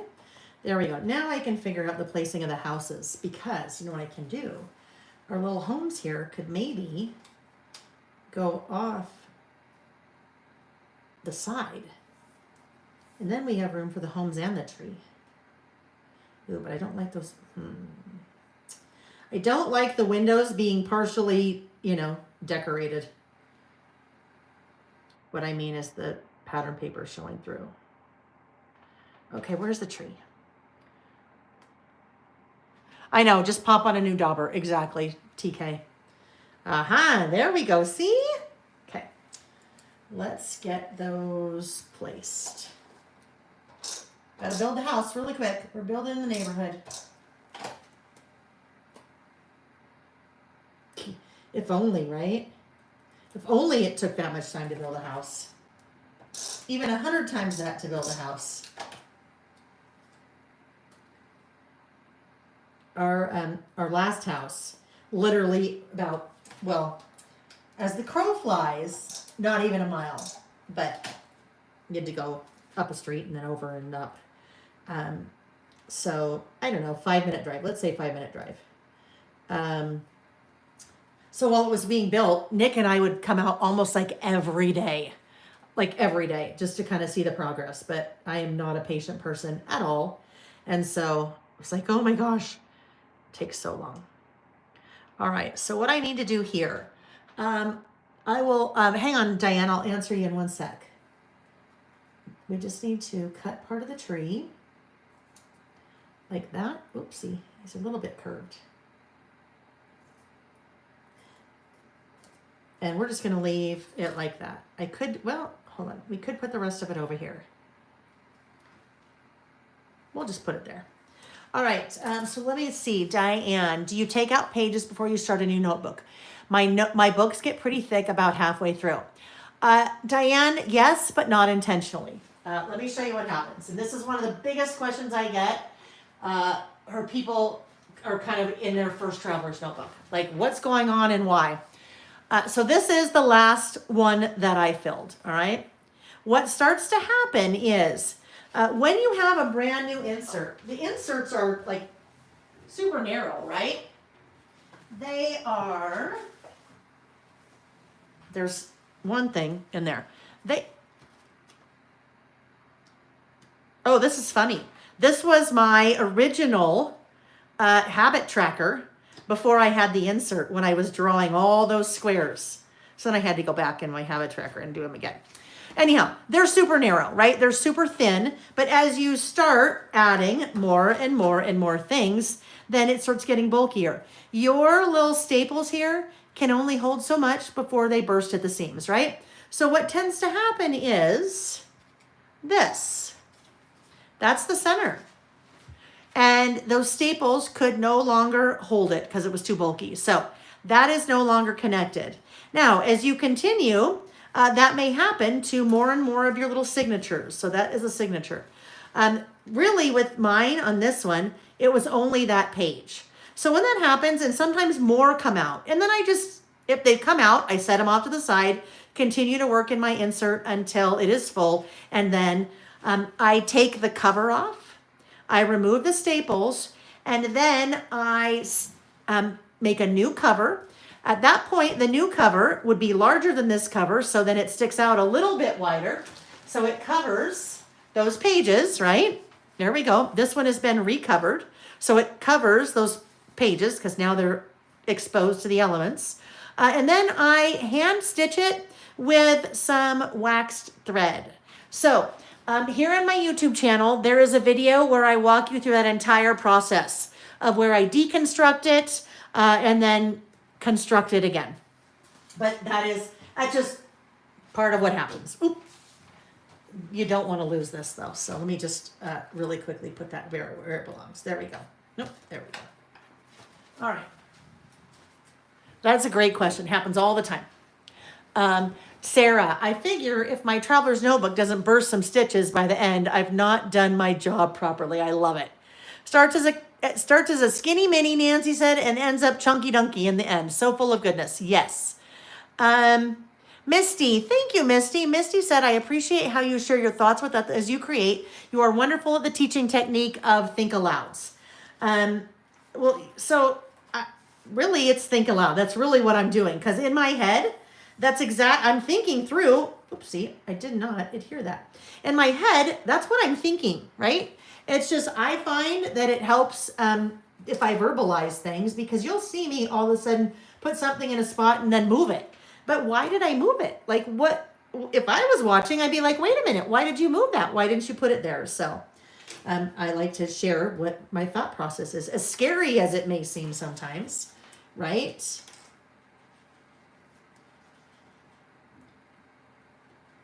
All right. If I had stamps, whatever. I do have stamps.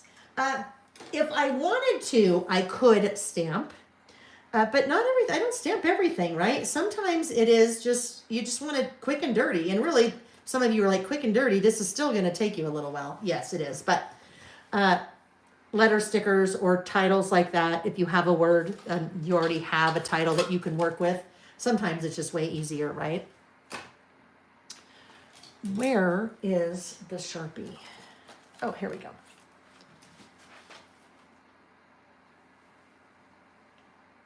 Do the little outlining.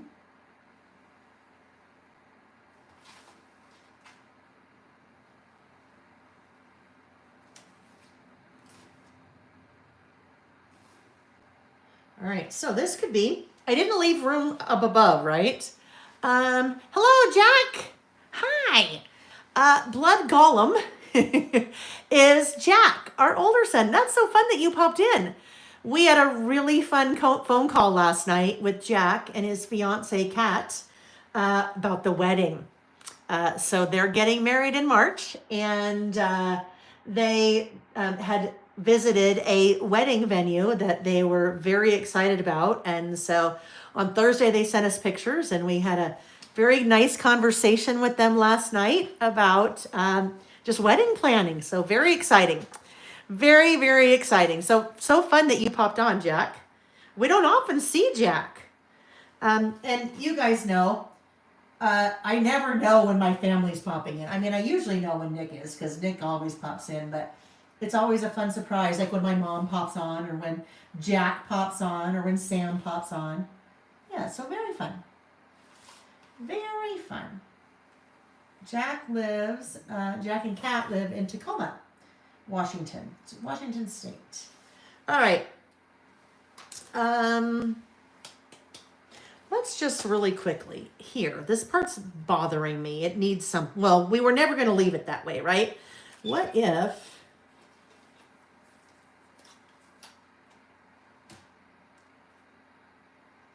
well, it's not bad. It's a lot of blue.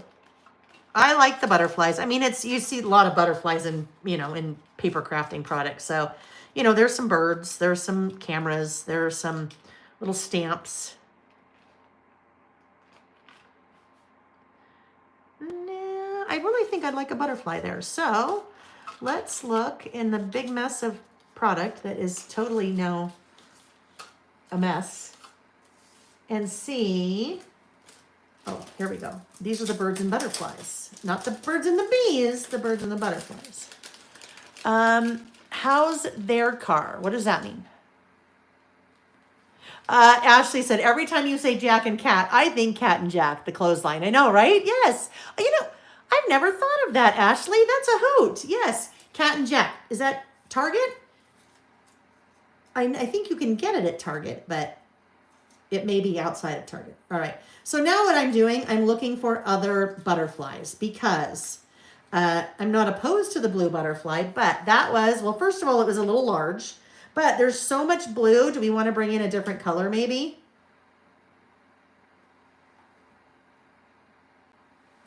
Ooh.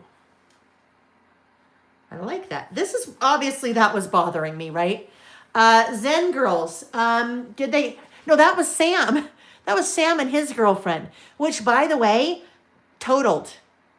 What I didn't know, obviously, because, Nick just walked in and said Sam got in an accident. When I talked to Sam later, the car in front of them. So it was one of those chain reactions, and they were in the middle. One of the cars, the ambulance had to come. So it was, yeah, it was, and the guy was okay, but yeah. Anyhow, they didn't the insurance company totaled the car. All right. So yes, now Jack has an interesting story about a car. And that's when I thought Zen Girls, I thought that was a while ago, but not. Jack, during the pandemic, had come home and his car got stolen. That was sad. But it also got the police, like 10 days later, were able to recover it, which doesn't always happen. Yeah, I felt so bad. I think I've told that story before. Nick and I were in at one of the national parks in southern Utah, Zion National Park, and Jack called really early, which is not him. He's the night owl. He called really early in the morning. I'm like, that's weird. Jack's calling. And he said, my car got stolen. Well, it got stolen out of our driveway. He left the keys in it. You know what? It happens, right? It happens. And then forgot that he left the keys. Anyhow, so I went and looked at our Ring doorbell camera to see if you could see the car getting stolen. No, because what the bad people have, they have signal blockers. So they can drive down the street, and if let's say your doorbell camera is not hardwired to a phone line, they can block the Wi-Fi signal. And so then you just don't see anything. That's how they do bad things without like Ring cameras seeing them. Anyhow, what I did see was Jack walk onto the front porch and then look towards the driveway and no car. And then he's like looking around like, wait a minute, like looking all around. Where's my car? It was sad. But, it all worked out all right. Okay, so we just have this little space here. Something needs to go here. And let's see what it is. I don't know. Let's see. Word strips. Oh, yeah, there's word strips here. But I'm not a huge fan of colored word strips. I like just plain black or white. So we'll see if I can get out of my, oh, well, look at this. What about my favorite? My favorite would work well there, maybe, right? Let's look. My favorite. Because these are favorite things, what I like about our home, right? My favorite. Well, looky there. Okay, there we go. Just a little layering. Okay, so now my favorite. These are favorite things about what I love about our home. Things I love. Home. Things I love. How about that? Things I love. Ew, my little dots got a little funky there, but that's okay. All right, so I do feel like we need to make, what if we have, where's the thin, no, that's not it. I would like to do, I think a line, but I'm not sure because I don't know if that will look funny. So I'm going to start it with a pencil. We'll see what we like, if we like it with a pencil. I'm just going to do it. We don't need to overthink things today on this list because the overthinking happens all the time, doesn't it?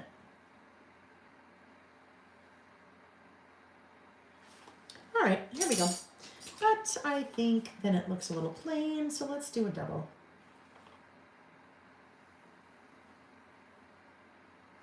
Pretty much the only time you see me use a ruler when I am outlining, well, I don't use a ruler outlining, but if I'm doing something like that.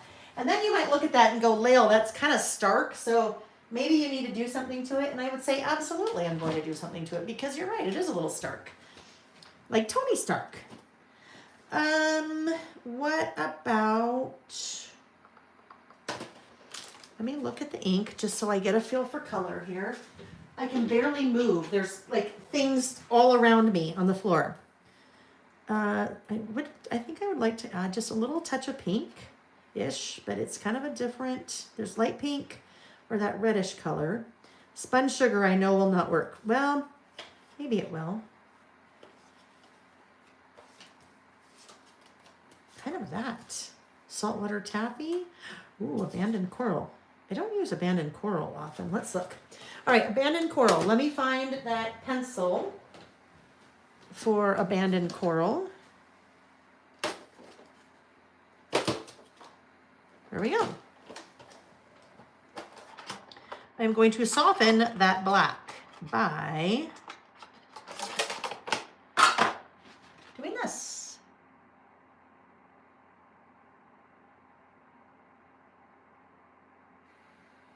Just kind of coloring it in. So there you can see what it's like with and what it's like without.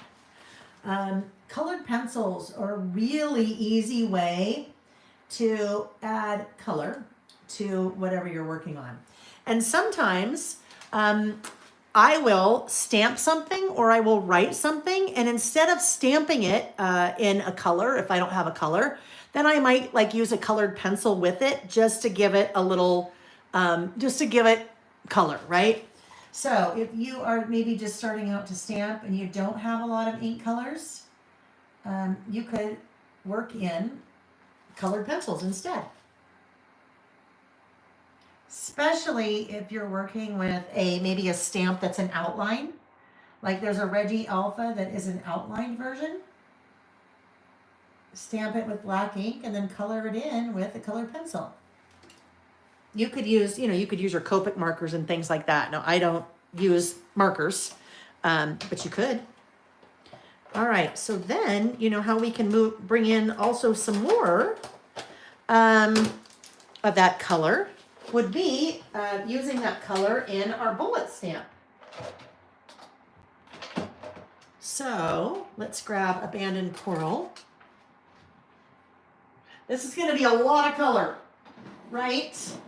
I don't know. Normally, I probably would not do it. I'd probably use the Faded Jeans.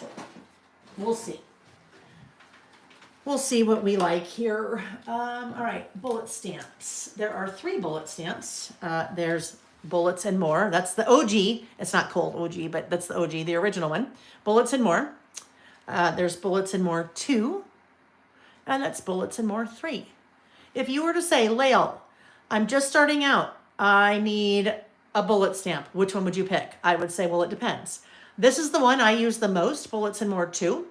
But if I was just starting out, I'd probably opt for this one just because this one, you have basic bullets like circles and hearts and squares and stars, but you also have 3 different number stamps. So if you wanted to use bullets, you could use bullets, but if you wanted to number your list, then you could number your list. So that's what I would say, if you asked me.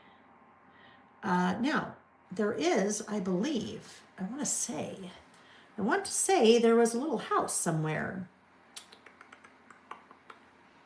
Maybe. There would have to be a house, I would think. There's a lot of them, but I don't know. It doesn't look like we've done a house. All right, I will do this one. I will do this little heart in the circle. It's from Bullets and More 3. Oh, yeah. And if you have this and you also are Disney, you notice that little guy? Oh, wait, hold on. Oops, sorry. That little guy, come on, focus. Half Mickey ears. All right. Karen used mild liner markers to outline pages often, and I like a thick line look on some pages, and the dark gray is a nice look for that. So this is what Karen is talking about.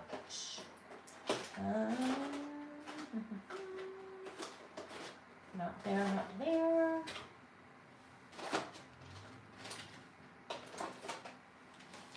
Like that. Okay, the mild liners.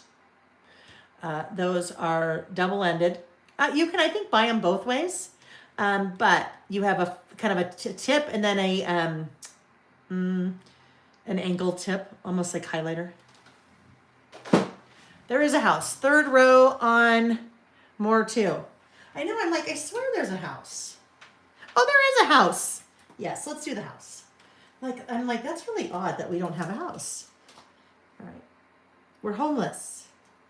Well, we were homeless for a minute, but not long. Oh! Oh! Guess what just happened? Oh, I can't believe I found that. That star just went flying across the room. And it was right by my foot. Stay. All right. Let's go get our house.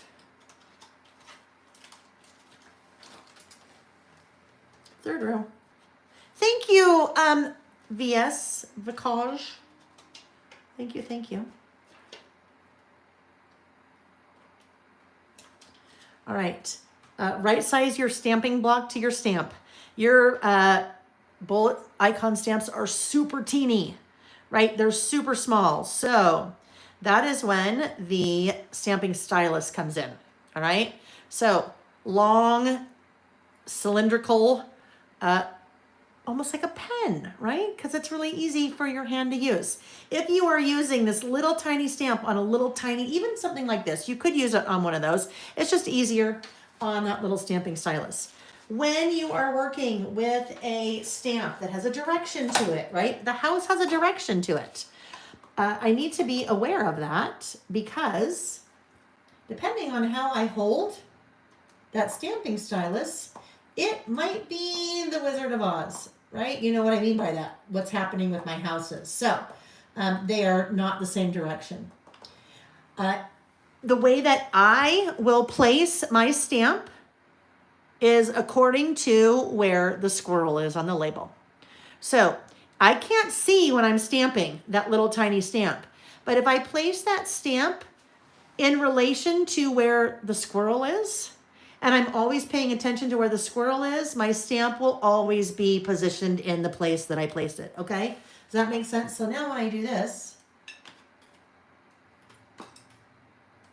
I'm paying attention to where the squirrel is when I'm stamping.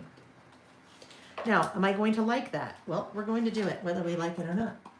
We're going with abandoned coral. My house is abandoned coral. All right, what do I love about our home? Probably the biggest thing, one of the biggest things I love and this is weird because things is ceiling. I'm going with it. One of the biggest things I love are doesn't sound right, but it's okay. One of the biggest things I love should be but are the 10-foot ceilings. That is, because our home it's primarily main floor living, but it's main floor is I didn't pay attention. Main floor is fairly small. You have the kitchen great room area, my craft room, and then the master bedroom. So the high ceilings make a huge difference, huge difference. So that's one of the things I love. Another thing I love, the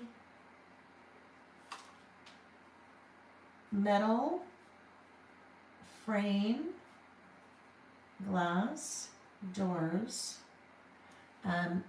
into the pantry and my craft room. Those were added later. We added those later, not when we built it.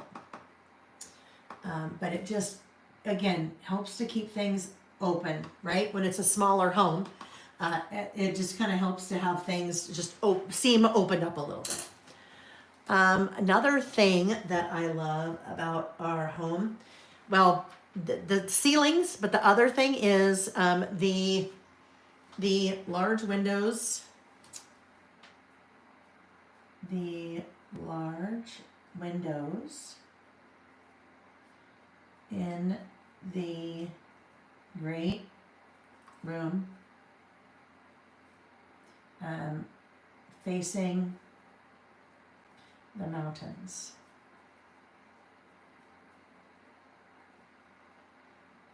Nick calls it the money shot. That is really, well, when we bought it, it wasn't built. But that's why we picked the lot. And you'd probably take the same house and put it somewhere else. And it would just be different. So Nick calls it the money shot. And you walk into our house and that's what you see. And it's just, it's beautiful. That's one of my favorite things as well. Now there's lots of favorite things, right? So really quickly, when I started talking about this list, this is our, I don't know, let's see, fourth house since we've been married. If I was making this list in our first house, it would have been a hard list for me to make because there wasn't a lot of things I loved about that first house.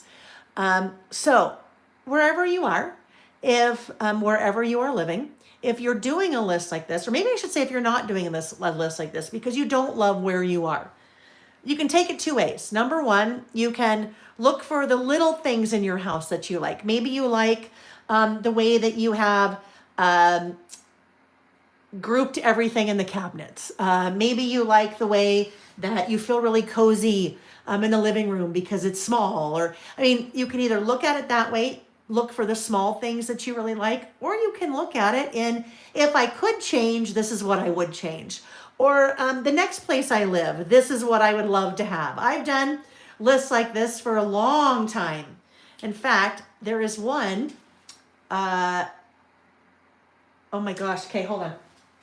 Hold please. This will be interesting. Let me look. I believe it's in here. This chunkamunka, it goes back to when I first started listing, like really listing 10 years ago. I know there is one in here about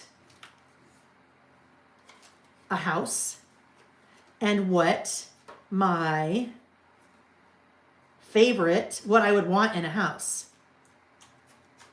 And it would be interesting to see if it is what I have now since we built. That would be very interesting. You know, I'm trying to manifest something by saying that. You know why? Because I'm trying to manifest this. Things I would do if I won the lottery. And so what I'm manifesting is I'm going to win the lottery one day, and then I'll say, oh, I should go back and look at that list and see if I did the things that I said I would do if I won the lottery. Not really. I mean, no, really, yes, I'm manifesting that. I'm manifesting it. We should all manifest winning the lottery, right? My only problem is I live in Utah and we do not have a lottery. We will never have a lottery, I'm imagining. Oh, well, I know it's here somewhere, but anyhow. All of that to say that if you may not be in your dream home. You may not be in a home. Doesn't mean that you can't kind of switch things up a bit and there it is. Okay, look it. Isn't this interesting? We have been in this home for 8 years, maybe 8 years. So when I did this was probably May or June of 2025, so long before.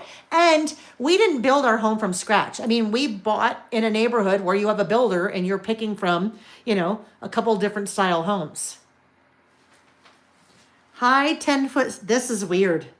High 10-foot ceilings, check. An all-white kitchen with stainless steel appliances, check. We don't have a walkout basement. We don't have a huge backyard. We don't have a pool.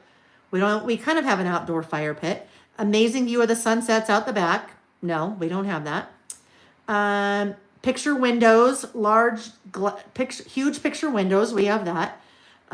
Shower in the shower. Oh, glass shower. Yep, we have that. Spa. Anyhow, this is very interesting to me. And I guess all of that to say what's kind of cool about that, you guys, is this, I can do that because I was doing this 10 years ago. But you can look at it like this. You can be here today making this. Maybe it's your dream home. And in 10 years, you can pull it out and then compare, right? I think that part of it is so much fun about what we do because it is very much telling a story. And it's talking about, this is kind of a time capsule. Like that one was a time capsule, right? Anyhow, that's just kind of fun. I didn't even think about that until...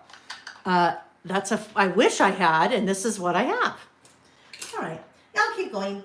Our back patio. We have a small backyard, our back patio. The yard is small. Whoopsie, small. But I love our patio furniture. And it's a fire table, right? Not a fire pit, but a fire table. All right. Are there things that you like about your home? Like, would you do a list like this? Just curious. Or have you done, or are you doing? Or a list about, you'd say, oh, I would like a, different kind of future home, dream home. Let's see. Ashley said, I struggled with this one. I titled it Thoughts About Our House. The accompanying page is a journal type entry of my thoughts. Totally, right? Absolutely, because you may not love where you are. This might be hard. You might even be hard to say things I like about my home, right? But maybe what Ashley did is, it's great because, it's for these reasons and this is what we enjoy about it. These are things that we would one day like to change about it, our wish list. I love that. Yeah. But I'd like to hear you struggled, okay? Because I know that sounds odd. It's not often that I struggle with a list. You know why? Because I get to come up with what they are. There are probably lists I would struggle with, but we don't see those because that would be hard for me to do, right? So I like that you shared that, Ashley, that you feel comfortable. Like you said, right after that, Ashley said, getting real with y'all today. I feel comfortable here. Thank you, everyone. And I'm very happy that you feel comfortable here, Ashley, because that's very important to me, that it is a good, positive environment. It's a good place that people want to be, right? It's a good place that people want to be. So I love that. Thank you. Put a solid color behind the windows. Yeah. Yeah. I mean, I could color them in potentially, right? Since I've already put them down. One of the things that we did, one of the things I really wanted to do when we built this house was I wanted to have like a speaker system installed throughout, like a Sonos, right? And Nick's like, we're not doing that. That's going to cost too much money. And I was like, I really like music. I have music on instead of the TV all the time. Music is my thing. I don't ever not have music on. And so for me, it was really important to have that. And Nick didn't think that was important. And so I compromised, right? I compromised. But over the years, we have been adding little Sonos units. Some of them are mounted in corners of rooms. Some of them are on tabletops, but doing that now gives the sound effect of having all the music piped through the house. So that's another thing. And that was, we added. So the Sonos units throughout the house. So I can listen to almost surround sound. What's interesting about it is that every unit can play different music. So sometimes that gets a little messed up through the app. You're like, oh my gosh, what's happening? What's happening upstairs and downstairs? What's going on? The master closet.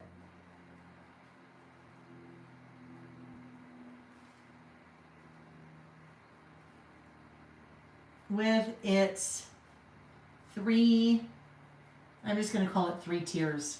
TIERS. When we built, I saw something on Pinterest, and it was a really tall closet where they had done like 3 hanging rods. So because we have 10-foot ceilings, we could do 3 rods. And so when we were working with the builder, I said, you need to do my closet differently. I want 3 rods. And they're like, 3 rods? I'm like, yes, I want 3 rods. So it really extends. You have that much more room for more things. Yes. All right. So I think that is probably going to be, I don't know. What I need to decide is, do I go all the way down into here? I feel like I need to go all the way down into there. So I think I have at least one more thing on my list. So let's see what happens here. Let's see. What did I have? Yeah, this one. My craft room.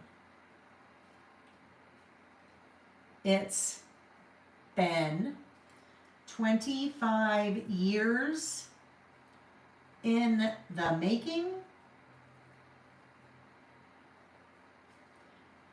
and I heart it. All right. When I say it's 25 years in the making, did I have a craft room in our first house? Maybe. Craft area? No, I didn't. Because I didn't start like paper crafting until I was pregnant with Jack. So 1, 2, 3. Third house. So 25 years in the making. All right. So now there's just this little space right here that seems perfect for a date. This would be April 2025. And there we go. All done. All done. All right, friends. Woo! Yeah. Just, you can never trust me. Just know you can never trust me. I am not a trustworthy person. I said, oh yeah, we'll be done in about, we'll spend probably about 3 hours. No. We all know better. We all know better than when Lael says 3 hours that you can add a 0 onto that, right? Anyhow, we are almost 5 hours in. Almost 5. All right. I'm going to rotate our cameras. And guess what? This is funny. Reggie is still on the chair. He's still on the chair, but he is now awake because he knows I'm about done. Because as soon as I end and I stop talking, he literally will get off the chair and he will come right here. Oh, in fact, now he's standing. Now he's standing. So he is probably going to make his way over. But isn't that funny how he knows? I don't know how he knows, but he knows. I must say a couple words and that's how he knows. Like I must say, okay, we're done. Maybe I rotate the camera and that's how, oh, guess what? He's now right here. He just jumped on. He just jumped right on my space and now he will lay down. So I guess at least he waited. He waited. Okay, friends, thank you. I love our time together and I am so sincere. I hope you know when I say that. And I am not a fan of this saying, but it is the perfect way to say it. It fills my cup. Things have been crazy with new product releases, the anniversary sale that we had at the end of March, trying to get all the orders out for that, traveling, getting ready for Little Craft Fest, a new product launch. I mean, it's just been so crazy, but this just grounds me. I mean, I can't even tell you how much. It just grounds me. It lets me kind of relax and play and chit chat and be social with you guys, and it's almost like we were together just playing and crafting. So thank you for that. Thank you very much. If you guys weren't here, I wouldn't do it, which would be very sad because it fills my cup. I hope you guys have a wonderful rest of your Saturday, a great rest of your weekend. Reggie's just getting all the pets here. That's why I keep looking down. He's very much enjoying this, the ending here. I hope you enjoy the rest of your Saturday, the rest of your weekend. Have a lovely Easter if you celebrate Easter. If not, have a wonderful Sunday. I will see you guys again here. Actually, I will be doing a live on Friday, May 2nd. I may do it that night. I think I'm going to do it that night, and then we'll be together again on Saturday all day. So Friday, May 2nd, in the PM hours. I don't know yet what time. But that's when I'll do kind of the unboxing. That's when I will show my brand new Postcards and Passports collection.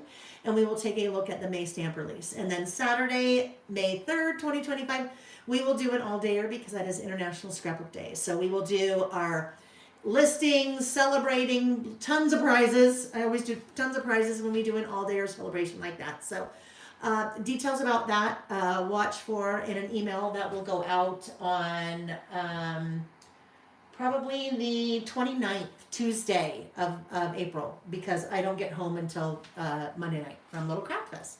All right, my friends, thank you. Just checking out the chat. And take care. Thanks for joining me. Bye-bye. Bye. Oh, I've got cat hair. As I'm petting him, there's hair everywhere now.